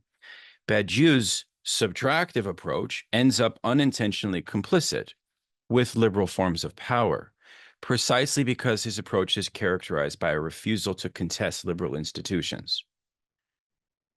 Thus, even though Badiou differs profoundly with Laclau in his refusal to engage with capitalist and parliamentary institutions, both thinkers share a general conception of the proletariat as untethered from relations of productive labor and exploitation. This is where Garo pinpoints Althusser's lasting influence in the wider abandonment of concrete issues of labor, exploitation, and domination. This leads these thinkers to highly experimental and creative political projects that are local and experimental in the case of Badiou, or that are hyperpolitics in the service of radical liberalism in the case of Leclau. Garo thus helps us see that the legacy of Althusser has contributed to a recasting of the modern proletariat, away from the working class as the revolutionary agent of socialist struggle.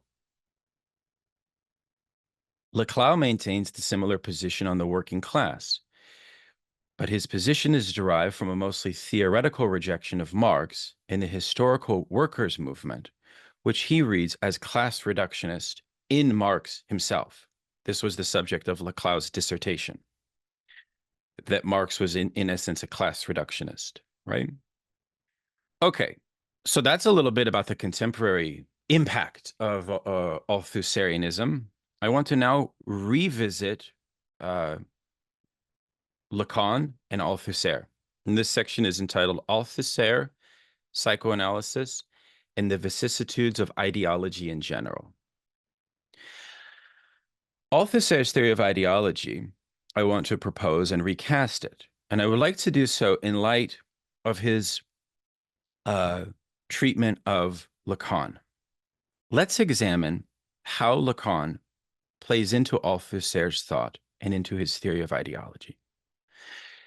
Now, Althusser in general, we can say, conceives of ideology in a Spinozist manner.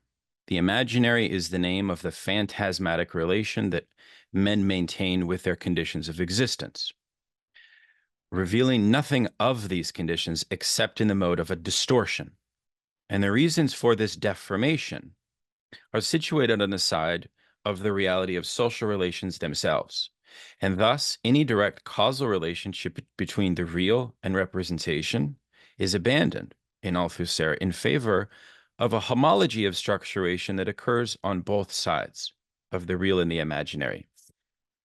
This means that an exit from ideology proves to be impossible, and there is a fundamental rupture that divides theory from the real.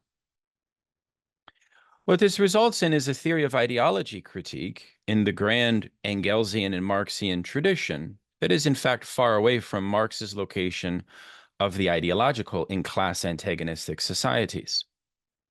The ideological for Althusser is relocated onto the individual, who is comprehended as an unhistorical anthropological essence. Althusser's negation of the ideological by science is understood to be an objective process of production that's independent from subjects.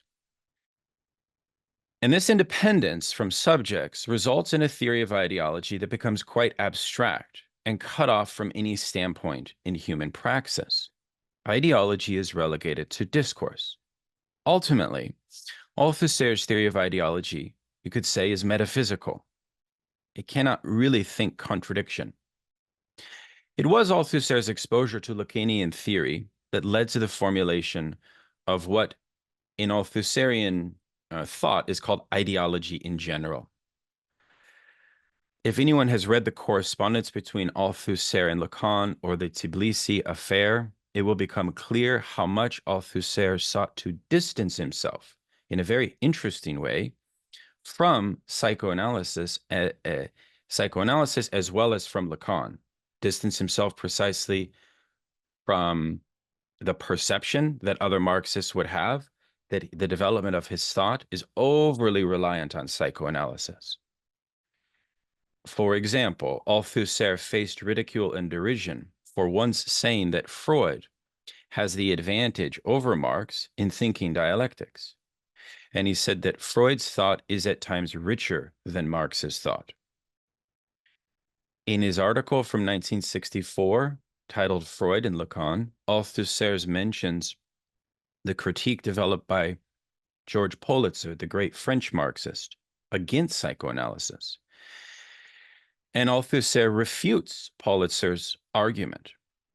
And he argues that to criticize psychoanalysis for its abstractions misses the authentic scientific concepts internal to psychoanalysis. In this incredible article of 1964, Althusser reads Freud as a materialist because Freud rejects the primacy of consciousness. And Freud has an opposition to all forms of idealism, spiritualism, religion, morality, etc. The idea that the unconscious does not know contradiction, the idea of Freud's, is arguably the most important idea that Althusser will incorporate into his wider ideology critique. The absence of contradiction is paradoxically the condition of contradiction, and that contradiction is not overdetermined. It is in reference to Freud's definition of the unconscious, therefore, as timeless and without contradiction, that ideology in general is developed. This is an idea of ideology that is without history, that is eternal, and that is therefore exactly like the unconscious. That is to say, omnipresent, transhistorical, and immutable in form. This is a form of ideology in which, quote, one submits to higher authorities, higher moral values, and while doing this, one considers oneself as a free, independent person, guided merely by one's inner impulses, convictions, and beliefs. The subject is subjected in the form of autonomy. This notion of ideology in general has led many readers of Althusser, such as Judith Butler, to read ideology as entailing a founding submission and a readiness to be compelled by the authoritative interpolation, as well as a certain desire to be beheld by, and perhaps also to behold, the face of authority.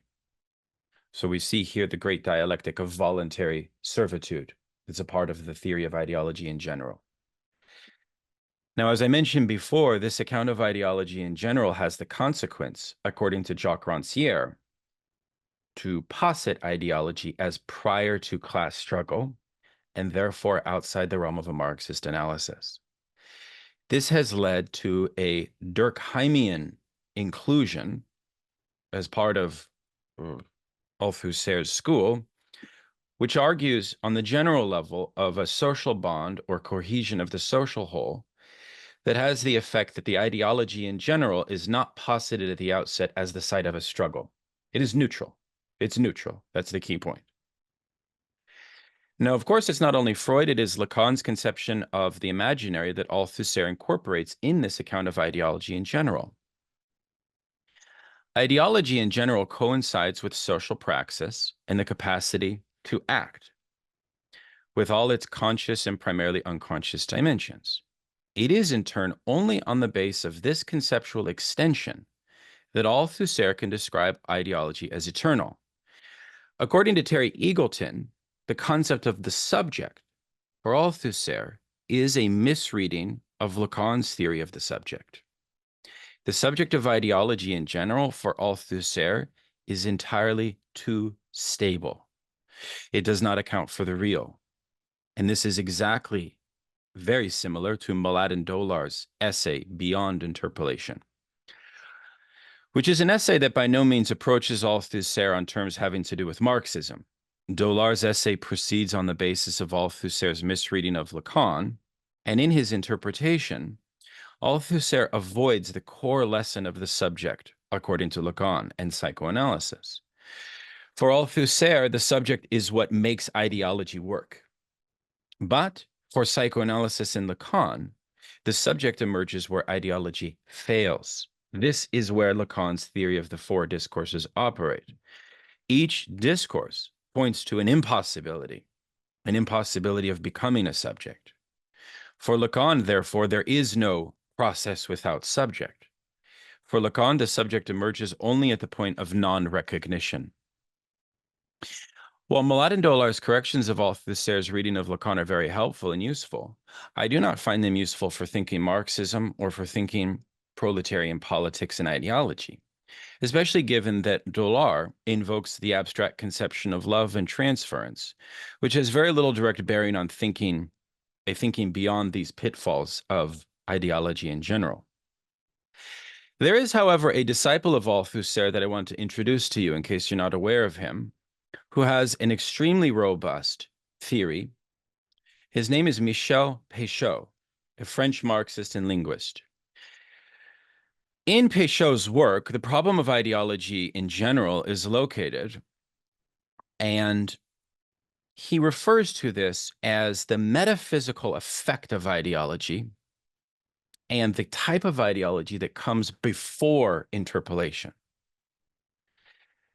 Ideology interpolates individuals as subjects, but it does this not by interpolating the subject, it rather interpolates what Peychaud calls the non-subject.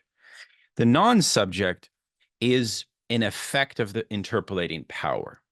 The subject, on the other hand, is an effect of a more common set of habits and socialization processes, and therefore, ideology is that which interpolates a subject, and it is what designates what by designating what ought to be onto the subject. Thus, the claim at work in the theory of ideology in general is that the formation of the ego and the imaginary of the subject, the place in which is constituted the subject's imaginary in relationship to reality, that this is what comes prior to interpolation. The insight of Lacan here is that the subject cannot recognize their subordination or their subjection to the other. And this is realized as a form of autonomy. This is not an appeal to some sort of transcendental process of interpolation, but rather to a subject of ideology in general as a subject effect constituted and reproduced as what Peychaud calls an interior without an exterior, a subject formed through a forgetting process, a forgetting of what and how they have been determined. This formation is what Peychaud calls the pre-constructed. The pre-constructed entails, in a Gramscian sense, the common sense of the subject. It entails what everyone knows. The subject of ideology in general, therefore, is succumb to what Peychaud calls the Munchausen effect, a reference to the Baron Munchausen, who pulled himself up into the air by pulling the hair on his mustache, right? That is the meaning of autonomy, the autonomy of the subject of ideology in general. It's not reliant on an exterior interpolation.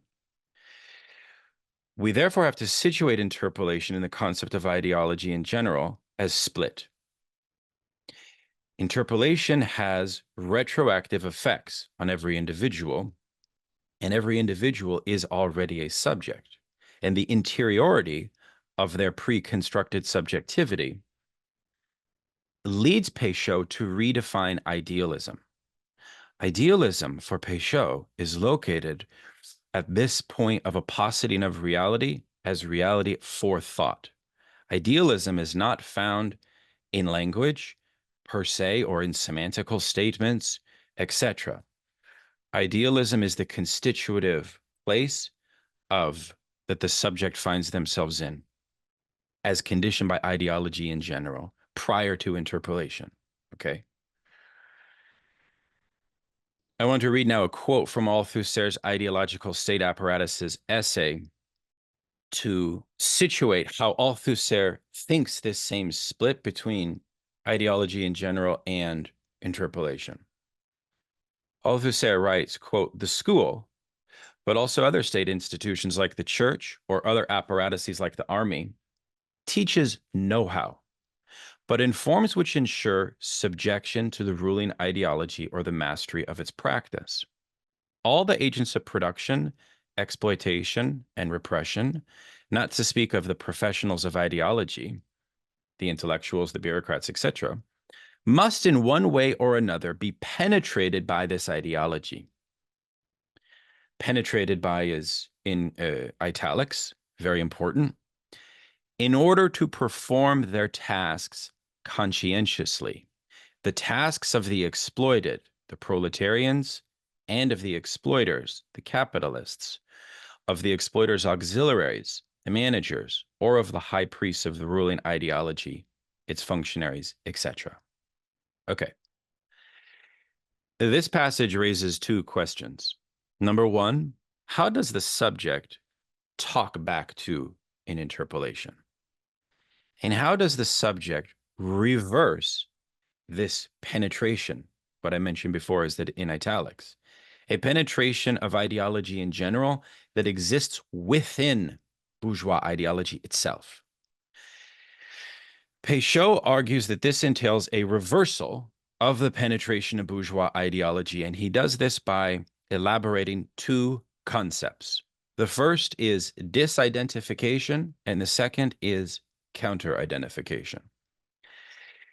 Disidentification represents what he calls the raw material of the work that has been done on the subject form constituted by bourgeois ideology.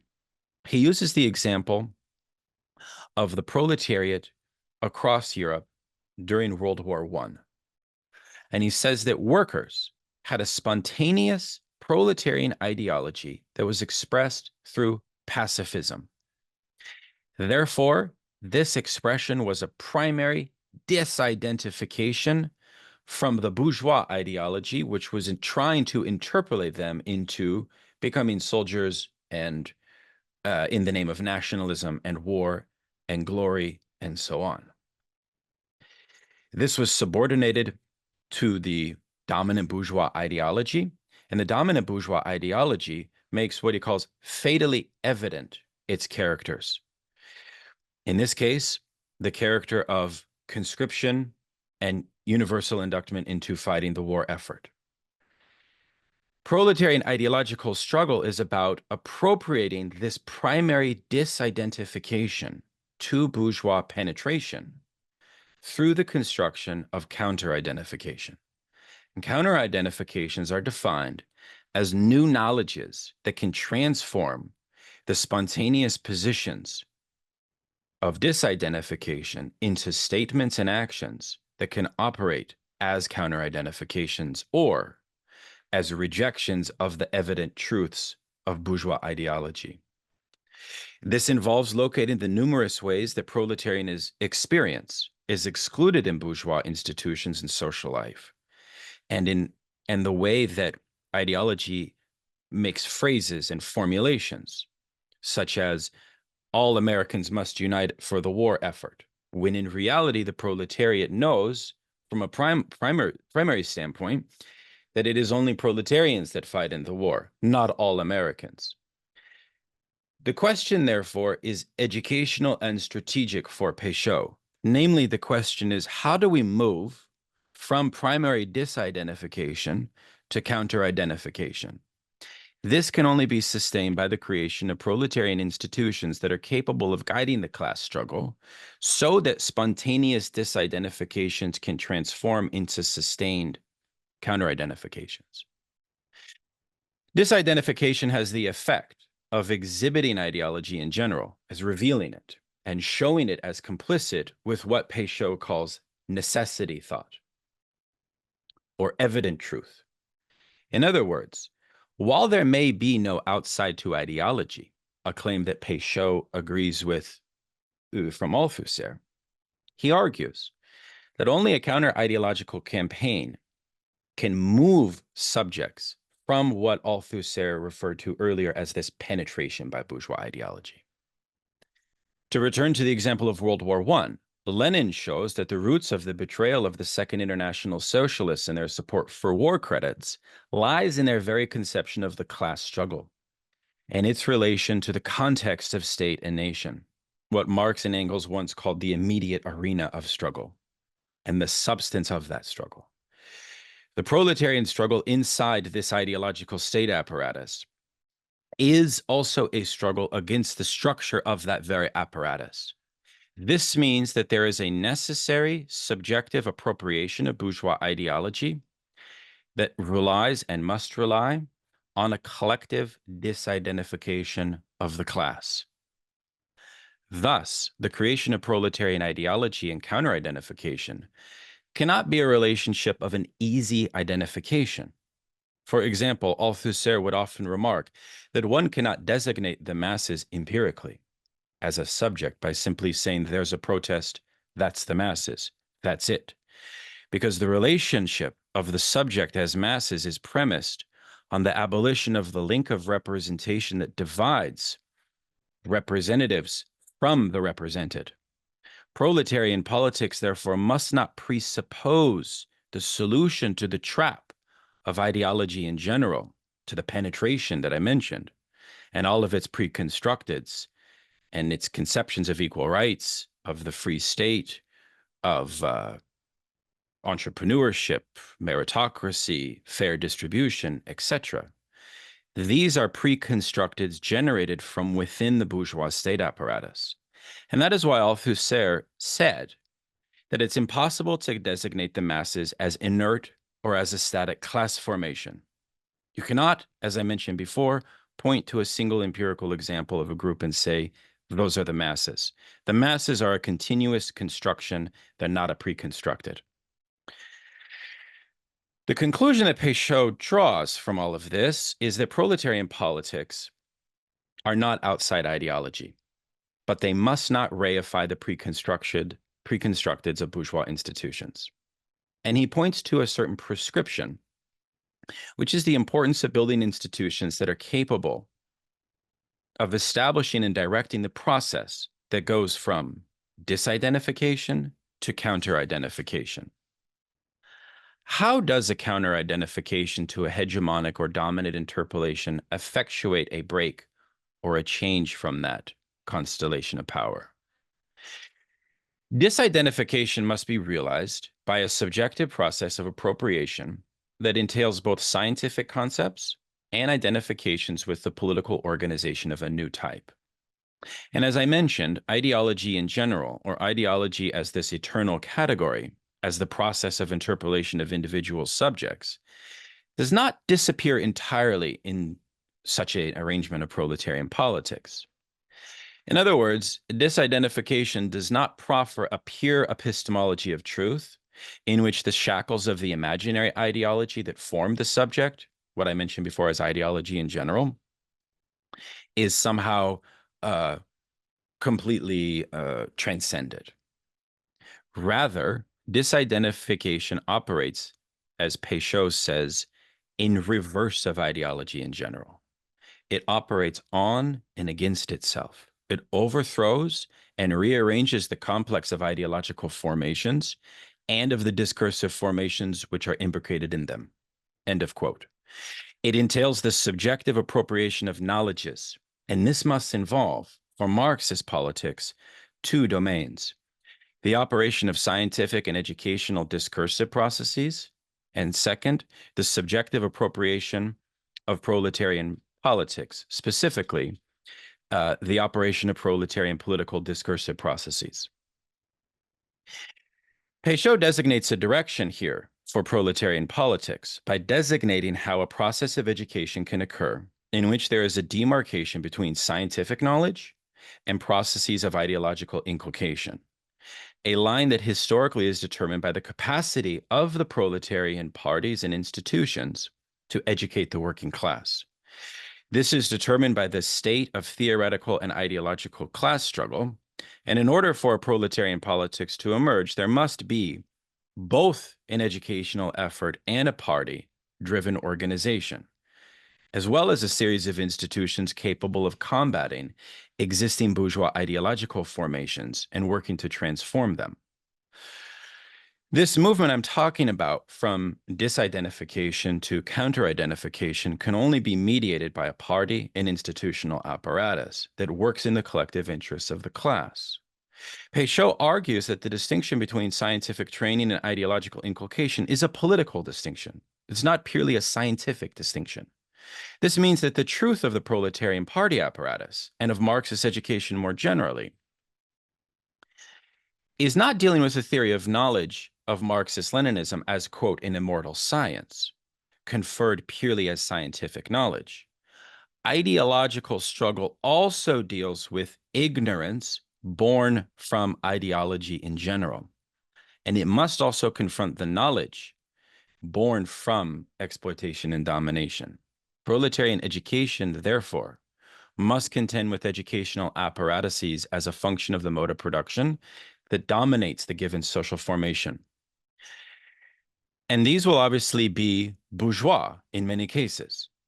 However, in order for a proletarian ideological operation to be effective, there must be a constant opposition to what Péchot calls the mystificatory operation of bourgeois ideology. There must be an operation that continually points to the ways that the dominant ideology denies and obfuscates class reality itself. Proletarian ideology must, quote, distort ideology without mystifying ideology, according to Péchot.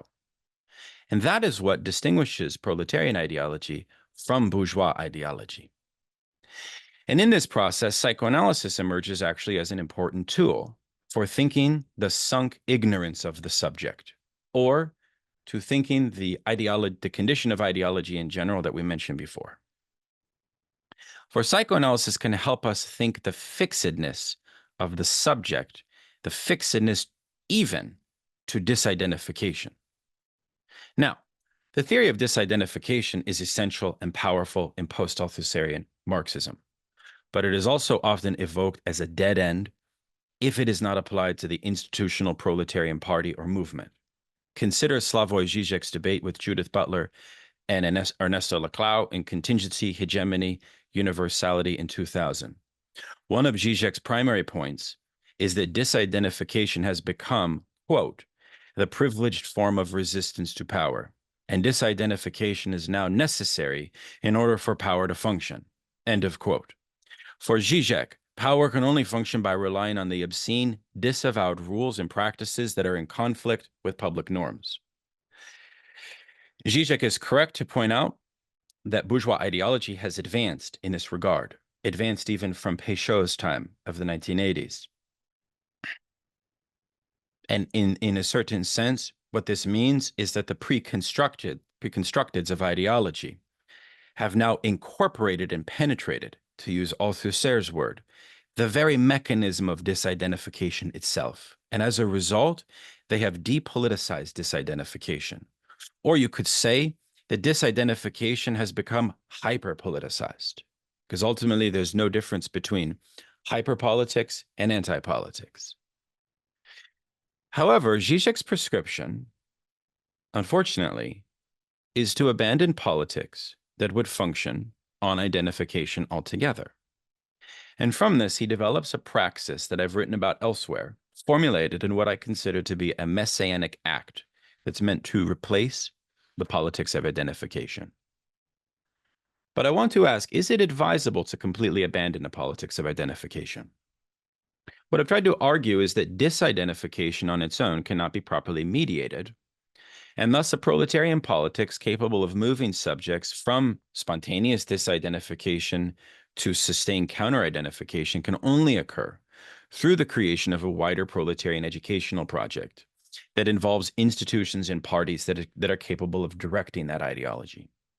What I'm advocating here is a constructive project of ideology that's premised on an optimistic premise that I get from Friedrich Engels, who argued that ideology should come to function as a counterpower to bourgeois ideology. Such a constructive and optimistic account of ideology can still benefit from the insights of psychoanalysis and Lacan, and they are not completely to be rejected as idealist claptrap or bourgeois anti-politics. On the contrary, Lacan is useful because he points to the immense barrier that ideology in general poses to the subject. Lacan's insights are also useful, as I've written about, because they possess a tragic series of insights. For example, Lacan's theory of disidentification, although it is not fully developed, we can infer, especially in Seminar 17, for example, that the revolutionary, the militant for Lacan, must always be wary in their act of rebellion from getting caught in their own specular misrecognition, or what he calls semblable, right? Lacan thus teaches us that there is no escape from the penetration of ideology in general. There are only ways to collectively organize these disidentifications into counter-identifications. And in that regard, it would be useful to create a series of examples of how this movement from disidentification to counter-identification actually works. What if we created an itinerary of strategies that can help us understand the mediation between disidentification to counter-identification. Let me share one such example in my concluding remarks. In their book, We Are the Poors, Community Struggles in Post-Apartheid South Africa, Ashwin Desai describes the example of disidentification and counter-identification through an examination of a local council of the ANC in Chatsworth, South Africa. The ANC had tried to push poor neighborhoods from their homes, but the poor communities defended themselves against these incursions and water cutoffs and evictions. Most of the people in this community were Indian. And the strategy that the bourgeois city council used to evacuate them was that they appealed to their privilege because they are not Black. And what ended up happening here is a very interesting example of disidentification and counter-identification. Furious about this defeat that the ANC City Council played, that they played the race card, bourgeois politics, and they began to castigate the crowd as Indians and so on, who were seeking to maintain their ethnic privileges against the poor Black majority of the district. The crowd responded by shouting, "We are not Indians, we are the poors." And from the ranks of the Black constituencies, they shouted, "We are not African, we are the poors." The poor Indians and Blacks thus rejected the bourgeois interpolation, "You are privileged Indians," by refusing to recognize themselves in this capitalized subject. And they thus broke from what Althusser calls the ideological mirror structure between subjects and subject. Subject with a small s and subject with a capital S. Secondly, instead of recognizing themselves through the big subject, capital and bourgeois ideology, they recognized each other as equal little subjects living in poverty and fighting together against their evictions. It is this recognition that Althusser's theory does not help us think. There is a difference between a vertical interpolation that comes from above, from an ideological state apparatus, and an opposite interpolation, what we've called counter-identification. Counter-identification is a way of talking back to interpolations from above, but by below. They talk back against interpolating authorities from above. So I'm working with horizontal and vertical here. Mutual recognitions of the status of poor, of those who have no part, is an appeal to a recognition based in a lived experience of those subjects. If it was not for the lived experience of their condition of poverty, it would not have been formed as a counter-identification. But can Althusser help us think that? Can Althusser help us think that emergence of lived experience, which would complicate his theory of ideology? Therefore, is this concept of ideology in general that we've developed, does it possess the means to locate experience, which could both support and resist ideological interpolations? Ideological interpolations are effective only when they exceed in appealing to lived experiences after all. And they can only be challenged or rejected when there are better and more convincing ways of making good sense available to subjects. In this way, it would be useful, in my view, to return to Péchot's work, because he attempts to break out of this eternity of the Althusserian ideology in general, by arguing that the only way that a construction of a party can sustain this otherwise ephemeral and spontaneous horizontal emergence of the masses through their collective disidentification. In other words, what Péchot would add to this example of We Are the Poors is that the movement from the spontaneous disidentification to the enactment of an actual counter-identification to the ideology, a counter-interpolation, has no chance of longevity or strategic success if it's not backed up by proletarian institutions. By saying we are not Indians or Africans, we are the poors, they went beyond both the notion of disidentification and the shifting signifiers, and they moved to counter-identification. They thus negated both the interpolation of bourgeois power as well as the ideology in general, as they are understood as coded and racialized subjects. This only occurred through the articulation of lived experience. Lived experiences returns to haunt the Althusserian system, and I think it would be essential, therefore, to supplement Althusserian theory of ideologies with the work such as Public Sphere and Experience, analysis of the bourgeois and proletarian public sphere by Kluge and Knecht, published in 1972. In this text, the public sphere is thought to be a parasitic domain that robs the sensuousness and expression of the working class, and then transmutes that experience in instrumentalized and reductive ways. The social sensibility of the bourgeois public sphere is fundamentally destructive for proletarian experience. The bourgeois public sphere is alienating for working class proletarians precisely because it treats their experiences as dead labor, which, as Marx puts it, weighs on the present as an alienated consciousness. The bourgeois public sphere is thus not capable of producing an emancipatory collective experience for the proletarian subject. If Althusserian theories of ideologies fail to account for experience, Kluge and Knecht's work can therefore be read as a supplement to the Althusserian theory of ideology, especially in line with the more constructive form that I've tried to articulate here today. For Kluge and Knecht, the bourgeois public sphere construes class interests of the proletariat only as a spasmodic expression. They argue that the liberal bourgeois public sphere is fundamentally anarcho or anarchist, just as Engels pointed to the anarchy of production. The same is registered in the experience of the working class in bourgeois society. Bourgeois parties and institutions are agents for the furthering of this anarchy of personal experience. They coordinated the alienated sensuousness of experience into the production process by harnessing it as a libidinal force that can only serve the interests, or is only meant to serve the interests of ruling parties and institutions. For Kluge and Knecht, similar to Péchot, it is only the Leninist party model that can nurture the socialization and agency that's capable of forging an embryonic shaping of a new proletarian will. Only the party can set the direction in which development of a proletarian public sphere could proceed.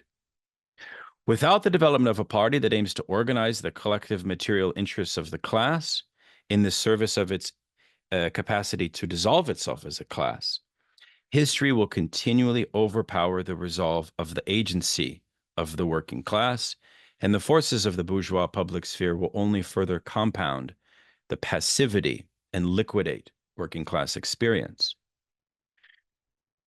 As I've tried to argue, the concept of disidentification is essential because it shows that spontaneous resistance to this liquidation of proletarian experience is constant and that it takes the form of many forms.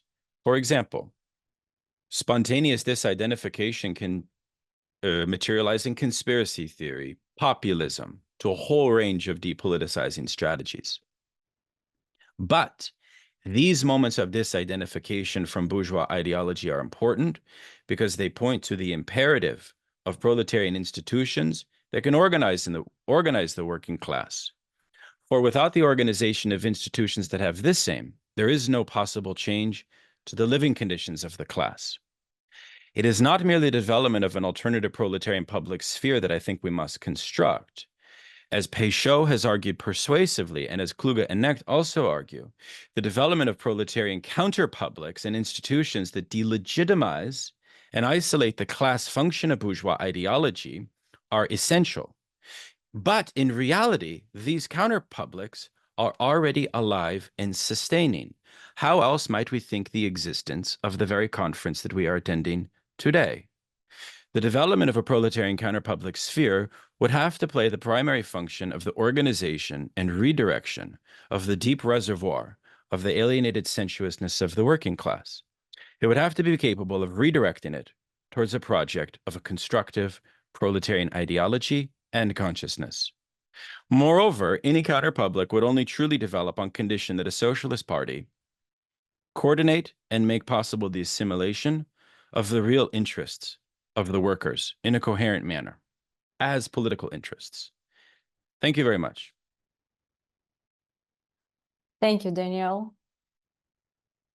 We will see if there will be some questions or comments from our audience. Ivan, please. Yeah, thank you, Daniel, for your presentation. And I have a question and a comment. I have a question. I think you said that a subject is a subject always may and can to reject some interpolation, for example, bourgeois interpolation, and it's a way of talking back against interpolating authorities. And I think that it also means that you hear an ideological call from authorities, and you have to acknowledge yourself as the one who is called that way.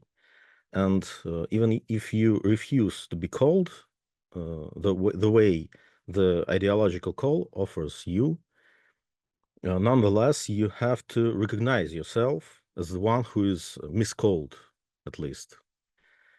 And if we claim, if one claims that he or she is someone other, someone else,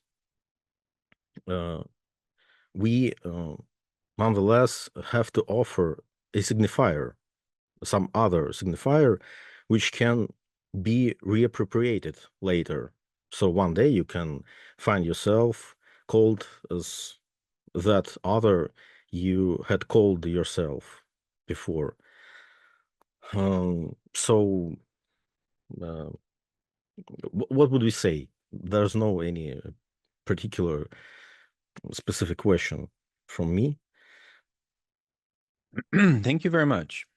Yeah, I mean, it's a very interesting idea, this disidentification, right? Because if you go back and you study the three-way dialogue between Butler, Laclau, and Zizek, it comes up a lot, right? And one of the claims about the postmodern situation, right, putting aside all of my commitments to socialism and the development of proletarian institutions and so on, one of the things that we have to understand is that post-Althusserianism has proceeded on the basis of a abandonment of the centrality of constructive ideology. So they've taken the concept of ideology in general, and I think doubled down on a certain pessimistic view of it. And I find that to be problematic for politics. Problematic even for Althusser, who you'll notice in a lot of his later work is constantly, I mean, I think Rancière is correct to refer to Althusser as a education in flux, I think is the phrase that he used, right? Nothing is determinate, especially once we get to the later Althusser of the self-critique, right? So often you will hear Althusser say things regarding Marxism that are of an extraordinarily orthodox fashion, right? Even though the basis of his theory has permitted huge deviations from that very orthodoxy itself, as I've mentioned with Laclau and Badiou, especially Laclau, right? Because once we make the determination of the post-class and post-work society of Ernesto Laclau, disidentification fundamentally changes precisely because we lack the institutional valve for a dialectic or mediation to counter-identification. So I've tried to articulate those two, precisely because disidentification in bourgeois society, bourgeois institutions thrive off of it as anarchy of production, as, you know, the anarchy of bourgeois politics, right? Playing the race card, exaggerating this, not nominalism, and so on, right? So to me, the construction of a proletarian set of institutions would be the only way to mitigate something like that. And that's why I do find Garo correct, that a new theory of mediation is necessary, and that the abandonment of Hegel by Althusser risks abandoning that very same notion of mediation, right? Because I think what you're talking about is almost similar to Sartre's point in the Critique of Dialectical Reason regarding the fused group, right? Which is that they are easily overcome by seriality, right? They are easily overcome by a series of, let's say, in the case of Occupy Wall Street, they can create a series of slogans that have a temporary stickiness, but then because they're not tied to strong institutions that could sustain those slogans and phrases and sort of semantical wagers, they dissipate in the same way that the fused group dissipates. So in some sense, we're drawn back to the question of the anarchism of bourgeois politics and the need to overcome it, right? Would be my wager. And I think Péchot is the one who, amongst the Althusserian school, really sees that the most clearly. So I'm not sure if I'm answering your question, because I think also the question at stake that I was trying to indicate about this theory of ideology in general is also that you have with Lacan, right, in his theory of the imaginary and so on. Well, some have argued from a Marxist point of view, you have a theory of ideological interpolation that is not capable of accounting for class struggle. That's what I tried to intimate in my opening remarks regarding the pitfalls of this, what Rancière calls the subject of subversion. The problem of the subject of subversion is that it has displaced a conception of subjectivity as determined by production, labor, exploitation, and so on. I'm trying to think both. I'm not trying to, in a vulgar way, reject Lacan, like Jan Raymond kind of does that in his book of called Theories of Ideology, which is actually a quite interesting critique of Althusserianism. He wants to fully reject Lacan. I don't want to really do that, you know, but I do want to be sober regarding the pitfalls of Lacan for Marxism, because I don't think that Lacan is an easy synthesis with Marxism. Okay, I'll stop there. Sorry. Any follow-up, please, Ivan? Oh, thank you for your answer. Thank you It's very okay. much. Thank you. We have another question. Valentin, please. Thank you very much, Daniel, for your talk. So I suppose this is kind of a follow-up question on the discussion that you've already been having, in that, you know, Althusser already has this idea of a proletarian ideology, which is precisely one which is in opposition to the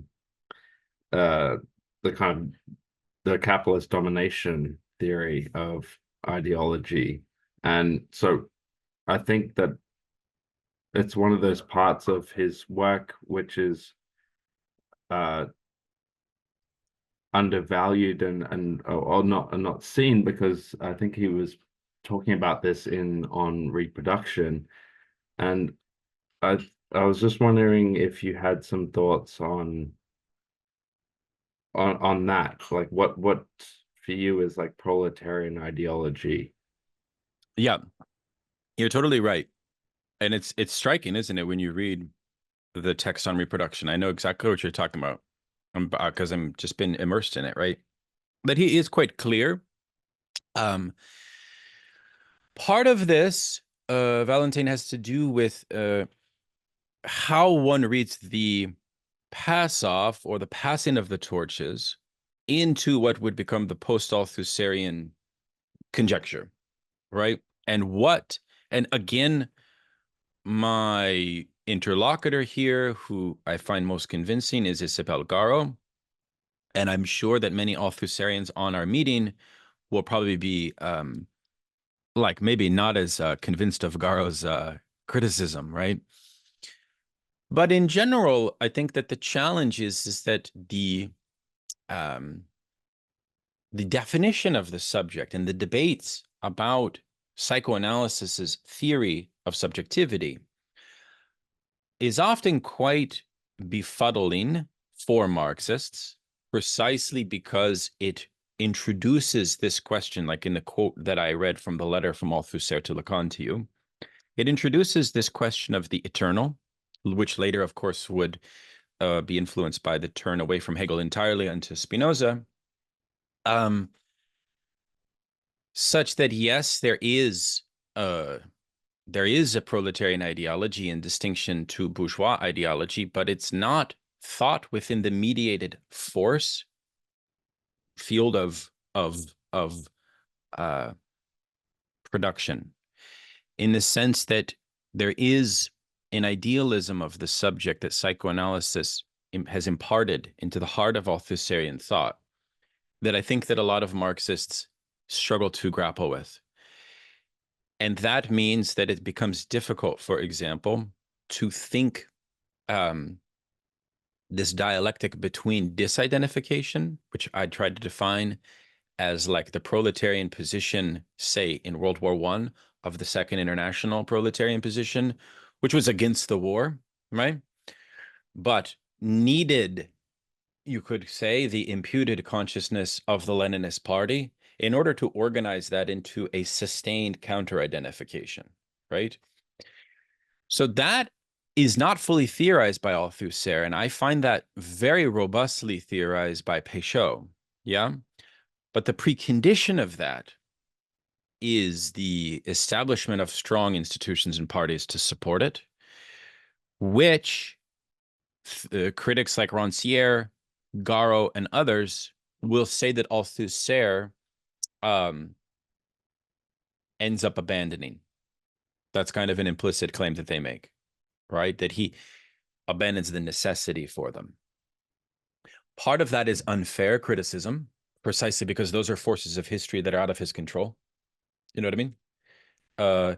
So part of what I'm dealing with is criticisms of the effect of thought. I wrote a book on Nietzsche, and it was a struggle of my book, which is, what's the difference between Nietzsche and Nietzscheanism? Althusser and Althusserianism. Yeah? I'm at that nexus here. I'm at that nexus. You see, because most of the torch bearers of Althusserianism have themselves redefined the meaning and definition of the proletariat, of what constitutes it, in non-Marxist ways. Not to mention the micropolitics of Foucault and so on, right? So we also have a clash of definitions that we have to untangle as well. But this ultimately, I'll just stop here, is ultimately why Althusser is so seminal, because I see him, like Rancière says, as this educational force who opens up these aporias and these questions that are never quite determined, by the way. They're never quite, but that's how, maybe how they, in that sense, he's a true philosopher for Marxism. A philosopher being not somebody that gives these prescriptions, these answers, and so on. So I'm not sure if that answers your question. I'm just trying to give you a sense of my problems more, you know. Thank you very much. Thanks for the questions, and thank you, Daniel. I'm afraid we have to move on.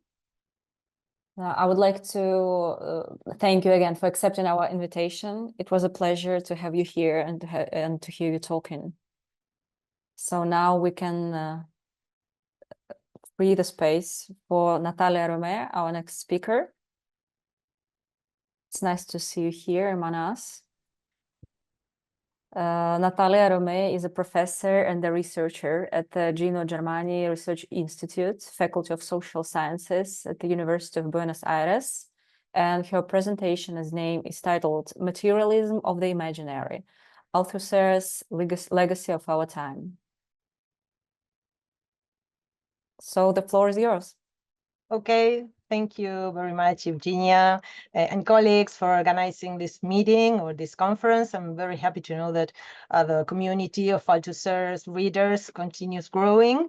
It has been 15 years since we started with the first meeting dedicated to Althusser in Buenos Aires.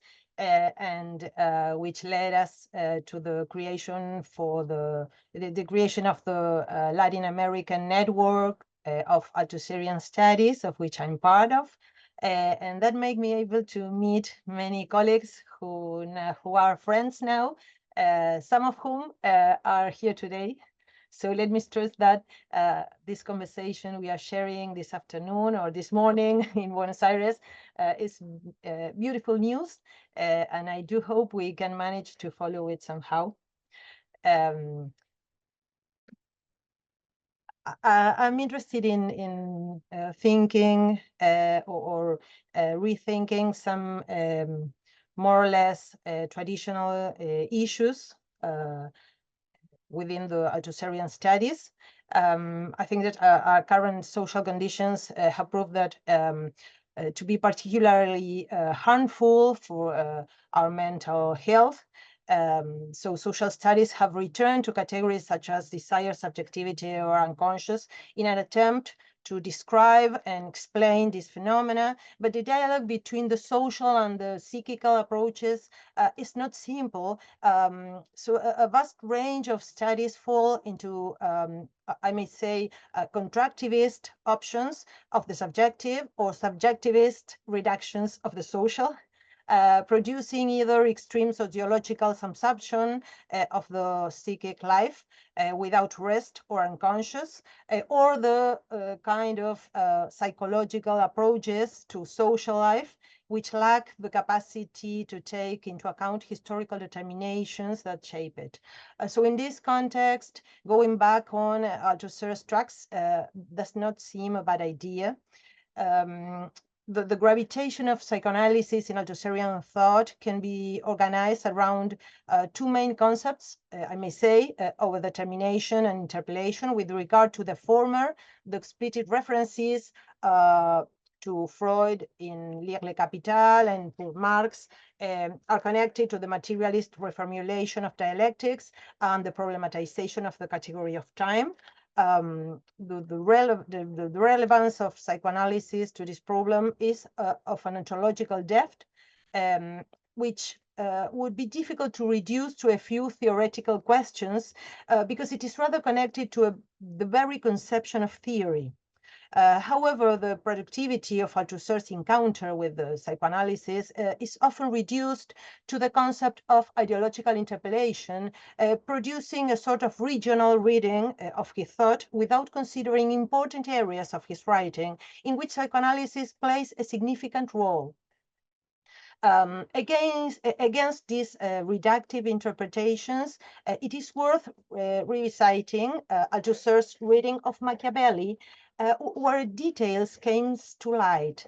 It is in the period or in the interlude between Althusser's first manuscripts on Machiavelli in 1962 and the final writings of the volume Machiavelli and Us, written in 1972, that the substantial of Althusser's reading of Lacan takes place.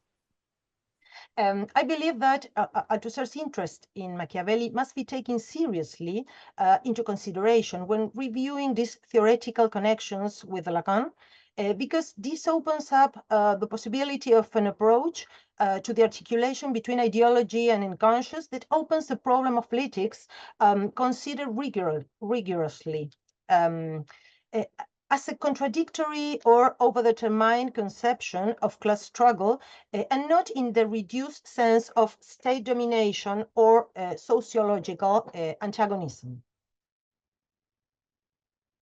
It is within this development that the instance of jouissance can be found in Althusser's thought in terms of an impasse or an constitutive equivocity in the structure of the ideological interpellation. In other words, the contribution of this Lacanian problematic to Althusser is not only the clue to think the unconscious dimension of ideological attachment, but also the relation between unconscious and political struggle.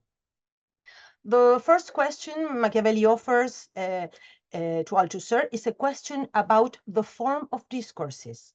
To put it briefly, the political power of a discourse, understood as its capacity to provoke action, is immanent to its form. At this point, Althusser unfolds a question that concerns the status of analytical practice in the theoretical framework of psychoanalysis, as well as political practice in the framework of Marxist theory, where authors of the Lacanian left, such as Stavrakakis, recognize in both perspectives an epistemological specificity, since they are theories oriented to action. Althusser takes a more radical step that Balibar has been able to read with special mastery when he says that we are dealing with theories. He's talking about psychoanalysis and Marxist theory, and he says we are dealing with theories divided in their interior by action. And the name for this idea is that we are dealing with schematic theories. To put in other words, reading Machiavelli, Althusser completely rewrites the old Marxist question, which is how do ideas become active? Machiavelli's writing disturbs us, he says, as it had disturbed Gramsci. In the dark night of fascism, Machiavelli speaks to Gramsci about the future. And this is because his theoretical discourse is organized in a quite peculiar scheme where everything is built around a central point that, quote Althusser, endlessly escapes detection. He poses, not because the text seems to be deemed unfinished, but instead seems absent. This central point, with remarks, around which the incompleteness is structured, pushes theory into a paradoxical conceptual discursive dispositive, and it can be considered as the necessarily vacant space for the political task regarding future, or, in Althusser's terms, the place for the fact that has to be done. Machiavelli's theoretical dispositive offers a practical answer to this question. A void space is located within discourse for the unpresentable of concrete political practice, which presupposes the position of the singular case. That, but by definition, resists the form of judgment and opens up theoretical discourse to certain indeterminacy. Of course, this concerns a theory of history and political philosophy. This space of the political in the theoretical is conceived by Althusser as an internal distance that makes place for a double and complexly articulated temporality. In first place, we can find there the question of dialectics, understood by means of the Freudian category of overdetermination, considered by Althusser as the clue to understand the specificity of historical necessity, a necessity of contingency. These dialectics require a scheme capable of exposing the disjunct unity between theoretical practice and political practice as a temporal knotting of two temporalities, the moment of the historiographer who always read a fait accompli, and the political man regarding current situation, which is the question about what is to be done. This question can be analyzed following Régine Robin when she reads Michel Pechet. Robin poses that conjuncture effect that marks the discourse can be located on the one hand at the level of the strategy of argumentation and on the other hand at the level of a lexical and semantic functioning that is in relation to the unconscious. The trace of the conjuncture on the surface of the discourse operates a play between presences and absences that allow for the reconstruction of the deep grammar that sustains the texture of speech. It is this type of procedure that allows Freud the syntactic reconstruction of the grammar of the phantasm as a sentence that sustains the subject's chance to reach an organization of lived experience as a life word. In his famous writing, The Hit Child. In this regard, Robin argues that it is because there is a close relationship between the phantasm and ideology that is possible to recognize poetic discourse as a place to read the functioning of the unconscious as much as political discourse, wherever the effect of conjecture makes it possible to lift censorship and bring to light a certain number of functionings that have to do with the phantasm. To introduce this briefly, we can say that one of the definitions of phantasm is the one that understands it as a response to the enigma of the desire of the other, facing the lack of the other. On the one hand, it fulfills a function of obturation and veiling of the real, while at the same time, it implies a frame or script that sustains and orients desire, fixing a certain drive object. In this sense, phantasmal is that liminal dimension in which we stumble within discourse with its own border. This is more than the limit of what can be historically said in a given discursive formation, because it points toward a more radical limit, the point at which structurally every discourse comes to lack and can only have a signifier of the lack oriented to an assimilable rest or detritus. Well, I propose that this is the idea that Althusser makes use of. The presentation of the unpresentable and not just the non-represented within a discourse formation is the core of the political immanency of overdetermination scheme. For one hand, political action appears always necessarily displaced as a decalage or as a dislocation in philosophical discourse. But there is here another point beyond the question of how theoretical discourse accounts for political action in history. This second question concerns the fact that this place of politics is transferred to the reader not as a content, that is, as an element internal to the discourse, to the theoretical discourse, but as an active absence, working from the very material immanency of the discourse. This is not about the transference of a theoretical true content, but a true transference in the sense of the Übertragung, in the suspension of the content. That's why the point where Machiavelli's discourse shows a semantic impasse is perceived by the reader with a sort of familiar strangeness, to pose it in Freudian words, which are also Althusser words. The impasse works in the text as a practical interpellation which operates in absence as if it was elided. It is the interpellation formulated to a political subject that will not exist if it does not consist of an effective gathering of real forces. But of course, this condition surpasses the text, so it could be only formulated in the text as a void, or better, as an immanent distance within discourse.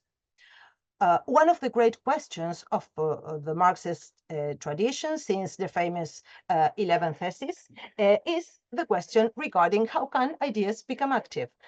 This question can be read by Althusser in Machiavelli, as I have shown, but points towards Freud breaking new ground. In 1977, Althusser notices that whoever opens the Prince and the Discourses finds self-trapped by what Freud called a familiar strangeness, or the Unheimlichkeit. Without knowing why, this ancient text challenges us. To put it in Althusser words, I quote, "Their thinking continues in us, in spite of us, disrupting what we think and catching us by surprise, like an infinitely proximate thought." End of the quote. The place of this affection of theory by the otherness of theory can be encircled in the structure of its discursive forms as the place of a weirding of the experience of time.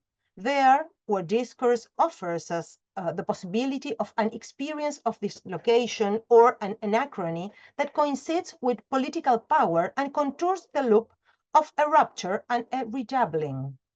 This suspensive place around which the text is settled is the place of the subject in the significant structure, understood as a reinscription of the limit of its own unpresentability, using Balibar terms. In the seminar on ethics, Lacan refers to that knowable X beyond all signification outside of language as das Ding. And I quote, "At the initial point, logically and at the same time chronologically of the organization of the words of the world in the psyche, it presents itself and isolates itself as the foreign term around which the whole movement of the Vorstellung pivots."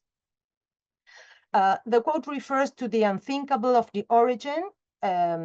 We can be think of as the first exterior that around which all the acting of the subject is organized, which implies that the object is lost by nature as a condition of the desiring movement of the subject. It is there that Balibar's expression on the schismatic or conflictual condition of Marxist and psychoanalysis becomes interesting, as those theories that deal in their own body with the split nature of the object they account for, to be the conscious or the class struggle. Regarding the latter, Althusser is interested in the double historical and discursive concern implied within the tension of Machiavelli's encounter between fortune and virtue. That is, between the contradictory articulation of the conjecture, its determined contingency, the weakest link of the change, and the libido understood as a driving force. Machiavelli is not interested in the truth of things in general, but in the thing, das Ding, says Althusser, the thing in its singularity, the singularity of its case. And the thing, he says, it's also the cause, the task. The movement that makes of objectivity fortune and of contingency a place for virtue constitutes the current pulse of a discourse that materializes in its device the staging or the scene of that decentered and trans-individual topic in which the space of a strange encounter of times is drawn. A topological approach enables the practical conception of ideas as theses, which is to say, positions in an occupied field. The political efficacy of Machiavelli's discursive dispositive rests precisely on its singular topic. It is the dispositio, of the elements in a concrete discursive formation what explains its interpellation capacity and, at the same time, its disidentifying opportunity. The disposition of significant elements in discourse explains the uncanny familiarity and Heimlichkeit that disturbs the reader. And this is the way in which a discourse intrudes us by disrupting what we think, catching us by surprise. A place is thus made, Althusser says, in this theory, that thinks and maintains an immanent distance for political practice through the gap between the definite and the indefinite, between the necessary and the unforeseeable. This décalage, thought and unresolved by thinking, is the presence of historical objectivity as a contradictory intertwine of forces, which is to say, conjecture, and of the chance for political practice in theory itself. Because if The truth of history, Althusser says, cannot be read in its manifest discourse. Marx's philosophical revolution consists in reading the exact measure of a distance, of an internal decalage within the real inscribed in its structure. The question is, of course, in which manner the real of history encounters with the real of unconscious. The immanent twisting that makes of objectivity fortune and of emptiness virtue pushes the current pulse of Machiavelli's discourse, which stages in its device the mise-en-scène of that descended topic in which the space of a strange encounter of time is drawn. And a topic, says Althusser, is the materialist key to the position of ideas in the double inscription of their theoretical form and their ideological form, that is, their capacity to become active within ideological struggle. I have no time to fully develop here the epistemological and political force of theatrical metaphors in Althusser philosophical practice, but I may try to bring some ideas around this question. I will recall that in Althusser's dramaturgy and the critique of ideology, Balibar poses the risky idea that the image of an authorless theater, with which Althusser finishes one of the contributions to Lire le Capital, is the way in which he let us read Lacanian formula, there is no other beyond the other. The formula, there is no other beyond the other, was pronounced by Lacan in 1959 within the framework of the seminar on desire and its interpellation to indicate the inconsistency of the other, which coincides with the anguish of the subject, deeply connected with the experience of the unheilig. On this basis, Lacan settles accounts with what he calls the University of Sanity of hermeneutics, to which he contrasts the anti-interpretative practice of psychoanalysis as a performative practice, where performative is that of unequivocal, of a knowledge not knowing that allow us to think of another relationship between theory as theater, imaginary or fantasy as scene, and intervention as performance. At this point, the field of theatrical metaphors proves to be particularly fertile insofar as its semantic spectrum extends between the semantic of the mask and that of the actor. In this ambivalence, the shift from an approach to ideology based on a consideration of the imaginary in terms of méconnaissance or of unknowing, to an approach based on the phantasmatic dimension of the imaginary as a field of an ineliminable ambiguity with poetic effects takes place. Not by chance, Althusser has devoted himself extensively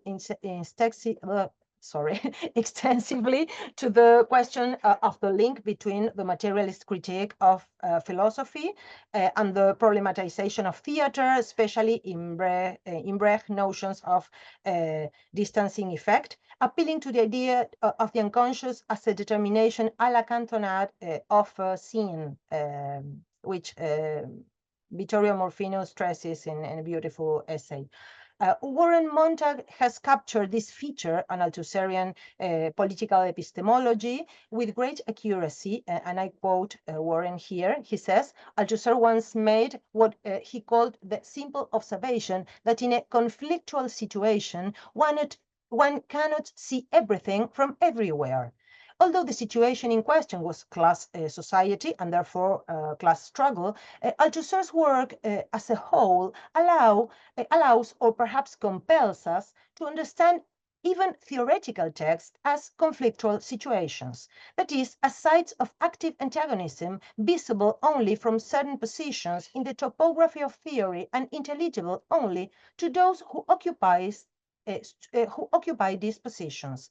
A space where something is exhibited or placed in order to be seen.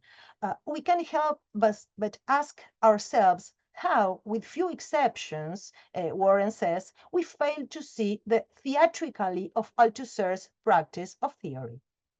And this is the end of the quote.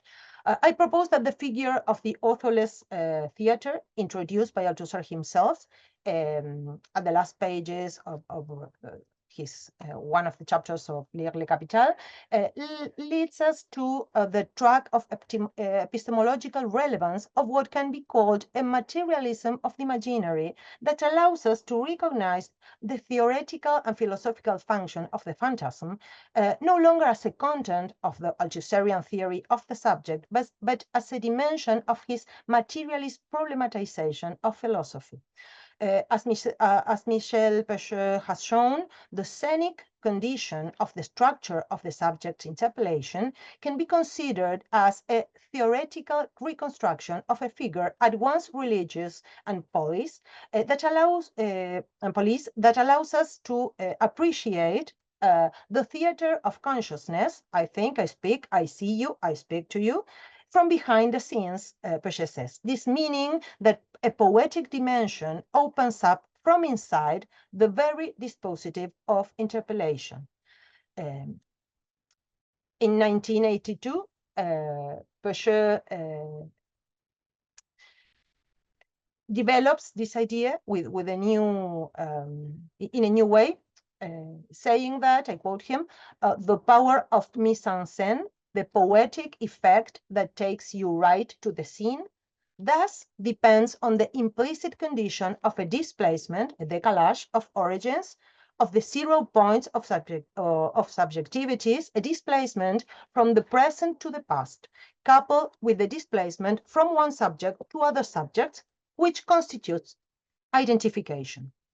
As we can read in Laplanche and Pontalis, this dictionary, just as collective myths attempts to provide a representation that dramatizes a moment of emergence or as the origin of a history, the origin of the subject is represented in the original scenes or original phantasms. By means of the gravitation of the psychoanalytic notion of phantasm, we can reach another level of materialism of imaginary oriented by a rewriting of Sorelian Gramscian developments of political myth. And this claims an approach to imaginary capable of surpassing the negative functioning of it understanding as misrecognition. Here again, the concept of phantasm plays an important role because it allows us to think the way or the mode of a political speaking understood in terms of what Lacan calls a half-saying and which points towards dealing with the fact that truth cannot be fully said. The intervention, the clinical practice of psychoanalysis is oriented by a desire to know, not so much to have a knowledge, but to know how to operate conveniently, that is to say, to know how to read in another way the gradient of words, as Lacan says in his seminar 25. In order to grasp the experience of the non-existence of sexual relation as a knowledge that is trapped in the words of a subject, a knowledge not known in the inclinations and deviations, allow us to read in another way the economy of jouissance that the world entails.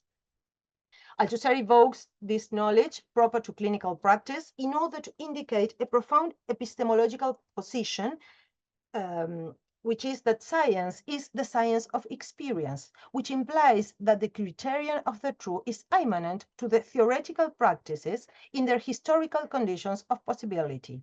I believe that we can find there the trace of the spectral force of politics in the sense of a singular poetic practice irreducible to theoretical critique. I close this part of my talk trying again an idea, bringing again Warren Montag's idea when he says, the search to complete the incomplete, meaning opens on the unfinishable work of substitution. Behind the masks are only other masks. behind the machinery, only the machines that produce the machines.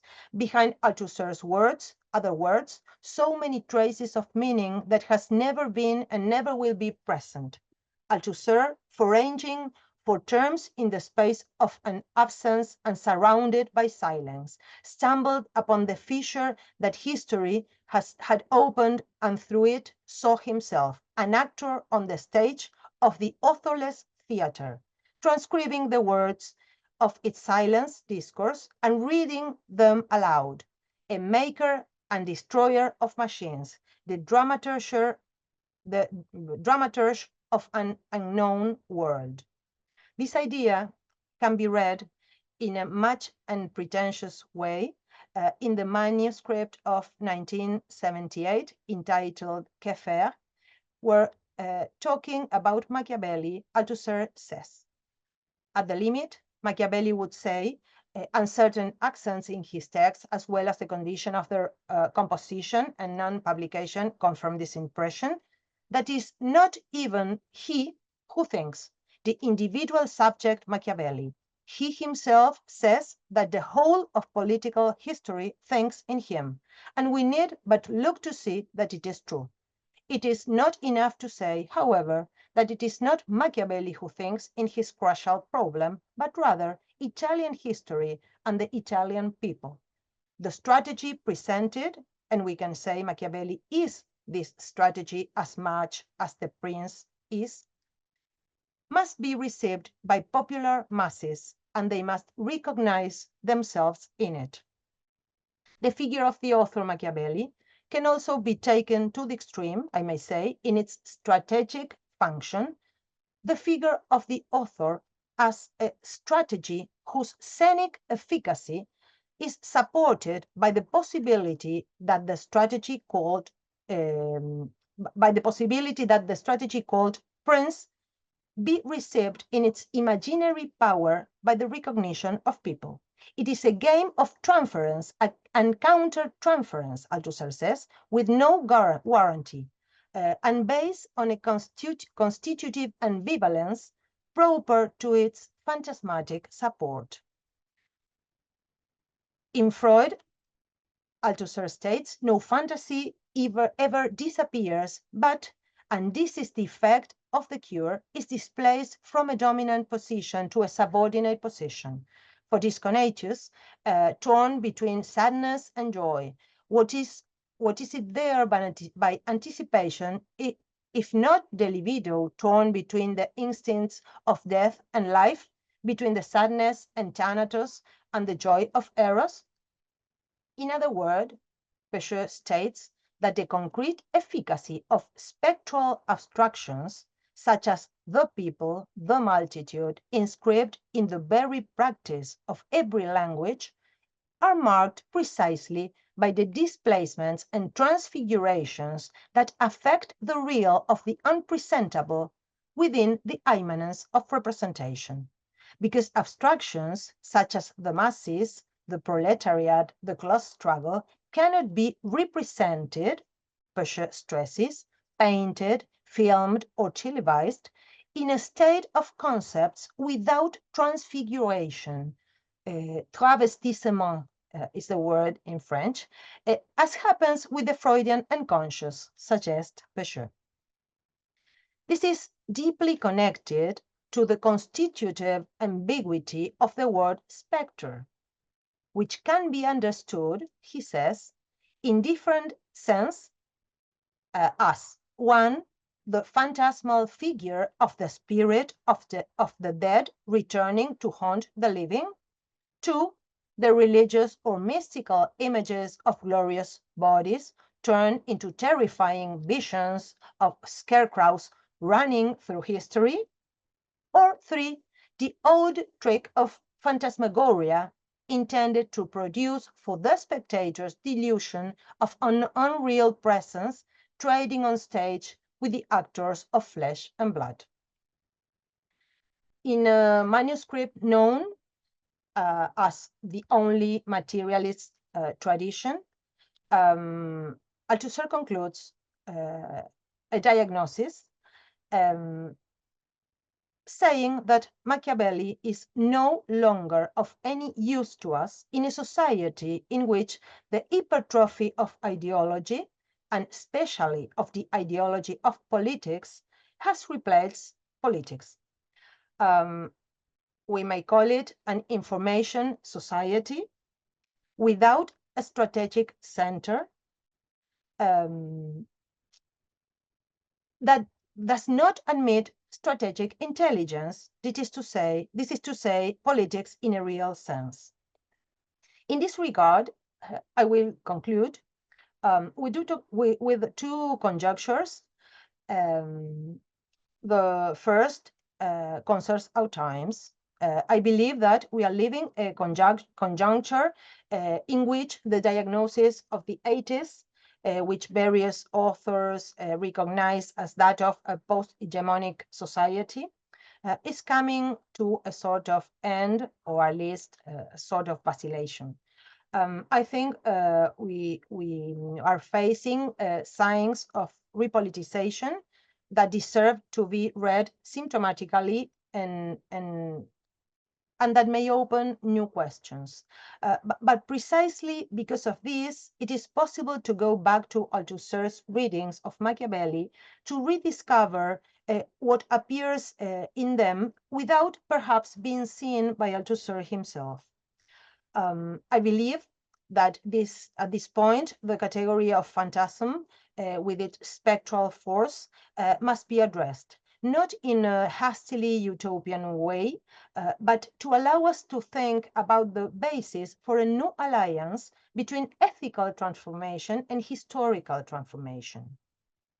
Hence, it is strategic to read the process of what we can call cybernetics or datification as a process of transformation in the materiality of the imaginary, whose effects are not so much those of an ultra-individualism understood as the strength of the self, but those of reactionary individualisms that is desperately attached to the precariousness of fleeting identifications unanchored from the common, individualities detached from the juridical alienation and assisted by diverse modes of what we could consider a phantasmatic crisis. It's a dilemma to think about the ways in which the name of the father functions in a society that is witnessing the illusion of being able to abandon it before having made sufficient use of it. This opens up a series of questions about the stages of the intervention that our conjuncture demands, oriented towards the possibility of new modes of symbolic imaginary rearticulation. It is an intervention of an aesthetic nature, and I think, in this sense the previous speeches, especially that of Bill, because I think that the research on the relationship, and especially the mismatch between ideology and phantasm, allows us to pose the question for a type of aesthetic intervention not immediately oriented to class struggle in the ideological, but to the minimum décalage between ideology and politics, a sort of vibration, a spectral field that concern the field of vision, that calls for a special relationship between knowledge and non-knowledge. At this point, a narrow and fragile opportunity opens up, but an opportunity nonetheless. Thank you. Thank you very much, Natalia. Please, if you have any comments or questions, go ahead. Okay, I've got one. Yeah, Natalia, great to see you and to hear your talk and to think through. And I definitely took notes on some of the peshew I need to read in relationship to the project I'm working on. I was just thinking at the end, you were talking about abstract relationships between Machiavelli as a repository that is familiar and unfamiliar, that can get a public or not get a public. And I was just hoping you might be able to give more contemporary examples of this kind of discourse being heard in the complex way that you're talking about? Can you repeat your last sentence, Bill, please? Yes. So so Machiavelli is an example of the possibility of being recognized but not just repeating the sameness. So you talked about the figure of the father and reactionary kind of things, where one can be politically frustrated and go from one thing to the next thing. But Machiavelli, in Heimlichkeit, as you were saying, seems to be able to be picked up in a different way because of the nature of his discourse, which you went into and which Althusser goes into. And I'm just wondering, are there contemporary examples of such discourses that you would point to as promising? Okay, thank you. I can't say that, or I can't remember right now kind of examples, but I may say that I think that the way in which Althusser reads Machiavelli give us an analytical opportunity to find in some I may say discursive borders the working of spectre or the working of phantasm. These sort of borders are not that of stable signifiers, but the place of ambivalent signifiers. I work that question in Spanish, which is my word of speech. But there are many words in political discourse which function with this sort of ambivalent signification effects, which are very, very interesting. But there are other liminal experiences of speech. For example, the musicality of pronunciation, or that which Althusser calls la langue. What this curse is turning into noise, or that point. I think that there is something to make that must be made the object of research, which is very difficult to perform because of a current tendency, which we may call cybernetics or datification, which is a kind of discursive discipline of eliminating that kind of spectral liminal border of language. So there is something of ambivalence, of the non-traducible point of languages, which is very interesting for a political strategy to take into account. But the question is that you must search it in the singularity of language, with its historical affective density. Well, I don't know if I. Yes, that was very helpful. Thank you. Okay. Thank you for your question. Thank you very much. Maybe I'll make a short remark while we're waiting for others to construct some questions. while you were talking about about the possibility of thinking about texts as the sites of active antagonisms. And I was thinking about Althusser's work. That is exactly the side of such antagonism. And I was actually writing about it a few days ago. We decided to make a translation of these two texts on Marx and Freud, and Freud and Lacan. We translated it into Russian. And that was exactly what I was thinking about, because there Althusser speaks about psychoanalysis and Marxism as these conflictual sciences. And we can say the same about his own theory. And the way we can also trace how those impasses or inconsistencies in his own theory are later on reproduced on the territory of other researchers. When those intellectuals and those researchers who appropriate his theory on some new grounds sometimes cannot avoid reproducing this conflictual core. I think it was a nice remark. And then at the beginning of your talk, you mentioned, actually my own talk was dedicated to jouissance and to the way our contemporary, in our contemporary intellectual milieu, this concept has been used.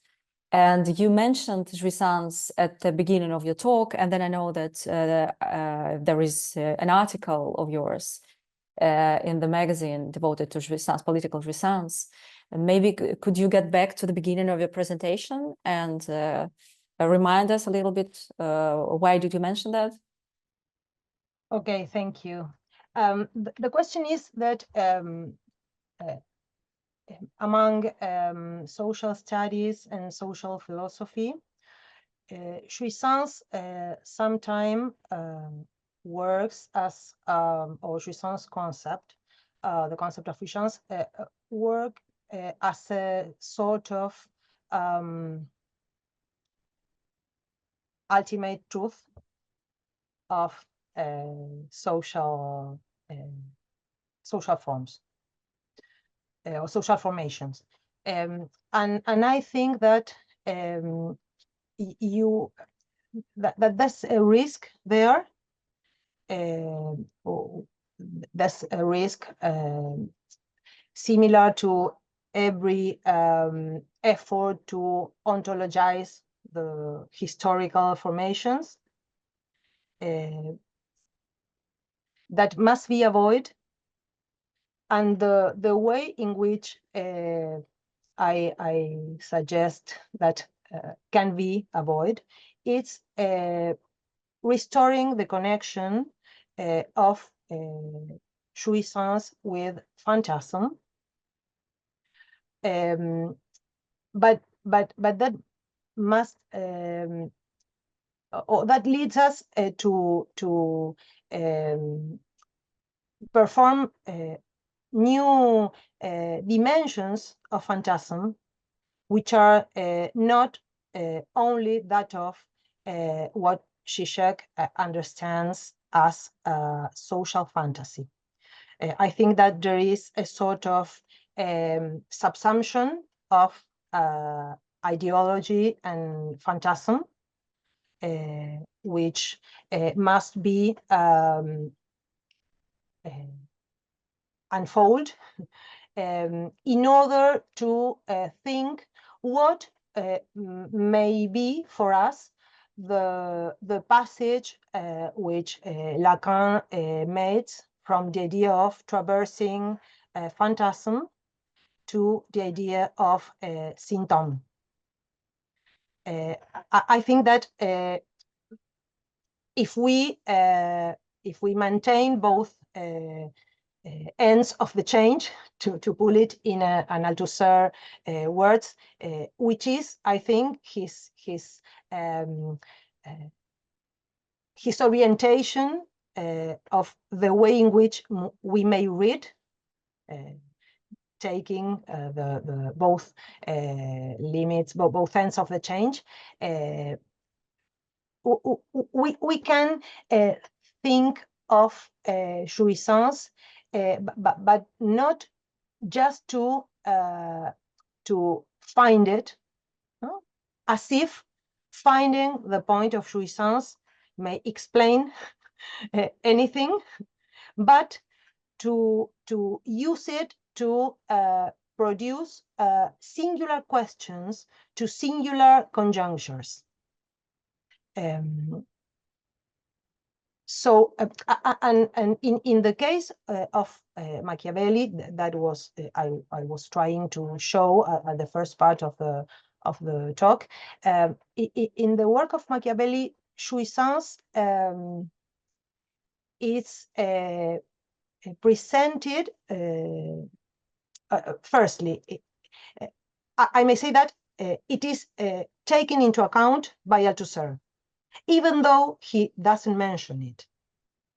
But the way in which he uses the Unheimlich, the Freudian Unheimlich, may be understood as the way in which he takes this concept to understand the inherent politicity of philosophy, which is not a theory of politics itself. And I think that this is very important. Well, I don't know if I answer you, but that's the scheme of what I'm thinking of. The truth is that I'm not so interested in jouissance as I am in phantasm, because I think that in our conjuncture, the question is more about the fragility of phantasm than that of the very experience of the real. No, how it, in the way in which it is used by social studies, but perhaps in clinical too. No, it has some political and theoretical consequences. Thank you, Natalia, for this answer. I think that I don't want to sum it up everything that I said last time, but I was mainly concentrated on trying to switch to the attention from the very concept from the content of the concept to the way it is being used and why actually. So I think the final question that I posed in my presentation was, when we do use this concept all the time, what is the jouissance? What is our jouissance as the agents of speech, as the subject who speak, when we make these constant attempts to somehow apply it in our theoretical work? So that's basically it. Okay, I think now I'm afraid we are running out of time. And Natalia, thank you for accepting our invitation. It was a pleasure to hear you. We have a question. Maybe we can,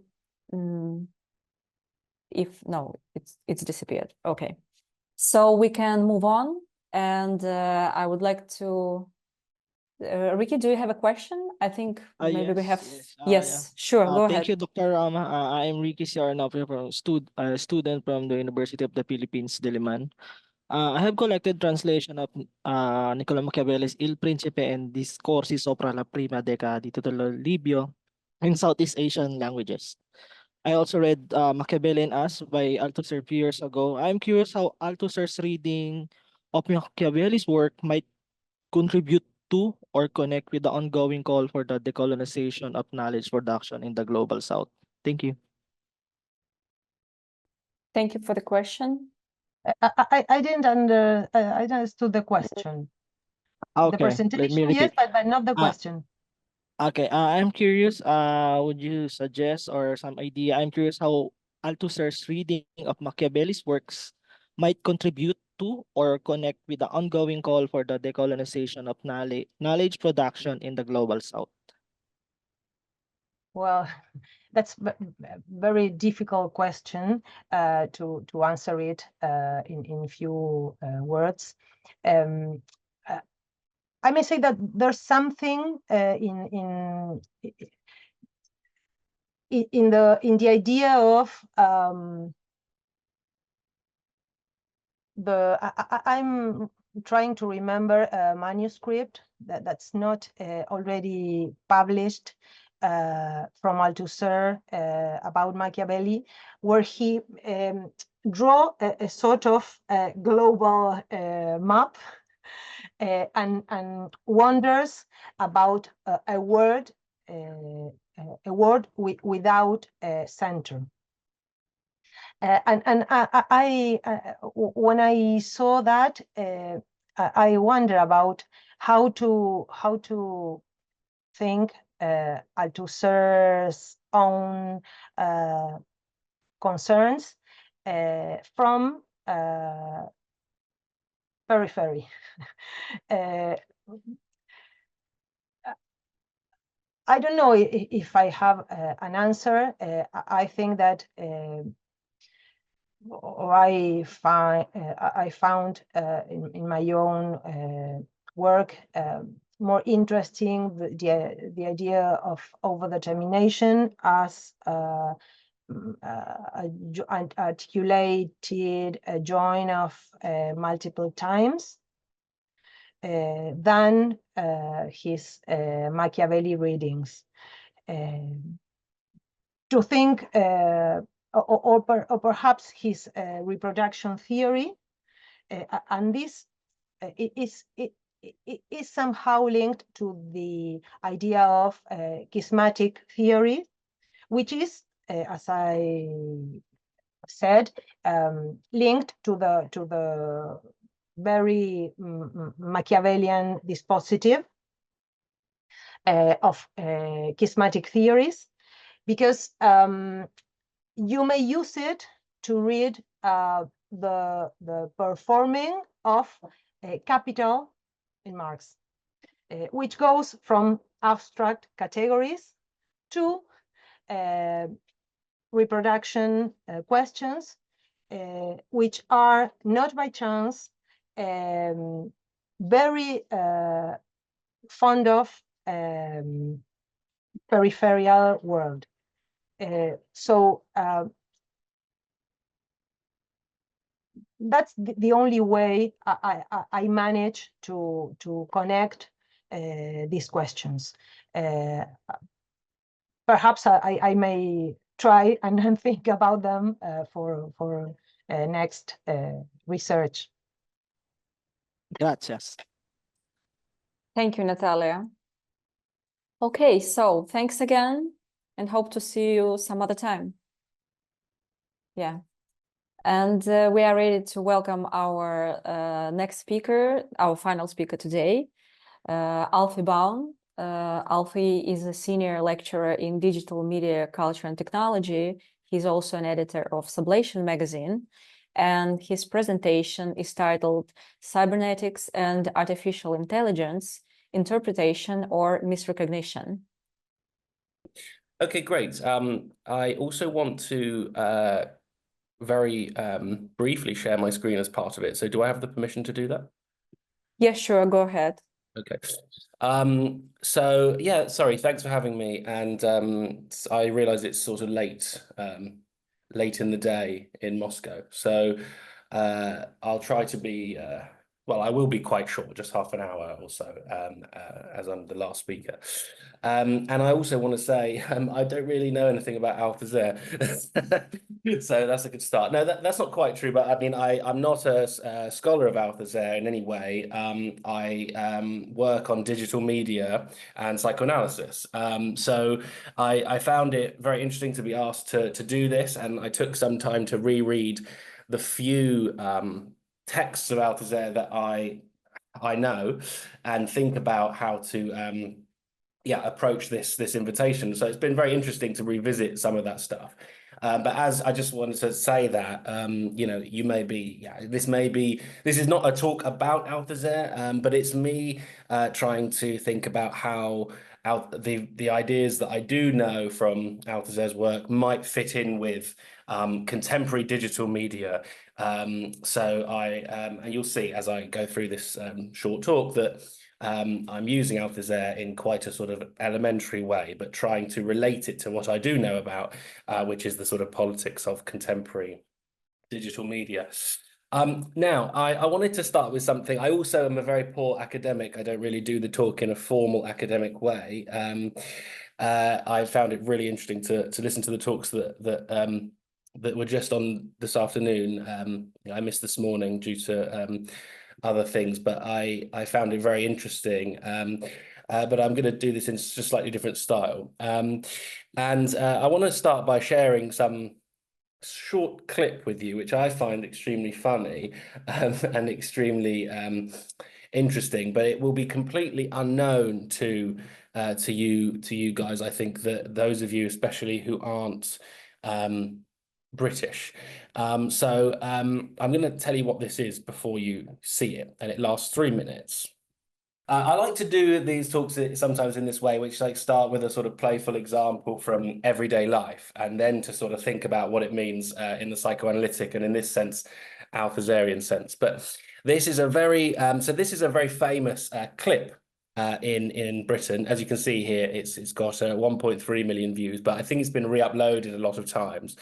And it's from a phone call, from a radio call-in. So you probably have the same in all the places that you're in, but it's very, very common in the UK to have these open call-ins where people call the radio and they discuss the topics of the day. And this became an extremely viral clip. And what you're about to see here is a debate about what we call here a blue badge. A blue badge is a badge that disabled people put in their car so that they can have permission to park in disabled spaces in supermarkets or other shops. And there's often a big debate about people using these badges incorrectly. So what you're listening to here for 3 minutes is a man calling up a radio show on the BBC, the biggest radio platform in the UK, and describing his guilt at potentially using the blue badge incorrectly. What he's going to talk a lot about is a certain type of chocolate biscuit. I'm just going to show you this. You probably don't have this exact brand of chocolate biscuits in the various countries you're listening to. Honestly, this does have to do with Althusser and psychoanalysis. But this is it's called a Viscount biscuit, and it is a sort of, well, you're going to hear all about it in the next 3 minutes, so it'll be very familiar to you, but it's basically a sort of mint flavored chocolate biscuit.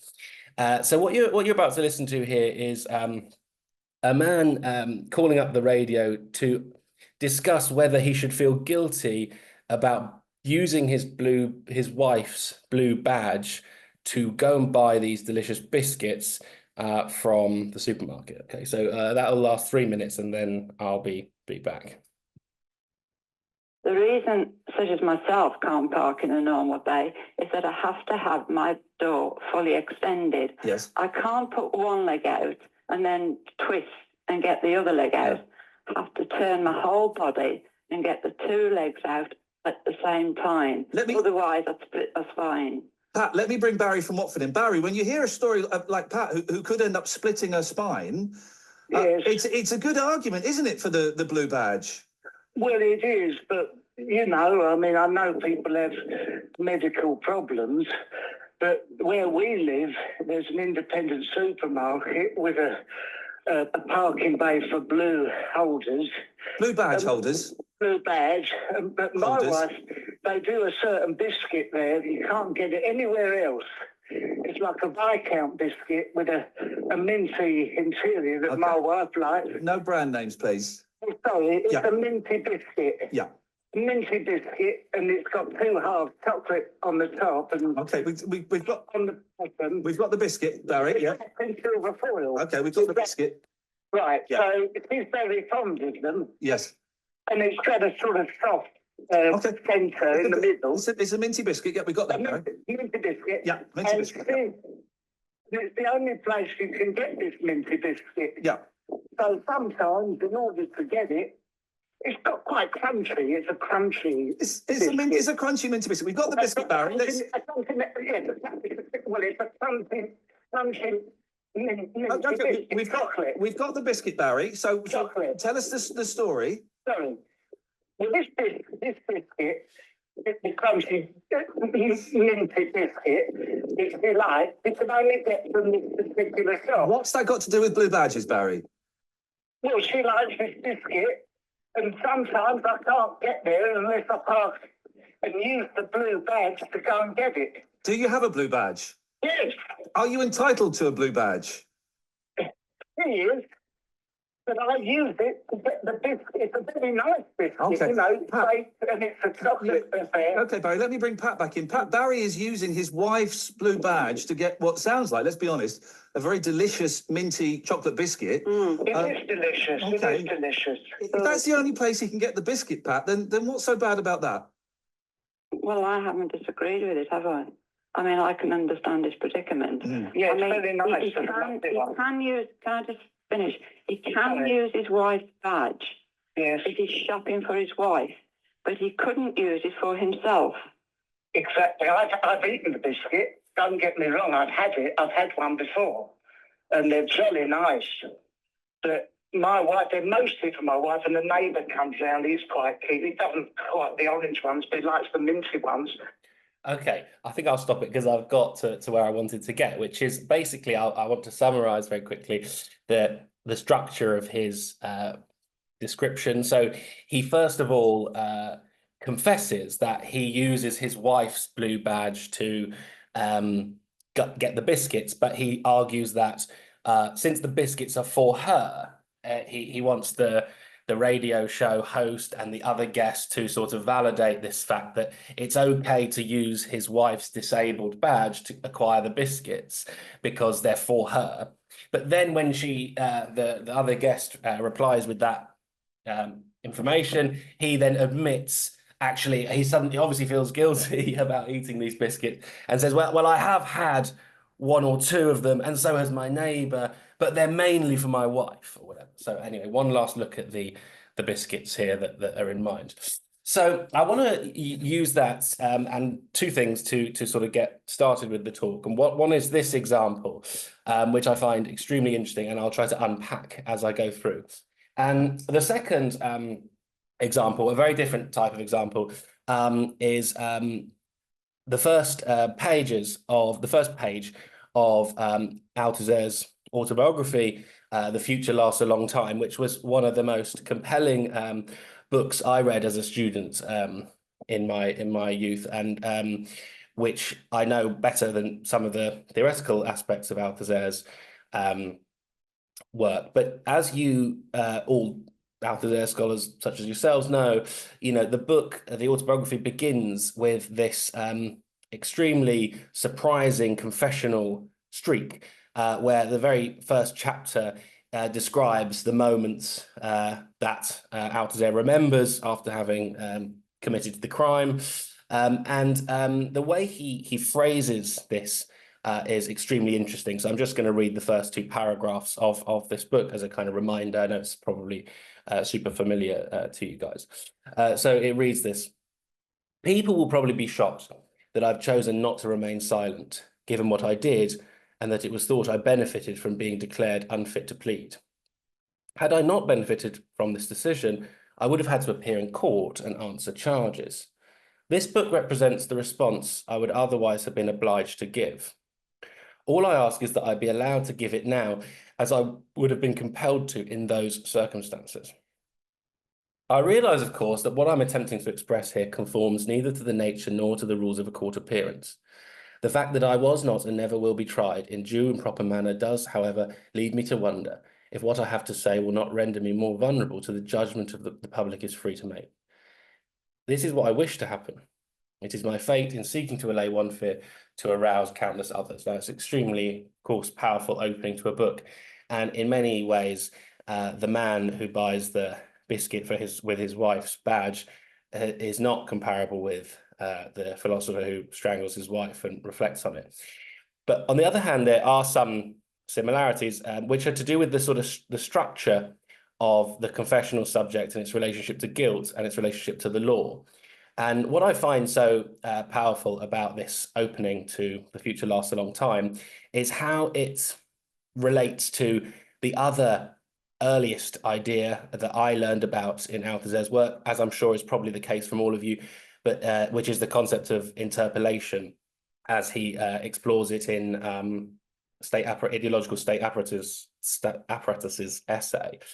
In the UK, that is an essay that we learn in our undergraduate degree. It's the only Althusser that would be part of an undergraduate degree in the UK. So for most British readers anyway, or students, the first Althusser they know is this concept of interpellation, which I'm going to come to in a minute.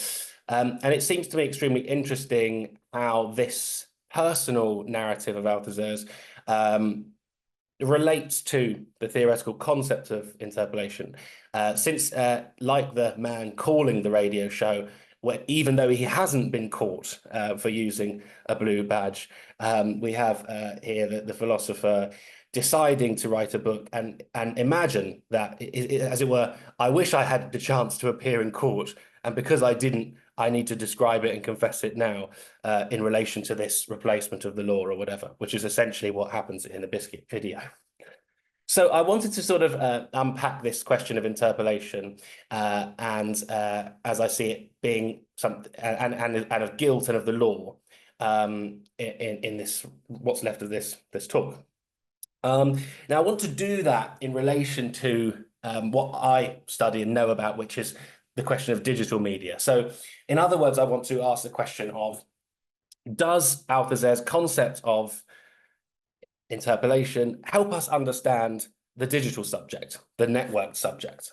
So here I'm thinking of most of my work surrounds psychoanalysis and currently cybernetics as ways of understanding the digital subject and what is different about the question of desire and its relationship to guilt and the law in the digital subject of today. So this is going to be my topic here.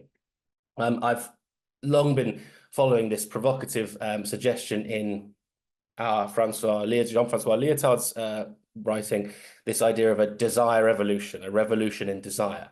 And I generally believe that our smartphones, apps, algorithms, AI, other kinds of digital technologies that we have become our artificial limbs, to borrow a sort of Freud phrase for them, have transformed and are transforming the subject at the libidinal level, the level of desire. So my question is, in what follows, is Althusser's concept of interpellation and his own reflections on guilt and the law in his autobiography, are they useful to understand this new subject, the subject of contemporary technology, which is what I'm going to talk about now.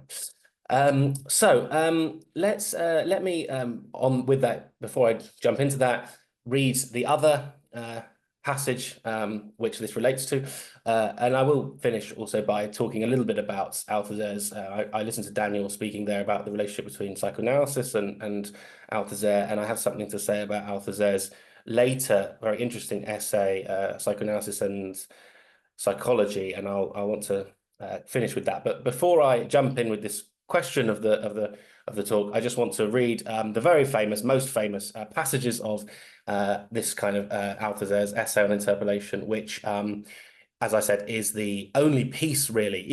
It's even common for a UK student to have these two paragraphs extracted and put on a PowerPoint slide on a lecture and not read or see any other Althusser apart from this one in their undergraduate degree. So again, I'm sure these are famous passages to you guys, but I still want to, for the purpose of making the talk make sense, read it out. So the paragraphs in question are these ones. I shall suggest that ideology acts or functions in such a way that it recruits subjects among the individuals, it recruits them all, or transforms the individuals into subjects, it transforms them all, by that very precise operation which I have called interpellation or hailing. and which can be imagined along the lines of the most commonplace everyday police or other hailing, "Hey, you there." Assuming that the theoretical scene I have imagined takes place in the street, the hailed individual will turn around. By this mere 180-degree physical conversion, he becomes a subject. Why? Because he has recognized that the hail was really addressed to him, that it was really him who was hailed and not someone else. Experience shows that the practical telecommunication of hailings is such that they hardly ever miss their man. Verbal call or whistle, the one hailed always recognizes that it is really him who is being hailed. And yet it is a strange phenomenon, and one which cannot be explained solely by guilt feelings, despite the large numbers who have something on their consciences. So here we get a theory which I think already, hopefully you can see, connects to Barry from Watford, our biscuit man, who sort of appeals to the other, the big other, let's say, of the BBC radio with all its connotations of and association with Britain as a state. And he tries to sort of put himself before the law in order to explain and respond to the law. But it does seem like a relationship of misrecognition, which would be, I think, the words. I was thinking of making this more central, but it would be interesting to explore the difference between misrecognition in the Lacanian sense and interpolation in the Althusserian sense, but I feel that they are two sides of the same coin with some subtle differences. But I think what we're seeing here, and of course with Althusser, with his opening to the book, obviously strangled wife, more serious than pilfered biscuit, but he again appeals to the law, this case in the sense of a book, in the sense of autobiography, in the sense of the imagined reader, and this image of a courtroom to which one speaks in the book. And it appears here that the speaker is trying to sort of anchor their subject position and have its desires sort of validated, secured, etc., by reference to something outside of the economy of desire itself. And of course, what's so fascinating in the clip I played you about the biscuit is how sidetracked the speaker gets into the conditions of the biscuit itself. For example, how chocolatey it is, how crunchy it is, how minty it is, how it's baked, etc. These are like details which are completely sort of superfluous to the fact of having taken the biscuit or not. But the question of desire is embedded into this relationship to the law. So he's consciously saying, please, can you validate my use of the blue badge to acquire the biscuits for my wife? But unconsciously, he's saying, can you validate my desires? Are my desires legitimate? Can the big other of the BBC, the radio, the law speak back to me and reflect my desires back to me? And I think that is also the same structure of Althusser's autobiography, which says, and admits, whereas Barry from Watford doesn't necessarily admit this, Althusser admits that this is about the process of writing and desire and the validation of desires, exploration of desires, or whatever. So very interesting to me that someone who would criticize or use interpolation as a way of describing the negative, shall we say, aspect of state power and its, like damaging transformation of individuals into subjects. Someone who would be the author of that theory would then, like our man calling the radio, take it upon themselves to sort of place themselves in the position of interpolation. The problem is, neither of these people were hailed, but the desire is to be hailed and to place oneself as the interpolated subject and to respond, to explain. So I wanted to explore this in relation to contemporary digital media and think about how our own moment in contemporary digital particular society thinks of desire and conceives of desire, and whether it would be useful to think of it in these Althusserian terms. One of the great misconceptions about desire, in my opinion, that has dominated recent years is the idea that desire is being manipulated by technology, and that this has to do with agency or self-determination. So again, if I can just be clear that where I'm sort of going here, it's it's this question of let me just carry on. So a lot of our discourse circles around this idea that there could be a desire free of or prior to the technologies that make desire possible. So would there be a subject without interpolation, not according to Althusser, etc.? The misconception, this particular misconception, is really characterized a lot of talk about the relationship between desire and the digital. For instance, the Cambridge Analytica scandal. I'm sure you're familiar with that. The Cambridge Analytica, it's been widely discussed how the company was centrally sort of designed to better predict and control political responses of a population and to, according to their own website, marshal influence and persuasion by using algorithms built to predict people's personality and maximally effective for the purposes of behavior change. Now, Lee Grieverson, who's done all the work on academic work on Cambridge Analytica, shows how Cambridge Analytica, how this functions at the level of technology, how the company Cambridge Analytica's original tagline, which they've actually taken off their website, was data-driven behavior change, because it shows that predictive technologies are not only about anticipating behavior, but actively changing and targeting the way its subjects will act. A change in behavior is instigated at a libidinal level, the level of desire. So this is the background for the question, are subjects interpolated by Cambridge Analytica would be an interesting question. These are the topics I'm sort of thinking all around and thinking about whether whether this is a useful way of thinking about the subject's relation to desire in the digital world, etc. So we saw this have an impact on politics, as I'm sure, again, you're familiar. Plenty of similarities between the Trump presidential run, the original one, not the current one, and the campaigns that use these kinds of technologies in the UK, for example, around Brexit, the Leave.eu movement. That was the sort of unofficial Brexit movement with Nigel Farage, all this kind of Eurosceptic think tanks. They similarly, they used these kinds of technologies and both Trump's first election and the Leave.eu campaign recruited Cambridge Analytica, and their sort of psychometrics was used to sort of influence, apparently. But what's interesting to me is the framing of this. So underlying the logic of both the company and those who condemned it was this idea of desire, that the role technology had come to play was to limit and coerce, restricting the freedom of the subjects, either for good, which meant profit if you were Cambridge Analytica, or for ill if you were one of the people saying, they shouldn't be doing that, they're tricking people.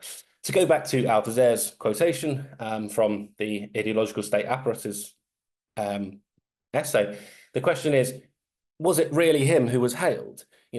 Whom were Cambridge Analytica calling into action, and what was this a form? Is this a form of interpolation? What is the relationship between these programs and the state, etc., which I'm going to kind of come to, because of course the key thing here, and I think the key shift that's taking place, is the replacement of the state with digital capitalism, and that will be the running theme of the rest of my talk as I come towards my conclusion in 10-12 minutes.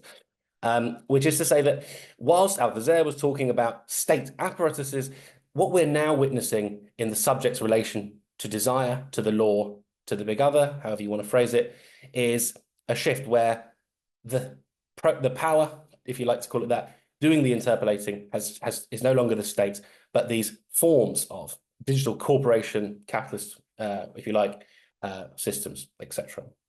Now, in Althusser's terms, we might say then that the general idea around these kind of things is that individuals have become subjects, to borrow the language again from the Apparatus's essay. In other words, the way that media discourse and the corporations who offer these services speak about the process of manipulating and nudging the users. Nudging is the term used by from originating with Facebook, but it's essentially using predictive technologies to gradually nudge people in different directions or whatever. Is the process of nudging and manipulating people's actions at the level of desire, question of psychoanalysis of contemporary digital media perhaps, is that comparable with the way Althusser conceives of the subject's relation to the state? And what is at stake in this change from the subject being interpolated by the state to the subject being manipulated, nudged, etc., by the capitalistic digital systems corporate conglomerates like Palantir, companies like Palantir, Cambridge Analytica, but also in a much more everyday sense, things like Google, any kind of curation technology, news programs, feeds, etc. These are all networks of desire in which the subject is sort of nudged in various different ways. So I wanted to refer here to a connection between Lacanian psychoanalysis and cybernetics, and then refer to one very interesting claim by Althusser in his essay, Psychoanalysis and Psychology. So in the 50s, cybernetics really develops. People like Norbert Wiener are most associated with it. And it basically is a series of philosophical attempts, but also experimental scientific practices, even hippie utopianism, designed to try to understand the new subject, the subject of networks, the digital subject. In many ways, psychoanalysis, Lacanian psychoanalysis, which developed exactly the same time, really, is considered completely disconnected. There is one academic, Lydia Liu, who has connected psychoanalysis with with cybernetics, and indeed Lacan mentions cybernetics in a very interesting part of his seminars, a very famous one again from the Four Fundamentals, and he simply says this.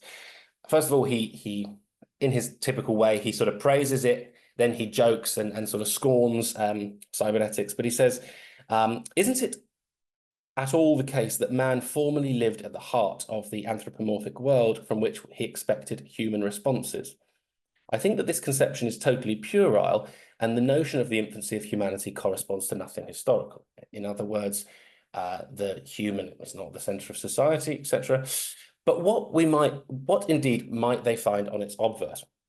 Its message, as is often said, to our cybernetic joy. But does it not occur to us that this message has already reached its recipient and has even been left with her, since the insignificant scrap of paper now represents it no well than the original note? Now, here he talks about a famous, I'm going to be very quick because there's a lot to say here, but it's about the purloined letter, Lacan's argument about Edgar Allan Poe's seminar on the purloined letter, which he wrote in 56. And he basically explains how once the note is read, the signifier arrives at its destination. We then have this fascinating debate between Jacques Derrida and Lacan regarding this question: does a letter arrive at its destination, or does a letter always miss its destination? Lacan's reading is more that a letter's destination is always where it arrives, etc. So he wants to connect this famous argument between himself and Derrida about the signifier and the way it lands on the subject to cybernetics. And I think this is extremely provocative and important. And it is because the signifier in the Lacanian concept of language functions a little bit like an idea of a cybernetic network, whereby, as he said about the non-human centric approach, humans are no longer the only objects, the only actors. Think about something, I would say like something like Bruno Latour's actor network theory is a kind of like silly attempt to kind of grasp this. But basically, Lacan coming to the conclusion that we no longer live in a society that is a collection of humans interacting with language, but in fact, a collection of signifiers of which humans are some. But he points out that cyberneticists are onto something because the humans aren't the only actors in this network. Of course, it again goes very quickly back to the subject of this talk overall, because it has to do with recognition and misrecognition, interpolation and failed interpolation. And again, to this question of how then in the digital world, in a world where we're a network of networked subjects and networked signifiers, how do we understand the process of recognition, misrecognition, interpolation, failed interpolation, etc.? Now, and this will be my last quote for reading out, in his later essay, Althusser says something extremely interesting about psychoanalysis and in terms of all this that I've discussed today. He says this: what we've learned from Lacan's interpretation is that psychoanalysis concerns the little child's becoming human. That is, his integration into culture through the defiles of the signifier. That is, through the defiles of culture itself and the a priori culture that conditions any acculturation of this little biological being that is a little human biological being. The little biological being becomes a child starting from the moment he has crossed the boundary of the Oedipus complex. Okay, so just pause for a second. So we can see that in the first quotation I read from Ideological State Apparatus, he talks about individual becoming subject. Here, much later, when he talks about psychoanalysis, he talks similarly, very similarly, but about child becoming human. Or in other words, biological becoming cultural, etc. I'll just finish the quote. The problem then is the following. What does the little human being encounter when he achieves the state of little human child? Again, these phrases, little human being becomes little human child. If psychoanalysis concerns, in fact, this passage from the biological to the cultural, this passage from the little biological being to the little human child, what does the little human being encounter when he enters culture after having passed through the defile of the signifier? In other words, what is the critical lesson of psychoanalysis, which Althusser points to here, is that the subject, by being a signifier to another subject, is a subject of lack, is a subject marked by misrecognition, by failed interpolation. So ostensibly on a different side of the argument to Althusser's description of the state and its interpolating power over the subject. But, and this is, I think, what Althusser is seeing in Lacan's writing here, but it is also a social being, lacking and existing only in relation to the others. In this sense, this, I think, constitutes a very significant break from, and indeed quite a attack on, the commoditized subject of digital capitalism. Those subjects, the commoditized subjects of capitalism, are marked by the promise of fulfillment, the denial of lack, the fantasy of completion, that is slightly different but comparable to the subjects to Althusser's state. It's very different, of course, in many ways. These subjects reach out for an other, which exists in their mind outside of the signifying chain. Of course, we all do this. It's the ultimate capitalist fantasy in a way. It's like Paul Barry from Watford asking for the BBC to validate his enjoyment of the Viscount biscuit. We recognize ourselves as subjects of lack, but we appeal to something outside the signifying chain for the validation of the fulfillment of the recognition, which is, it is inherent to the subject to have missed. Perhaps we might even say that Althusser himself is guilty of this kind of fantasy in his autobiography, where he addresses this other outside of the symbolic chain itself.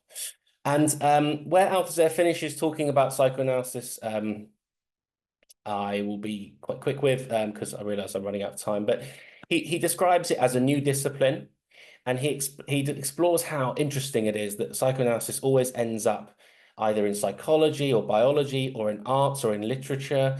And he says that essentially this is a form of capitalist realism. So because psychoanalysis has a conception of the subject which is new, he says the inevitable result of the rise of a new discipline against the background of an ideological field is that this ideological field tends to cancel the discipline, tends to deny the rupture, that is to digest the new discipline that rises up as its own contradiction and its own challenge.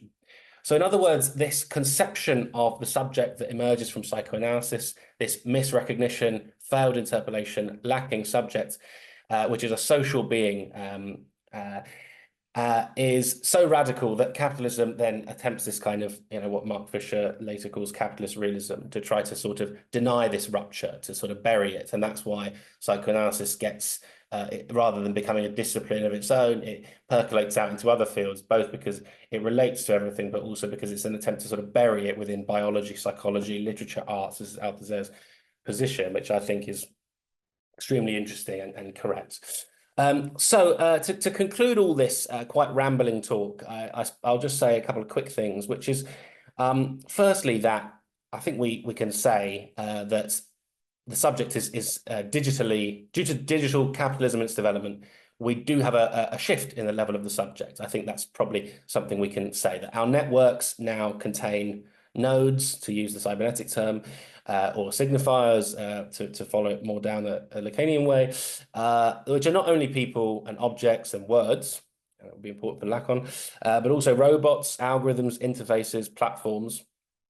And this system is not necessarily structured so differently, but we do have new nodes, new things in the network. And what these new additions do, they add a +1, that sort of shift our symbolic world, our symbolic order, and sort of re-nudge it in a different direction.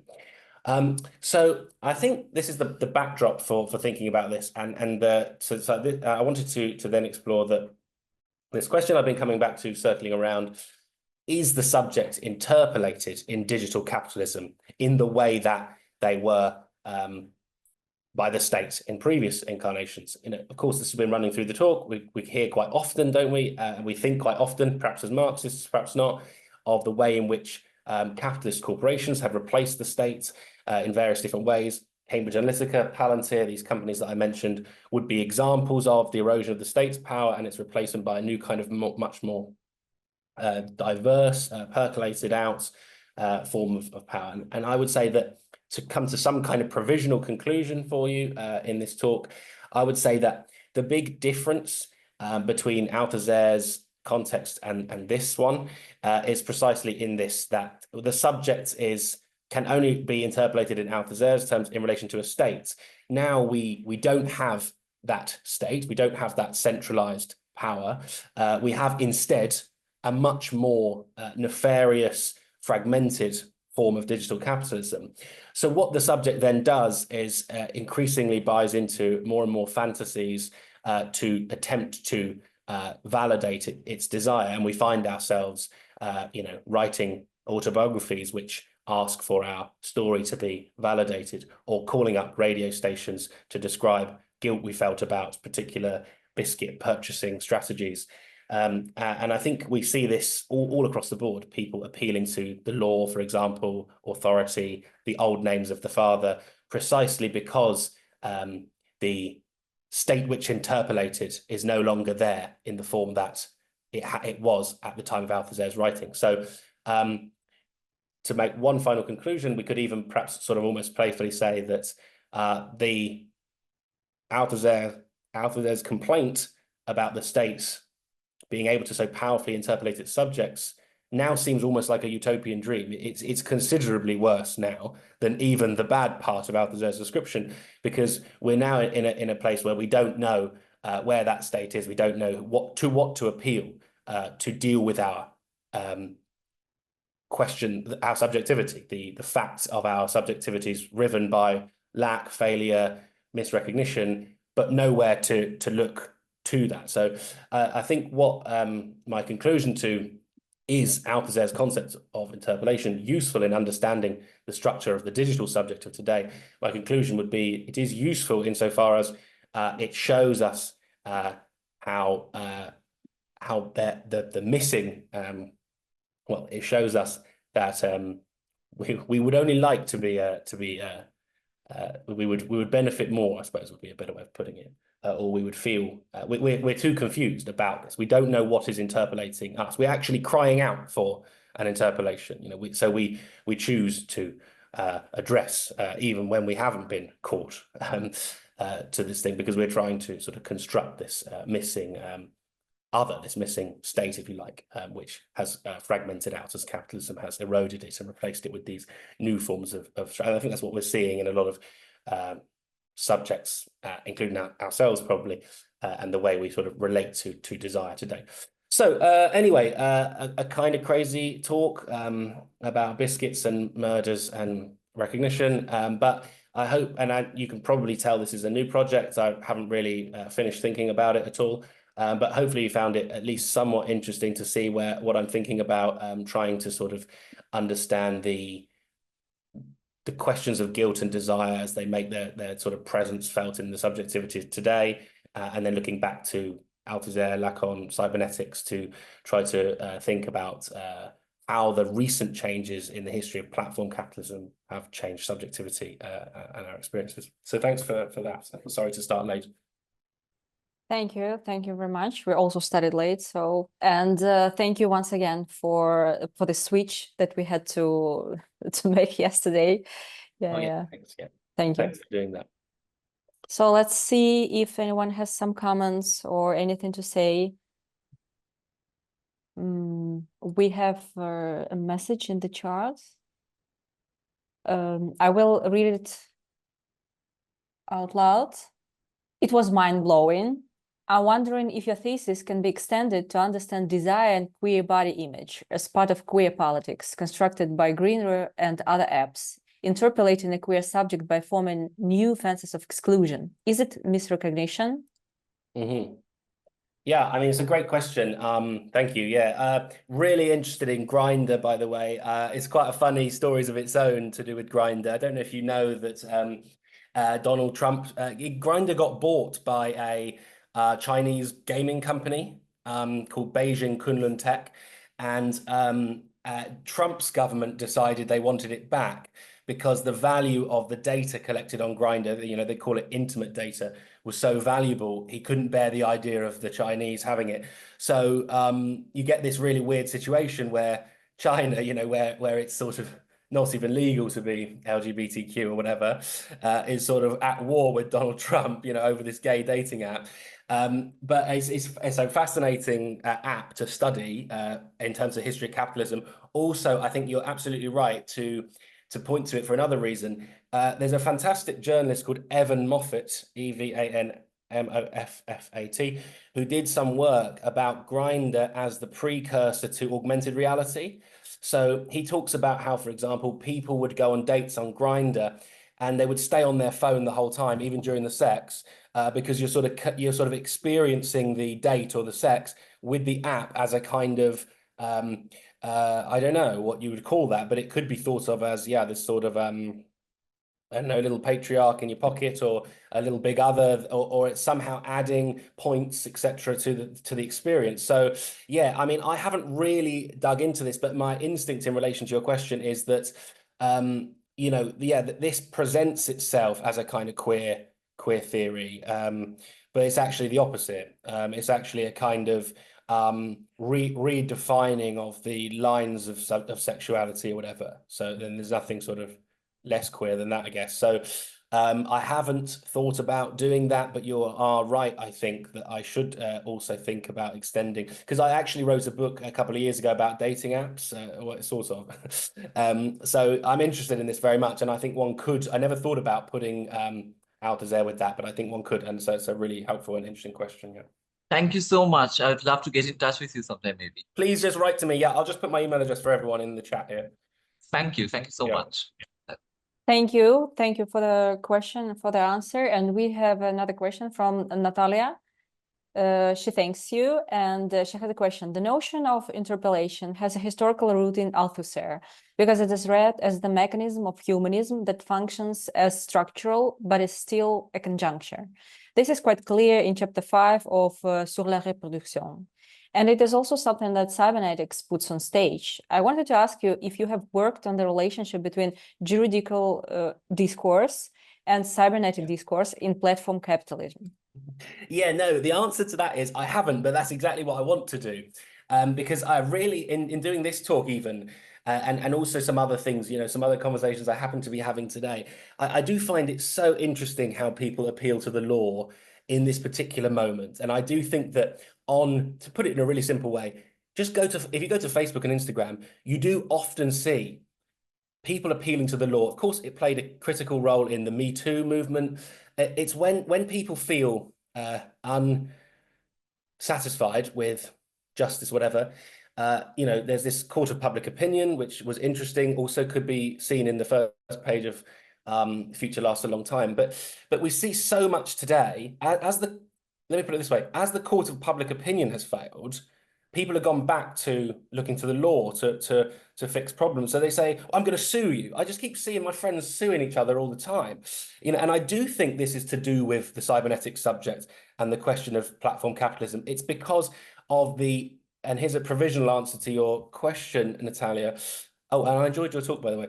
It's that because the cybernetic subject is horizontal, you know, and sort of so dispersed, to put it in the technical sense, but they then even more need to reinstate the name of the father, right? So the more, and platform capitalism is also the dispersal, isn't it? So the breakdown of workers' rights, the breakdown of traditions, the breakdown of factories, parks, whatever it might be, and replacing with this sort of horizontal, fragmented world where there's no hierarchy, it's everything's equal, then you get even more desire to reinstate the name of the father in the form of the law and things like that. So, you know, I definitely really do want to explore, and like I said, I really don't actually know. I'm now going to read chapter 5. You know, I really don't know that much Althusser, but I do think from doing this and listening to you guys that it could be key to use some Althusserian ideas to try to understand what this subject of platform capitalism is, and especially when it comes to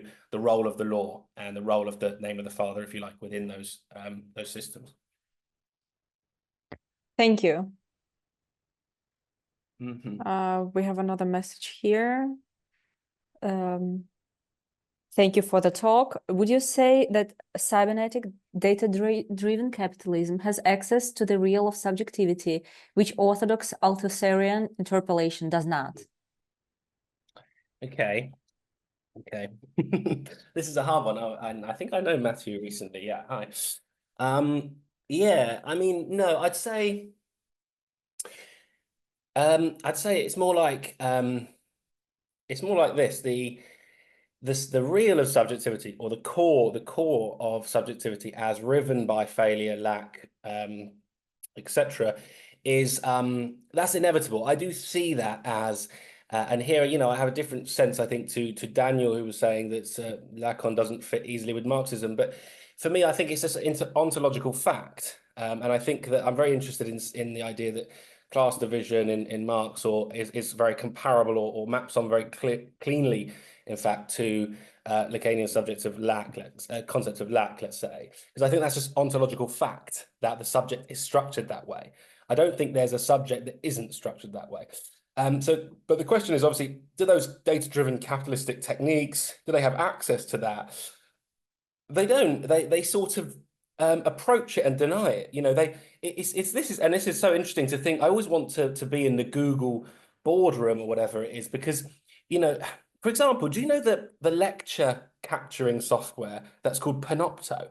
I mean, sometimes I think these people are taking the piss. You know, it's like they've actually read the theory and then decided to use it to sell a capitalist product instead of not. You know, so anyway, that's a little bit of a different answer. But to try and answer your question, Matthew, quickly, it's just that these technologies, they deny the core of subjectivity, and they function to kind of hold us in a space. And I think this is where I think I finished the talk, but I think ultimately Althusser notices that there's something deeply radical and anti-capitalist in the psychoanalytic conception of subjectivity, which the rest of contemporary society tries to bury.